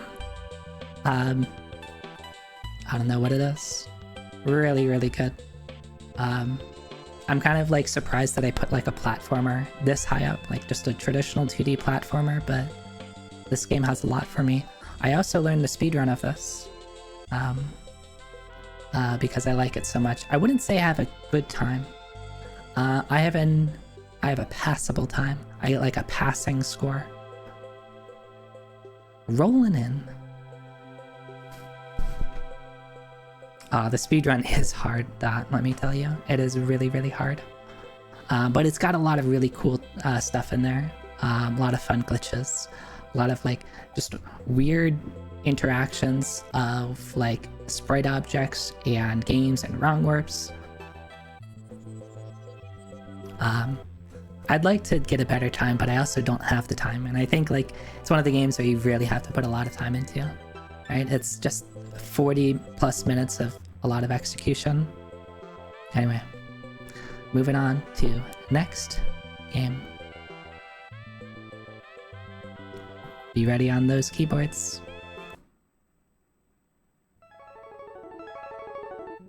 Anybody get it yet?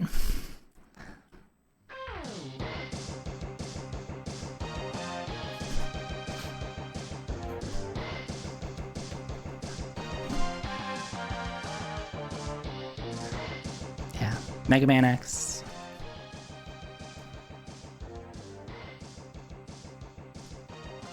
I love the jingle. The jingle is so good. Honestly, I had a really hard time picking between X, X2, and X3.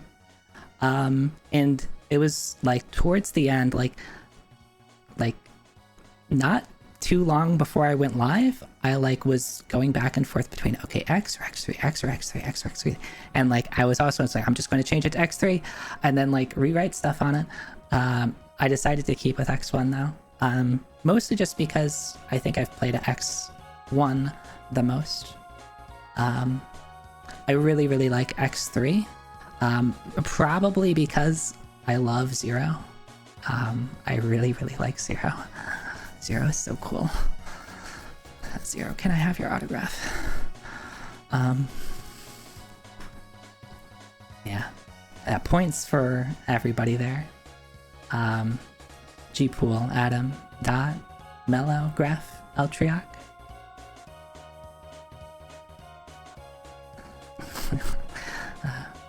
I'm gonna have to move over. I'm running out of space soon. But we're getting ready for next game. You know what? I think I know what the next game is, and I swear I didn't intend for it to work out that way. This game, at number 12. At number 12 is the 12th in this series of RPG.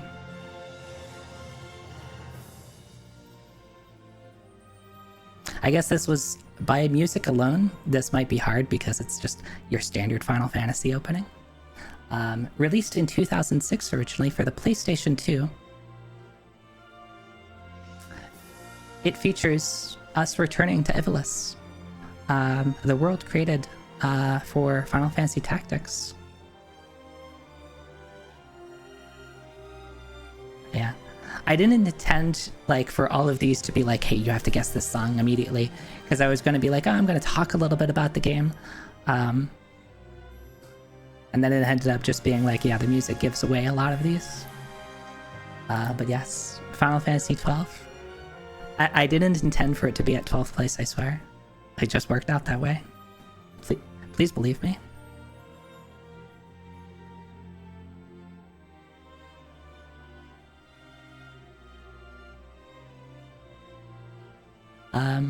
Yeah, I really like 12. I'm really glad that like many years later, a lot of people are starting to appreciate 12 more. Because on launch, I remember how much people hated this game. Coming off of 10, and you get a lot of like, so this going back to like a lot of Final Fantasy discourse. People like talking about it's like everything after 10 is bad. Type of thing. You hear that comment so many times, and sometimes it'll be 10, and sometimes it'll be 7, and sometimes it'll be 6, and sometimes it'll be whatever. 12 is a really good game. It's got one of the most interesting battle systems of a Final Fantasy game. I love the Gambit system. Yeah, people are going to be like, well, you just auto battle to win, you don't have to do anything. It's like, well, if you do that, you're probably too high level. But it also takes a lot of thought and like pre-preparation to set up these gambits. And the characters are really good.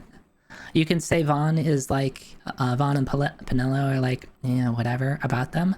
But like, it's not like they haven't done that. They do that so many times in Final Fantasy where they'll insert like a character who doesn't know anything about anything into the world, and the other characters around them will explain the world to them, being a like a vessel for explaining the world to the character, to the player. They did that in 10, they did that in 7, they do that a little bit in 6 arguably. They do that a lot, yet when they did it in 12 with Vaughn, like people hated it. It's like, this is just Final Fantasy. This is just something they do.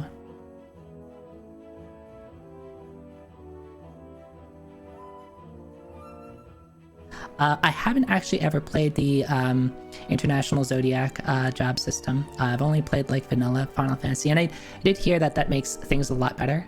I do actually like the license board system, but I do acknowledge that it has some faults. And I heard that the re-release with the International Zodiac job system, whatever, fixes, improves on some of that. Yeah, Final Fantasy 12 is great. It took me a long time to beat this game because like I didn't own it myself. I had like a friend had purchased it. So I was playing their copy, and I had moved away. But I still had the memory card, so like at some point later when I got my own copy, I finished it. And I was basically at the end of the game. I was in the lighthouse, right? I was really close to the end. Anyway, next game.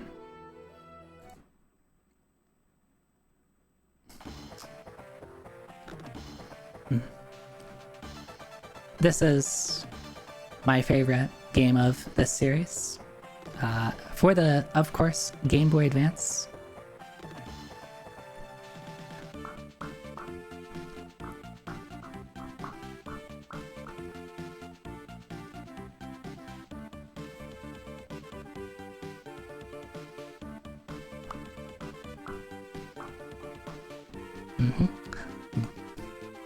Half a point for Nero on getting the theme right. I really, really like Aria of Sorrow. I actually played Aria of Sorrow before Symphony of the Night. And it was basically because I liked Aria of Sorrow so much that it's like, you know what? Like, I should go back and play Symphony of the Night. Because I heard really good things about Symphony of the Night, and two, it's like Symphony of the Night led into Aria of Sorrow, and I just really, really fell in love with Aria of Sorrow.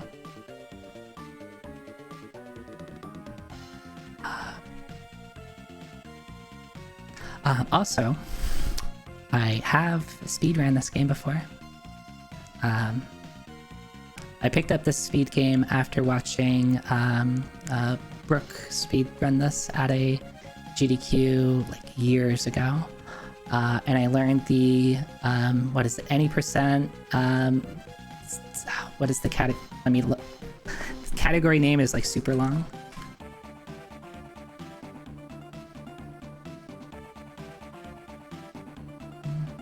I still have it in live split. RSR, any percent, someone, no 0 HP glitch.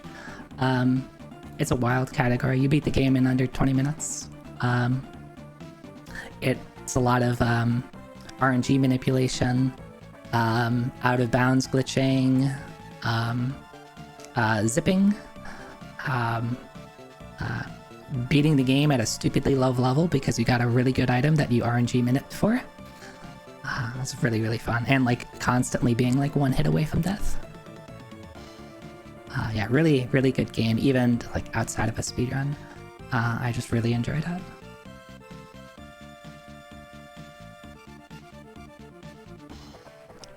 Also, this track is a banger. Anyway, on to next game.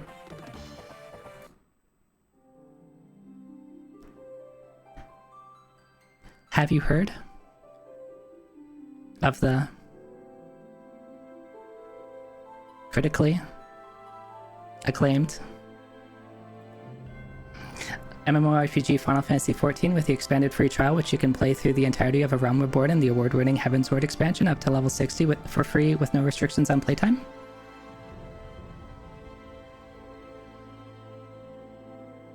That's not out yet, Lala. This is still accurate, right? They haven't released the Stormblood free trial thing, right?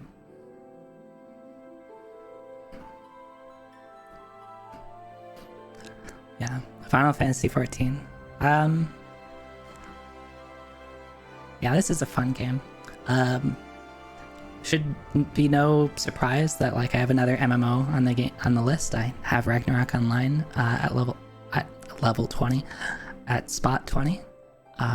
Again, co-op games. I really like spending time with people. And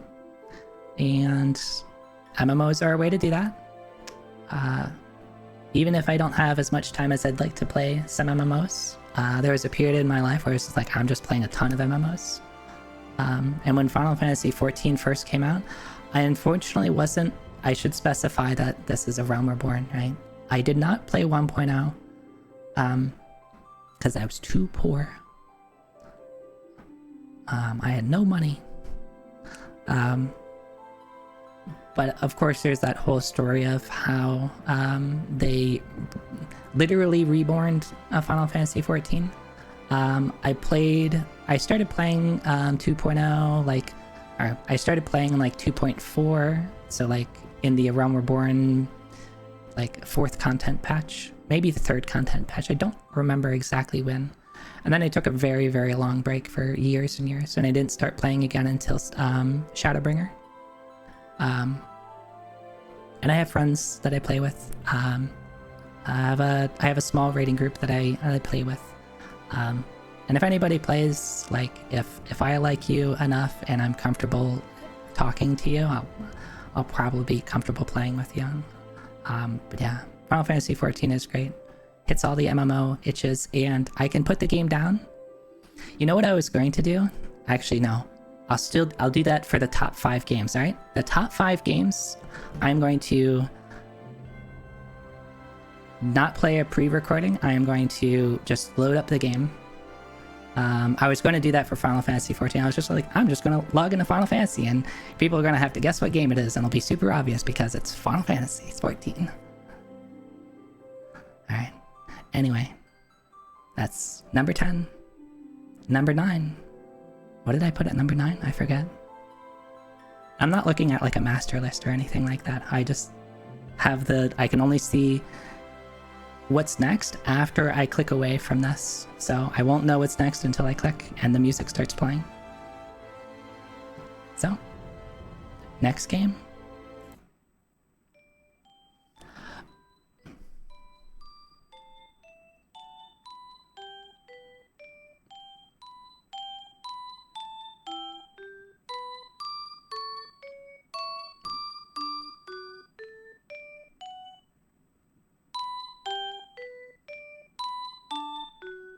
This game released for the Super Nintendo in was it 1994? Kind of became a cult classic.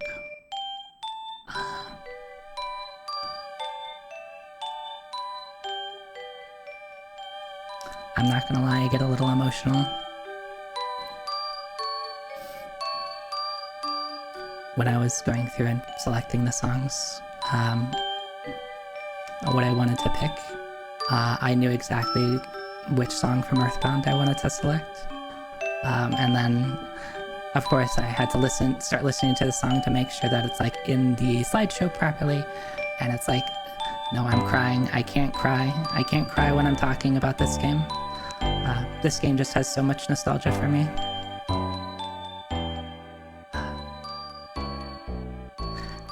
And like, I haven't played it in years, and honestly I'm kind of scared too, because like there's so much nostalgia in this game for me. I kind of don't want that to go away.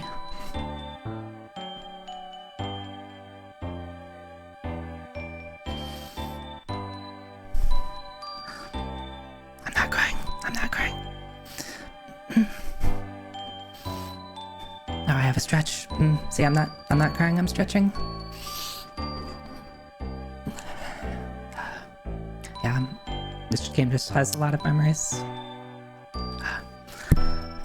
On a stupider note, one of the memories I have of this game is, I think I've mentioned my twin a couple of times. Yes, I do have a twin. And I think a lot of the reason why this game holds like a lot of memories is there's a lot of memories with my twin on this game of us just being kids, and the game is about kids, right?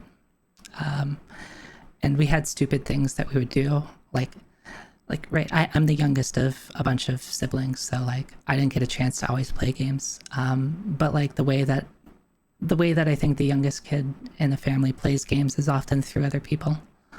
And my twin probably had the same sort of feeling. So like, instead of necessarily always playing the game, sometimes we would like have other tangential things about the game. And one of the things that we came up with was like, we came up with this really, I should let me get it. We came up with this really stupid dance, for a particular song.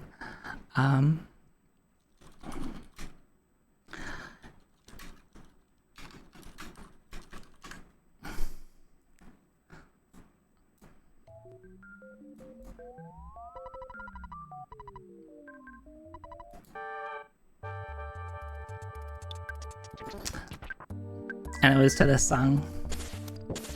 Oh, this one has game. I mean, maybe that just makes it better, is that there's sound effects in it. I don't know why, but like it was just something that like we jammed out to. I mean, Earthbound has great music.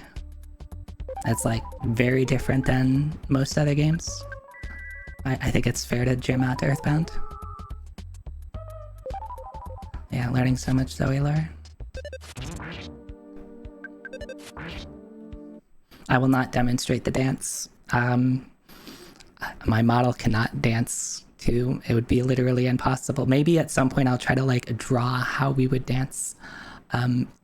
It was pretty cursed. Let me just say that. No, I don't even think a 3D model could dance. Like, anyway, it was cursed. It was cursed. I don't, and I think part of the reason I get a little emotional is that like I don't have the same relationship with my twin that I did when I was a child. We kind of grew apart in many ways. So like, I think Earthbound is, I think, a game that just represents my childhood in a lot of ways. I do need a dance emote. Spoilers, I am working with a particular person, and I'm trying to get a couple of new emotes. I wonder who that is. Fong?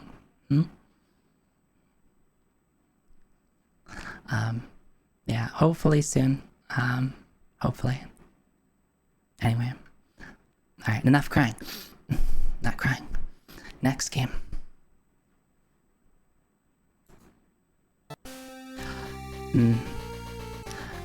Alright. If anybody gets this game, I will, if we ever meet in person, I'll hug you. I'll give you a pat on the head.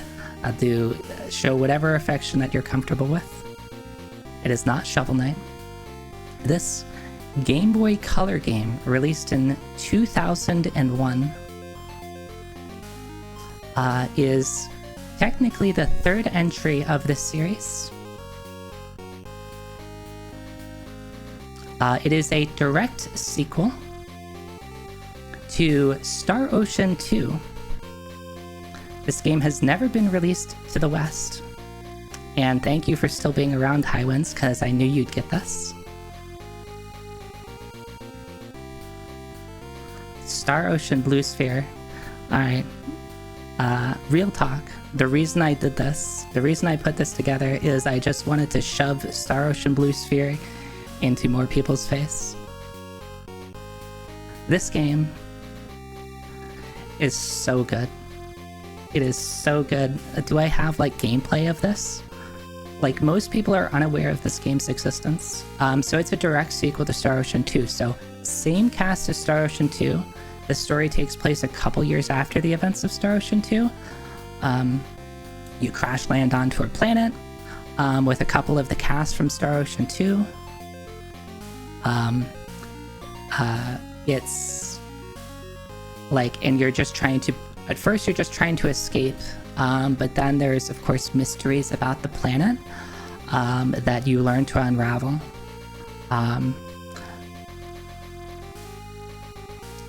Let's see, do I have, I forget if I put any gameplay on here.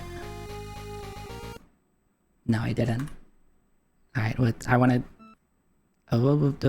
go back. I want to go back to Star Ocean. I'm not done talking about Star Ocean. I wasn't sure if there was gameplay. All right. So Star Ocean 2, like Game Boy Color game. I kind of wish I had a Game Boy interface set up and ready to go, because I have a cart of Star Ocean Blue Sphere sitting over there. And unfortunately, the only way I could show it to you all is if I put it in a Super Game Boy, which of course ruins a lot of the magic, because this game, despite being Game Boy Color, it looks phenomenal. And the music is amazing.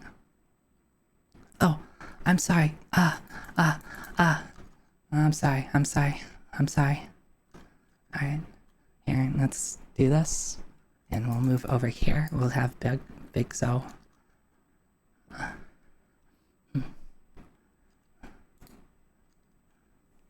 We'll just do this. Okay.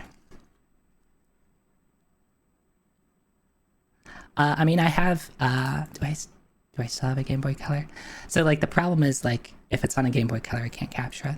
The only really real way I can capture it and show it to y'all is Game Boy Interface and additional Zoe lore. Additional Zoe lore. This is another game that I've speedrun. Unfortunately, I really hate this. Unfortunately, the best way to speedrun it is not using Game Boy Color. It's using a you have to play it in Super Game Boy mode. And it took me a long time to I tried to figure out if there was a way around it, but there is a like secret hidden. Actually, there's two items. One of them is a secret hidden item, and another one is like kind of a quest turn-in.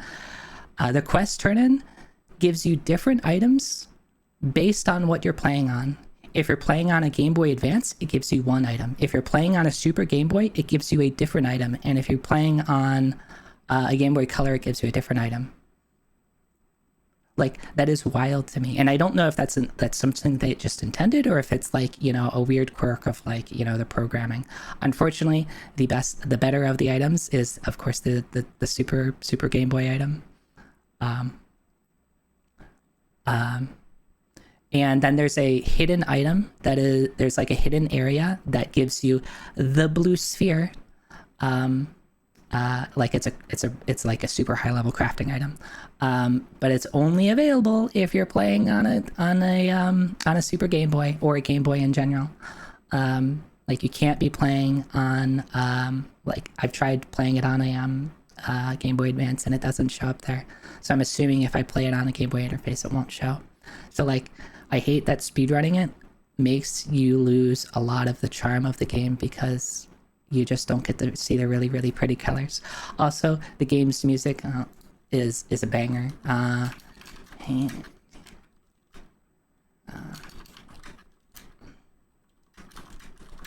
gonna play the main battle song.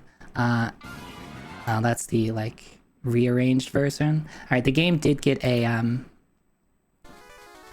remaster version published to mobile devices on like some abandoned mobile platform that no longer exists, and of course Japanese only. I hate it. Please. I'm hoping that Triace will put this game out in the West after they see the success of Star Ocean 2 remake. Please, I want this game in English. I want this game in English. And the game that I play, like, I haven't played the shoddy fan translation because it kind of is a translation project that got stolen from somebody else and then, like, published early. I'm waiting for a group that has been working for a couple years to finish the project. Anyway, this game is great. I love it. This is the main battle theme, by the way. Hand to hand. I love Sakuraba. Alright. Best Game Boy Color game. Usually I'm talking up Game Boy Advance games, but this is a Game Boy Color game that is like just as good as any Game Boy Advance game. Anyway. Yep, it's one of the black cards. Anyway. Next game. This is another one that I think I was tearing up a little bit when I was listening to it. This Super Nintendo game released in, let me double check, it's 96, right? Only in Japan and PAL. It never got an NTSC English release. This is the ending credits, or like the ending scene.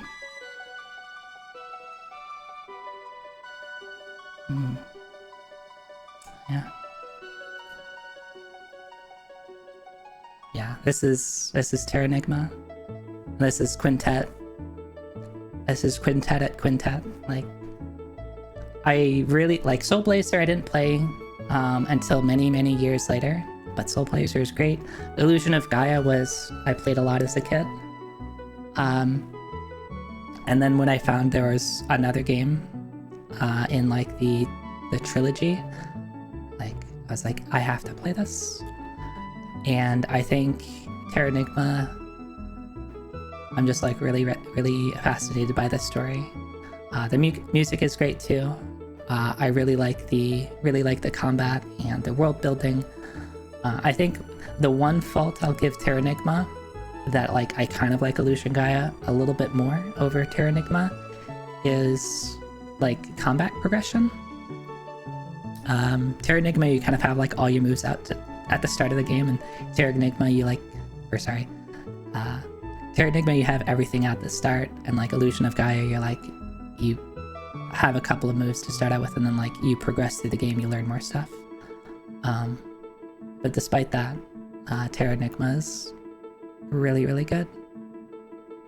Yeah, and like the way that it plays, like, I mean, I guess the way it plays like in combat is like, okay, it's an action RPG. But like the story and the way it, like the story that it tells is, I think, really unique.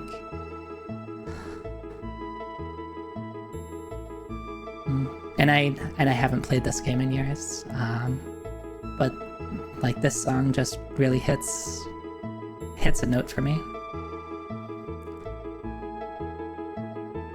Yeah, I do really like Soul Blazer too, by the way. Another game that I learned to speedrun for. Fun speedrun. I don't know if I would speedrun Terranigma. It looks pretty painful, to be honest. And I've thought about learning the speedrun for Illusion of Gaia, because I know a lot about Illusion of Gaia, and the speedrun for it. Robotrack. Another solid quintet game. Anyway. Only 6 more left. Everybody ready for next game? Alright, here we go. Next game.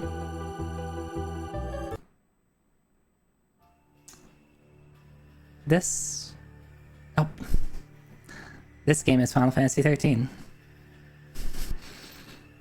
I don't know if I double-clicked that or if I messed up the slide.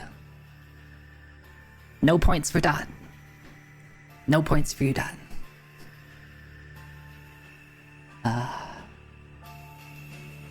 FF13 is great.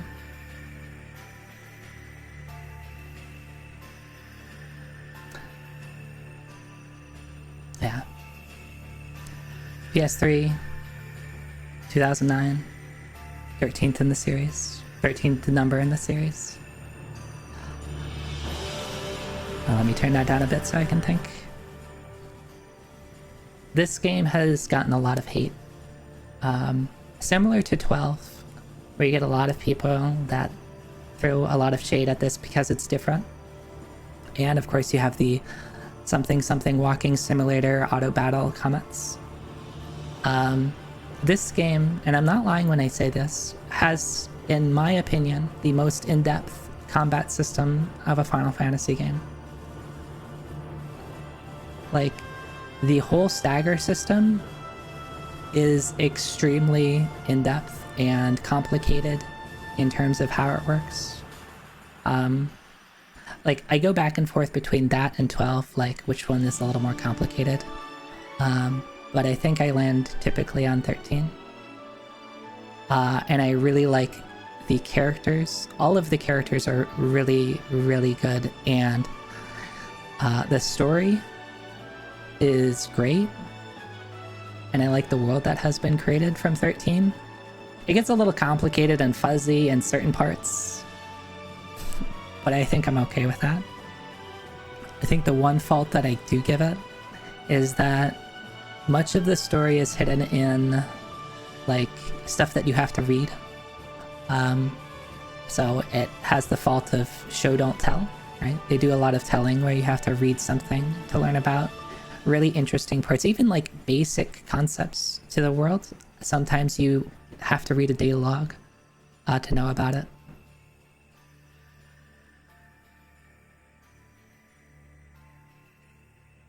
I do not remember that Highwinds. That is wild, but I totally like believe it's a thing that happened because that was media back then, right?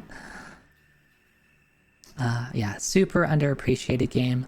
Again, I have learned the speedrun for 13.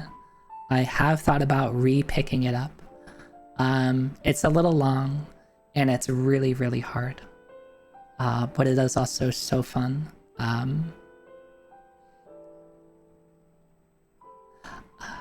This one is good. To be honest, I think Final Fantasy 13 has the best battle, like basic battle song, with Blinded by Light is, I think, hands down the best like standard battle music out of a Final Fantasy game. And yeah, all of the soundtrack is really good. Like, it has a lot of variety, from being emotional to just a banger. Very impactful. Yeah, that's a good way of putting it.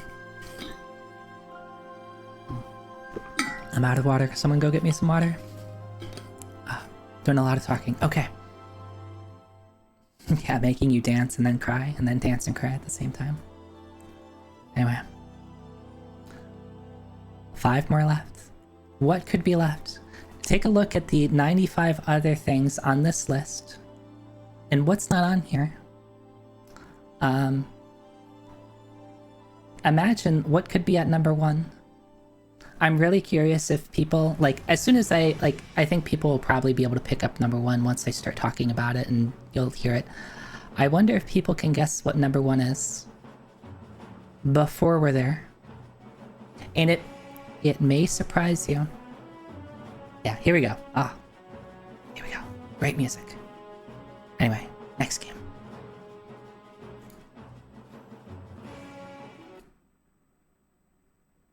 Oh, I forgot I did this. I didn't hide that part.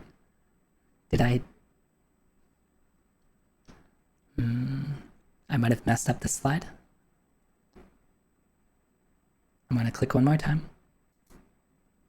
I messed up the slide.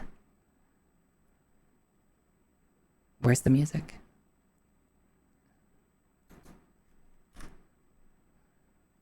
Did I? Alright, so here's what I was going to do. Originally, I had... Oh, right, this is what I was going to do. Here. Alright, so it's already FF5. Alright, for the next 5, I'll just be plugging stuff in. So let me move myself down. We already know it's FF5. Alright, so let me get my stuff.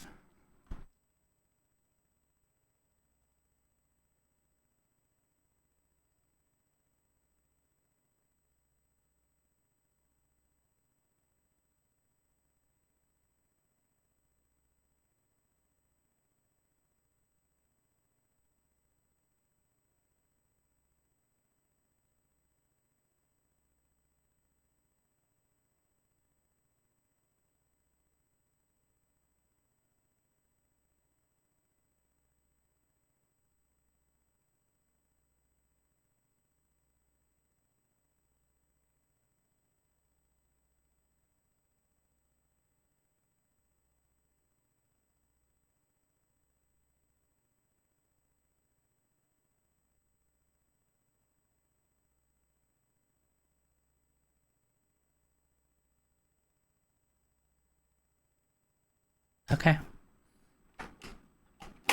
Oh, what's that sound? What could I be doing?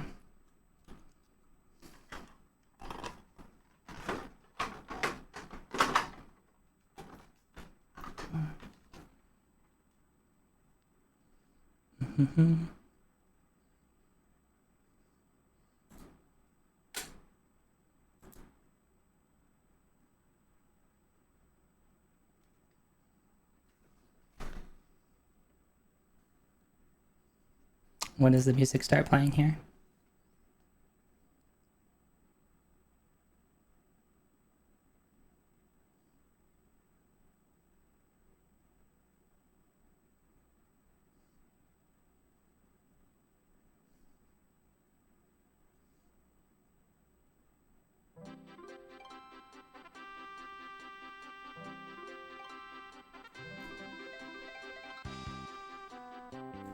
There we go.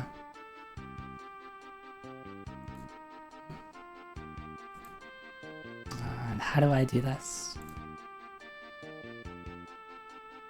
Scene. SD capture.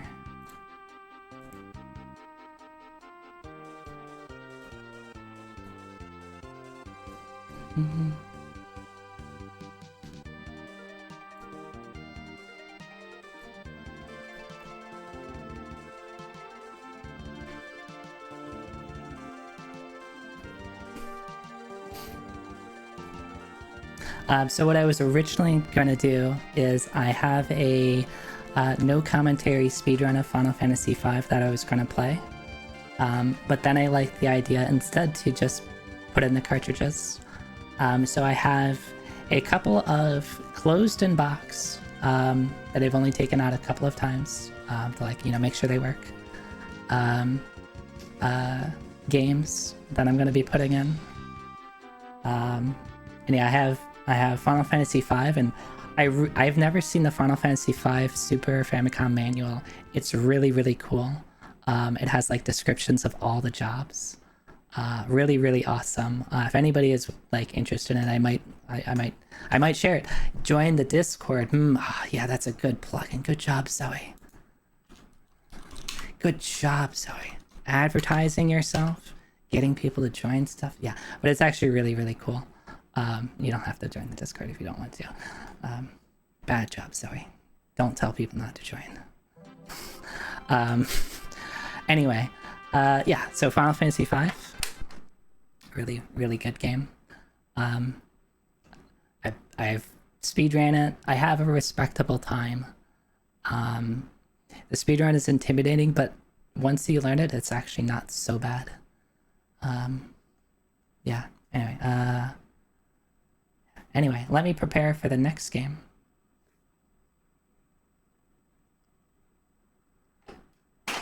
I have to put this back. And let me get my...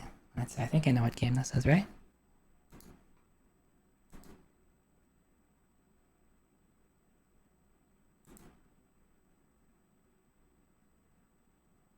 Okay, cool. I was making sure it wasn't going to play music.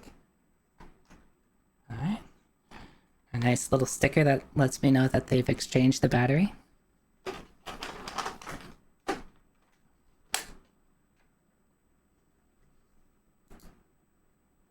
Oh, should I make this go away so you can just... Oh, well, I mean, I guess it's super obvious. Like, I don't need to hide the video or something. Come on.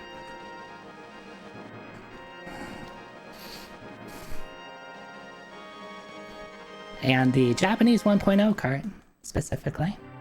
Good for speedruns. Yeah. Legend of Zelda, A Link to the Past. This is the Zelda game for me. Has nostalgia, is just a really good game. It's probably gotten bonus points because of both the speedrun, which I have a time for. I don't know, Graf, would you say it's a respectable time? Is a 1:38 respectable?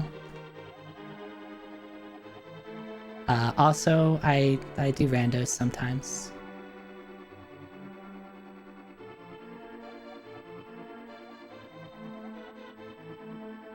Yeah, I definitely need to get better.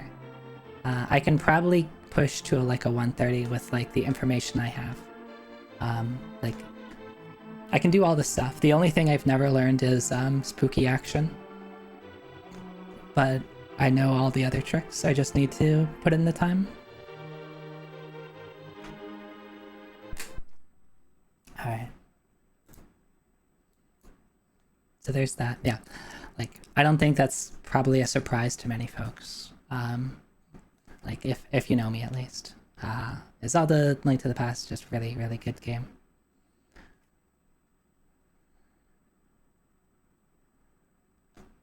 Anyway. What could be next? 3 games left.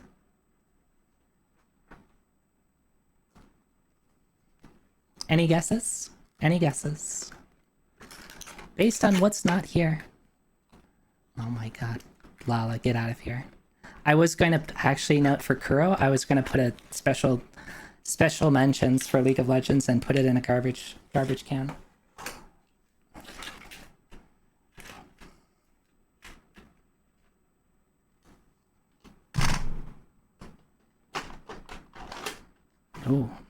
that sound?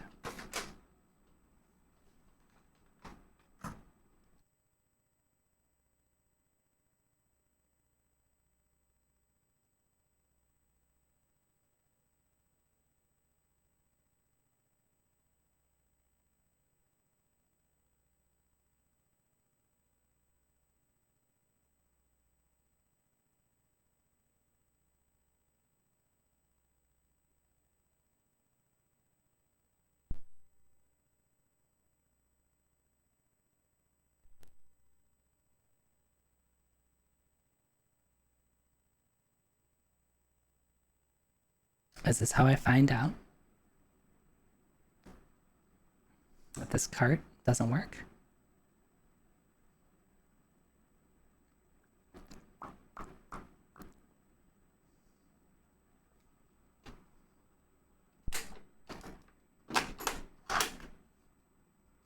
I'm supposed to blow into it, right? No, don't blow into it.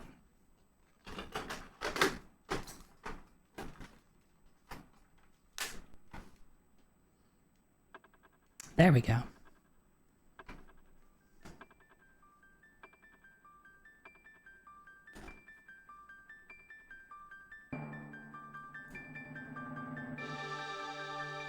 I did talk a bit about Chrono Cross earlier. And Chrono Cross is a really good game. Chrono Trigger is also a very good game. Oh yeah. G-Pull, it's Chrono Trigger. Oh, you know that one? Oh, you should play it. Oh wait, you are. Chrono Trigger? Oh, Bowie, what the heck? Chrono Trigger is great. And it's weird. Oh, I should advance.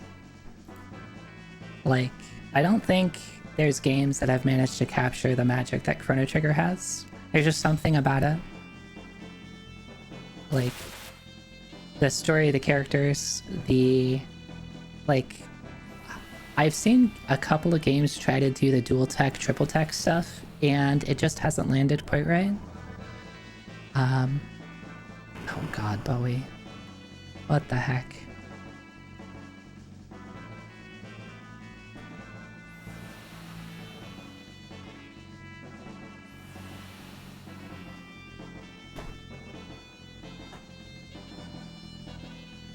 But yeah, Chrono Trigger, I think, holds up very well after 20 years, 30, almost 30 years. Dang. Dang. Don't think how old it is, just move on. Alright. Alright, so, 2 games left. 2 games left. I think people are gonna know what one game is. Especially if you watched me recently, you might have a guess. Also, you may have noticed that I've cheated. Zoe, I see both Final Fantasy IV and Final Fantasy V on the list, but you said you weren't allowed to do that. You said you could only have one console or one game per series per console, and those are from the same series and on the same console. Alright, let me consult with my lawyer.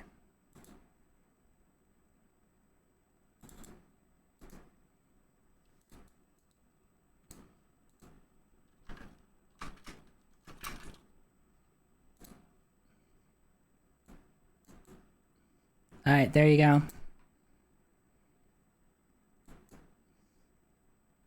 There you go. I do what I want.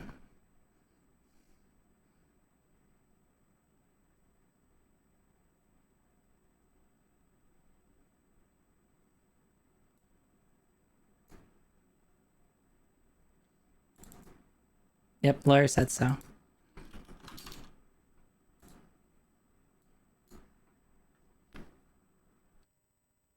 But yeah, also it's just really hard to like take certain things off a list.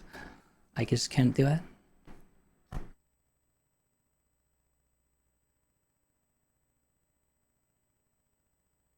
So, with that, what could be game number 1? Or, sorry, game number 2. I mean, feel free to guess at game number 1. I think game number 1 may surprise people. Maybe not surprise, but they might not get it. I think people, if you're thinking of a game, it's probably this game. It's probably this game. Oh dang, should I bust out Mystic Quest? I do have it over there.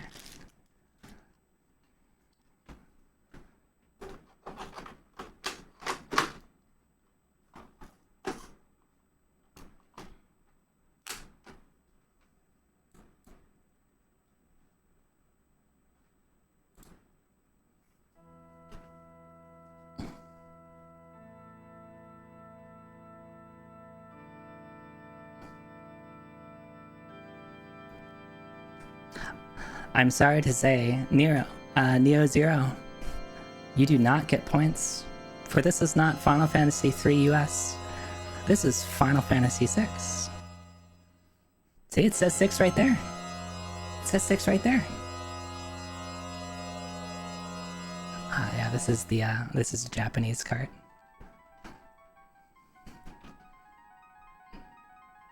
Okay, Neo did say 6 first. Okay. Yeah, so I have complete inbox sets of Japanese Final Fantasy 4, 5, and 6.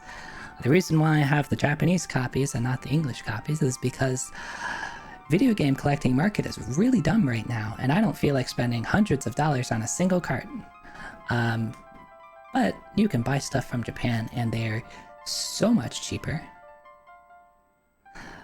And that's what I think. I think most people would probably put this at number 1. So, knowing this, I don't know how much I've talked about this. Some people might know.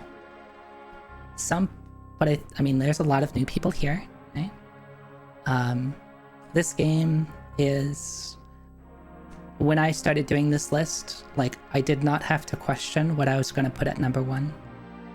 Zero question. Everything else was hard. Number 1 was easy for me. I was, like, very confident in myself that I knew what I wanted to be number 1. God, please stop. Please. I did play League of Legends, and that's a giant mistake. It's not League of Legends. It's not Fortnite. Lala, get out of here.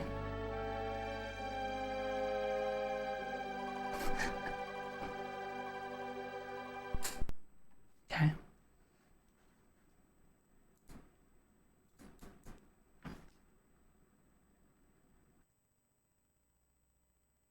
It is not Star Ocean 2. I'm a big fan of Star Ocean. So there's a couple games that I think people might be surprised. It's like, wow, I kind of expected that you would have this on your list. Unfortunately, there's like a lot of games I just haven't played or haven't played enough to be like, I can confidently put this on my list. And unfortunately, Star Ocean 2 is kind of one of those games. There's a lot of, I'm kind of giving you some information here, but there's a lot of PS1 era RPG games that unfortunately I didn't get a chance to play. Or play enough of for me to like be like, yes, this is my number 1, or just in general like put a spot on this list. I would like to remedy that. Like Star Ocean 2 like is one of those where it's like I've played it, I didn't play it enough for me to like feel confident to put it on my list. I felt it was unfair for me to put it on the list. Yeah, same. Another one that, like, you might be surprised, Valkyrie Profile. Like, I didn't play enough for me to, like, be like, yep, I'm putting it on this list. I have not completed Valkyrie Profile. So, I'm giving away some information. Rockman and Forte, you know what? That is a banger. not on the list, but yeah, would it compete with? I guess it's not part of the. It would fit the rules, and I have played it because it doesn't compete with like Mega Man 1 through 6, and it doesn't compete with Mega Man X, so it would fit the rules okay. So technically, I guess it could be, but yeah, I'm just gonna say it's not.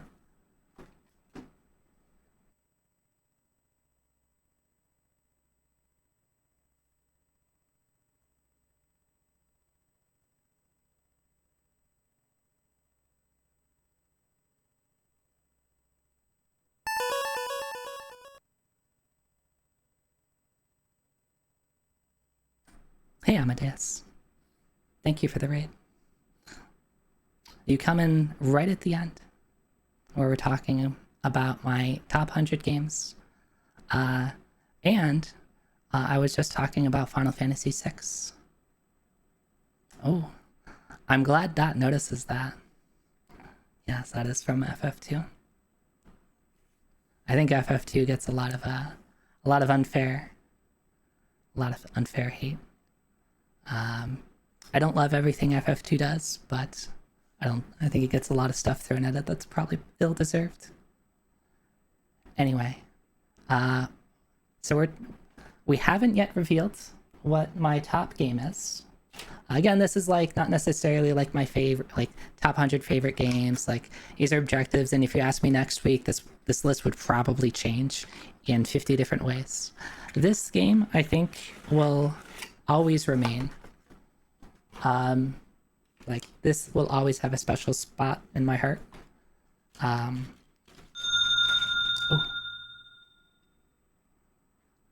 Amadeus, thank you for the sub.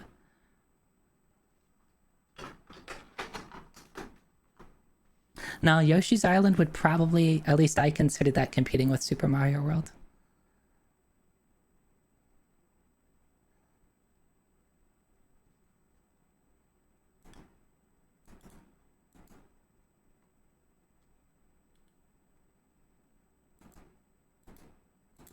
Okay.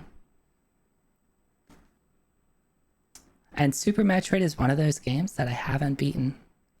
So it's not Super Metroid. So do I give you clues? Would you prefer clues to guess it right, or would you prefer me to just hit the power button?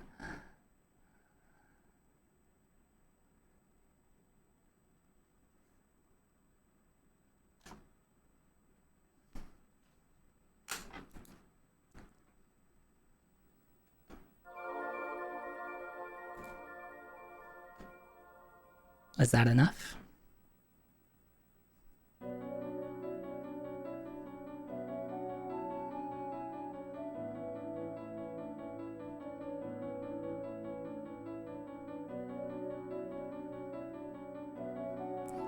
I'm glad someone got it right from the jingle.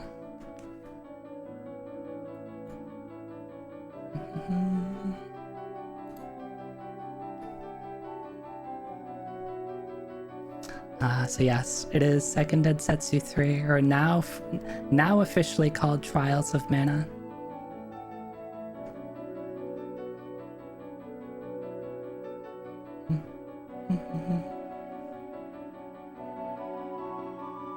I love this game so much. This game, like, undisputed #1 for me.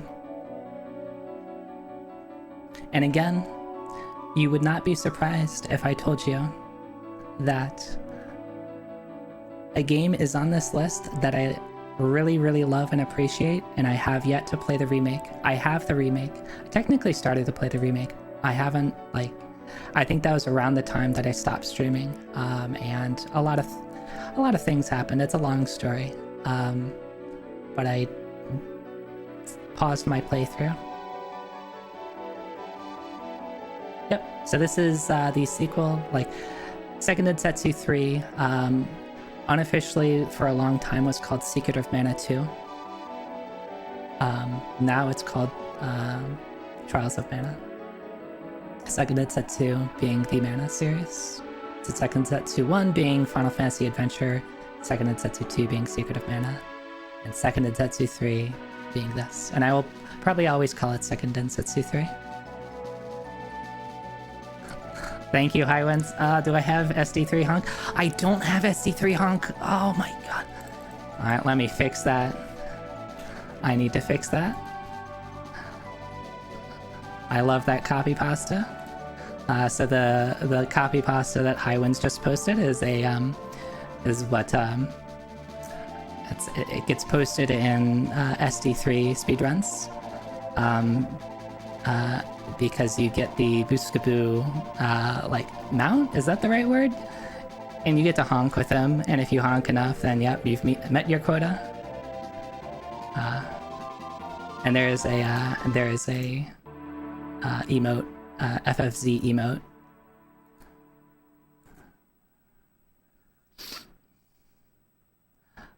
Yeah, I love. All right, so bonus extra special points. So Dot gets it right. For Second Densetsu 3. Extra bonus special points. Who of these 6 characters is my favorite?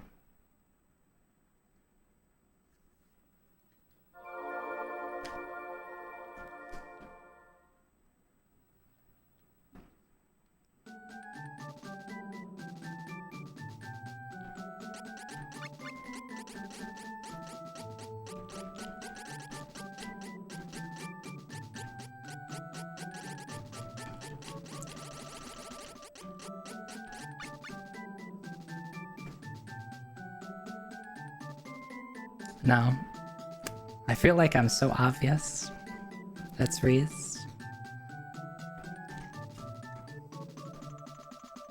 Hawk? Oh, get out of here.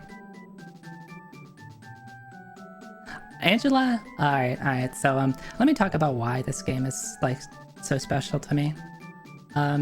So of course I had to cut out Secret of Mana to put this game on the list because I did want to, like, even though for Final Fantasy 4, 5, and 6, like, okay, I broke the rules there. Like, Secret of Mana deserves a spot on this list, but like I kicked it off to fit the rules. And also I felt that like if I didn't put Secret of Mana on the list and I had people play this guessing game, this one might come out as a bit of a surprise. So yeah, I'm glad that like it kind of surprised a lot of folks. But the reason why this is like such a favorite, so like of course like Secret of Mana is great and it's like another really good game. And I just like the Mana series as a whole. Like I'd already played Legend of Mana by this point. Of course, this game never got an official English translation until like a couple years ago. So like, you know, when fan translations start making their way over, and you know, we have things like emulators that make playing fan translations easy, like I picked this up. I have probably put more time into this game, non-speedrun related or non-like live service game. So not an online game, not a speedrun. This is probably the game I've put the most time into. I have played through this game numerous times. I have played through all the scenarios. I have played through a couple of challenges. And something that I want to kind of announce. Alright, let me get close to you. Let me get close. Something that I want to do. I don't have a date lined up yet. I want to do a challenge run of Second Densetsu 3. Single character challenge. I've done this a couple of times years ago. Oh, those redeems aren't working, so I'll do the iSwitch manually. Yeah, my new model, I think I just need to resync it with the thing that is doing my redeems. Yeah, so yeah, single character challenge. So the idea, like if you're unfamiliar with Second Densetsu 3, it's like Secret of Mana. You get a party of 3. The difference here is you get to select your party of 3 of these 6 characters. So if you're like one main character and then like 2 supporting characters. Of course, like after you pick up these supporting characters, you can switch between the characters. But like the main character is the one that you're progressing through the story and like you start the game out with. So The single character challenge is playing through the game with basically just a single character. Now you can't really do this because the game forces the 3 characters upon you. So what you kind of have to do is like basically just intentionally kill off the other 2 characters so that they don't get any XP, they're dead through every fight, you don't give them any equipment or armor, you don't upgrade them. And so you're like basically at the start of every fight, they just instantly die. Alright, good night Claire, thanks for hanging out. We'll have to tally up the points because I feel like you were pretty close to the points. I'll let people know who won with Lala as the tally counter. Oh, you have a chart? No, I actually really appreciate that, Lala. Thank you. Yeah. So, I've played through a couple of times as a single character challenge. The one that stumped me was Angela. I never was able to complete the single character challenge as Angela. I got to the final boss, and basically it's just a battle of attrition. I cannot kill it fast enough. You run out of, and maybe like I should have gone for like a different job or a different class, but I just could not kill it in time. I'd run out of items that heal me, I'd run out of MP, I'd run out of the MP restoration items, and then like it would just be like 10 minutes me bonking him with the staff and just trying to deal enough damage, and it like would always lose even after doing like kind of an obscene amount of grinding. I'd have to rethink if I wanted to do Angela if like I'm like, and this has been like, it's been at least over a decade, probably 15 years since I tried this sort of stuff. Yeah. Probably the reason why I like this game so much is I love games with like branching job systems. And of course this game has that, or like class system stuff, right? So you start out as a particular character and then you get to choose a light or dark path. And then later on you get to choose a light or dark path again. So you end up, like each character has like 4 different like end classes they can end up with. You can get the light, dark, dark light, dark, dark. And while they all play kind of similarly, you know, it changes up their special moves, it changes what spells they learned, it changes their stats, it changes their equipment. So many choices. But yeah, for me, Lise or Reese, I forget what the official translation calls her. I always just know it as Reese. Like she was, I hate using this word, but I'm gonna use it. She was like my first waifu. That like word makes me cringe a little bit, but like I really like her character design. I really like Spears, and she's probably the reason why. I really want to get like, I don't know if I want to do it like a skeb or just any other commission of Zoe in Reset cosplay. Maybe I'll do that and I'll be part of like my single character challenge. Like once I get that art. Yeah. Anyway, this game is so good. Also, it's multiplayer, co-op. Have I talked about how much I like adore co-op games? If anybody wants to play this game co-op, I'd probably be like, yes, hi. I have a you can just sit down right next to me here. I'll get one of my other controllers and we can play right now. Let's go. This game is great though. The co-op is really fun. I think the only bad thing that I can ever say about this game, and this is probably because it's super late generation Nintendo 64 Super Famicom, they went ham on the animations. Every spell has such a gorgeous animation, but after a while it's like, alright, I cast a spell, it pauses the battle, it's doing its spell, alright, cool, I get it. And that's why I don't like playing Angela so much. Yeah, the Secret of Mana. I don't think Second Densetsu 3 supports the multi-tap, so I don't think you can play with 3 people. I don't think at least if you can, I've never done it. Yeah, the game slows down so much when Angela's in play. Ooh, it's got a patch. I didn't consider that. That is smart.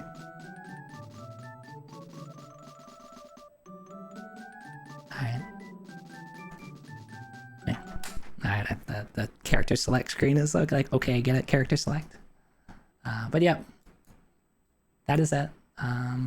That is my top 100 list. Here, where's the dusty? There you go. Go away, go away, go away. Here. Alright, well this has been fun. I had a lot of fun during this. And I'm glad that people came by and hung out, and it seemed like playing along with the game, the guessing game, was a little fun. It was fun for me, and I hope people had fun too. Yeah, thanks for stopping by, G-Pool. It was nice chatting with you. Anyway, let me get out of the way so you can see the full list here. Go to small Zoe. Here. Here, there you go. Here's the full list.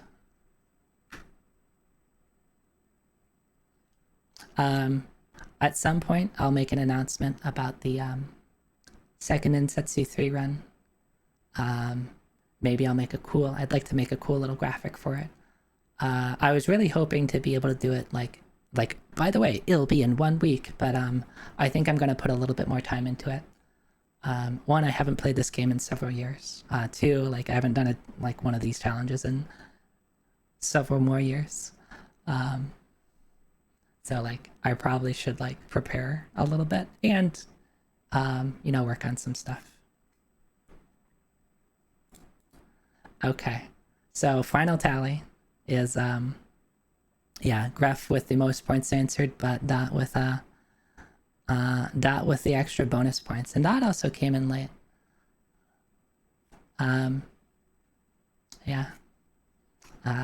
Thanks everybody who joined in guessing, even if you tried and didn't get anything, even if you only got 1 or 2 points.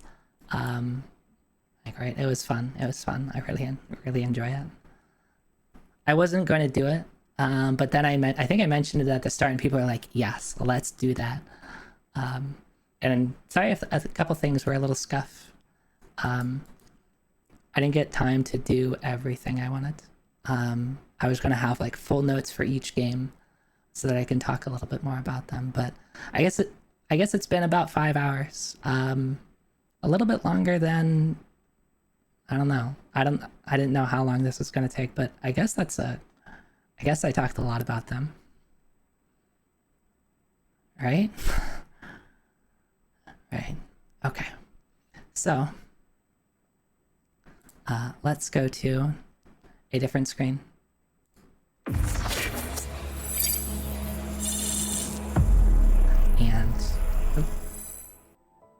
And while we do that, I need to find someone to send you over to.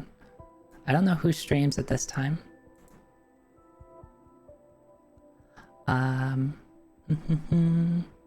Wait a second.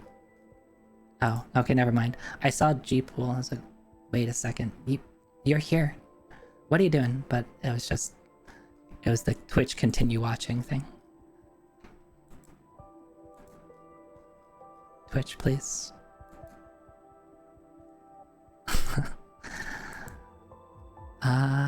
Okay. Who is streaming?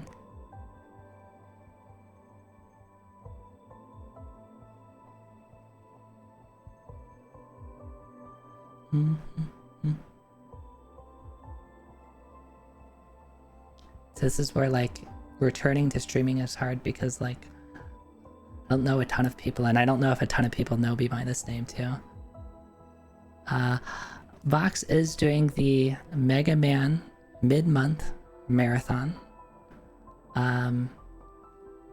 Playing through Mega Man 1 through 7. And Mega Man had a couple of entries on here. So, maybe that's a good target. I don't know which one she's on. I can't tell just from the thumbnail.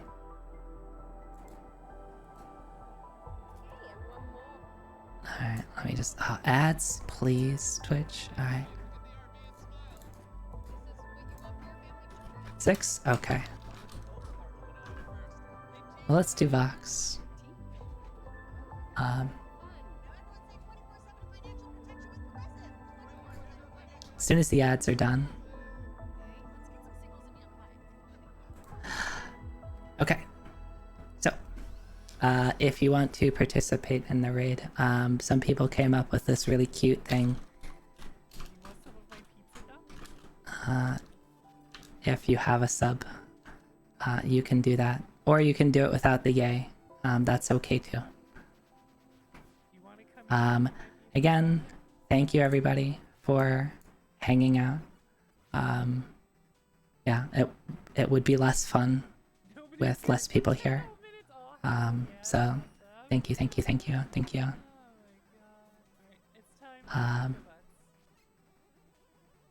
I have anything else to say?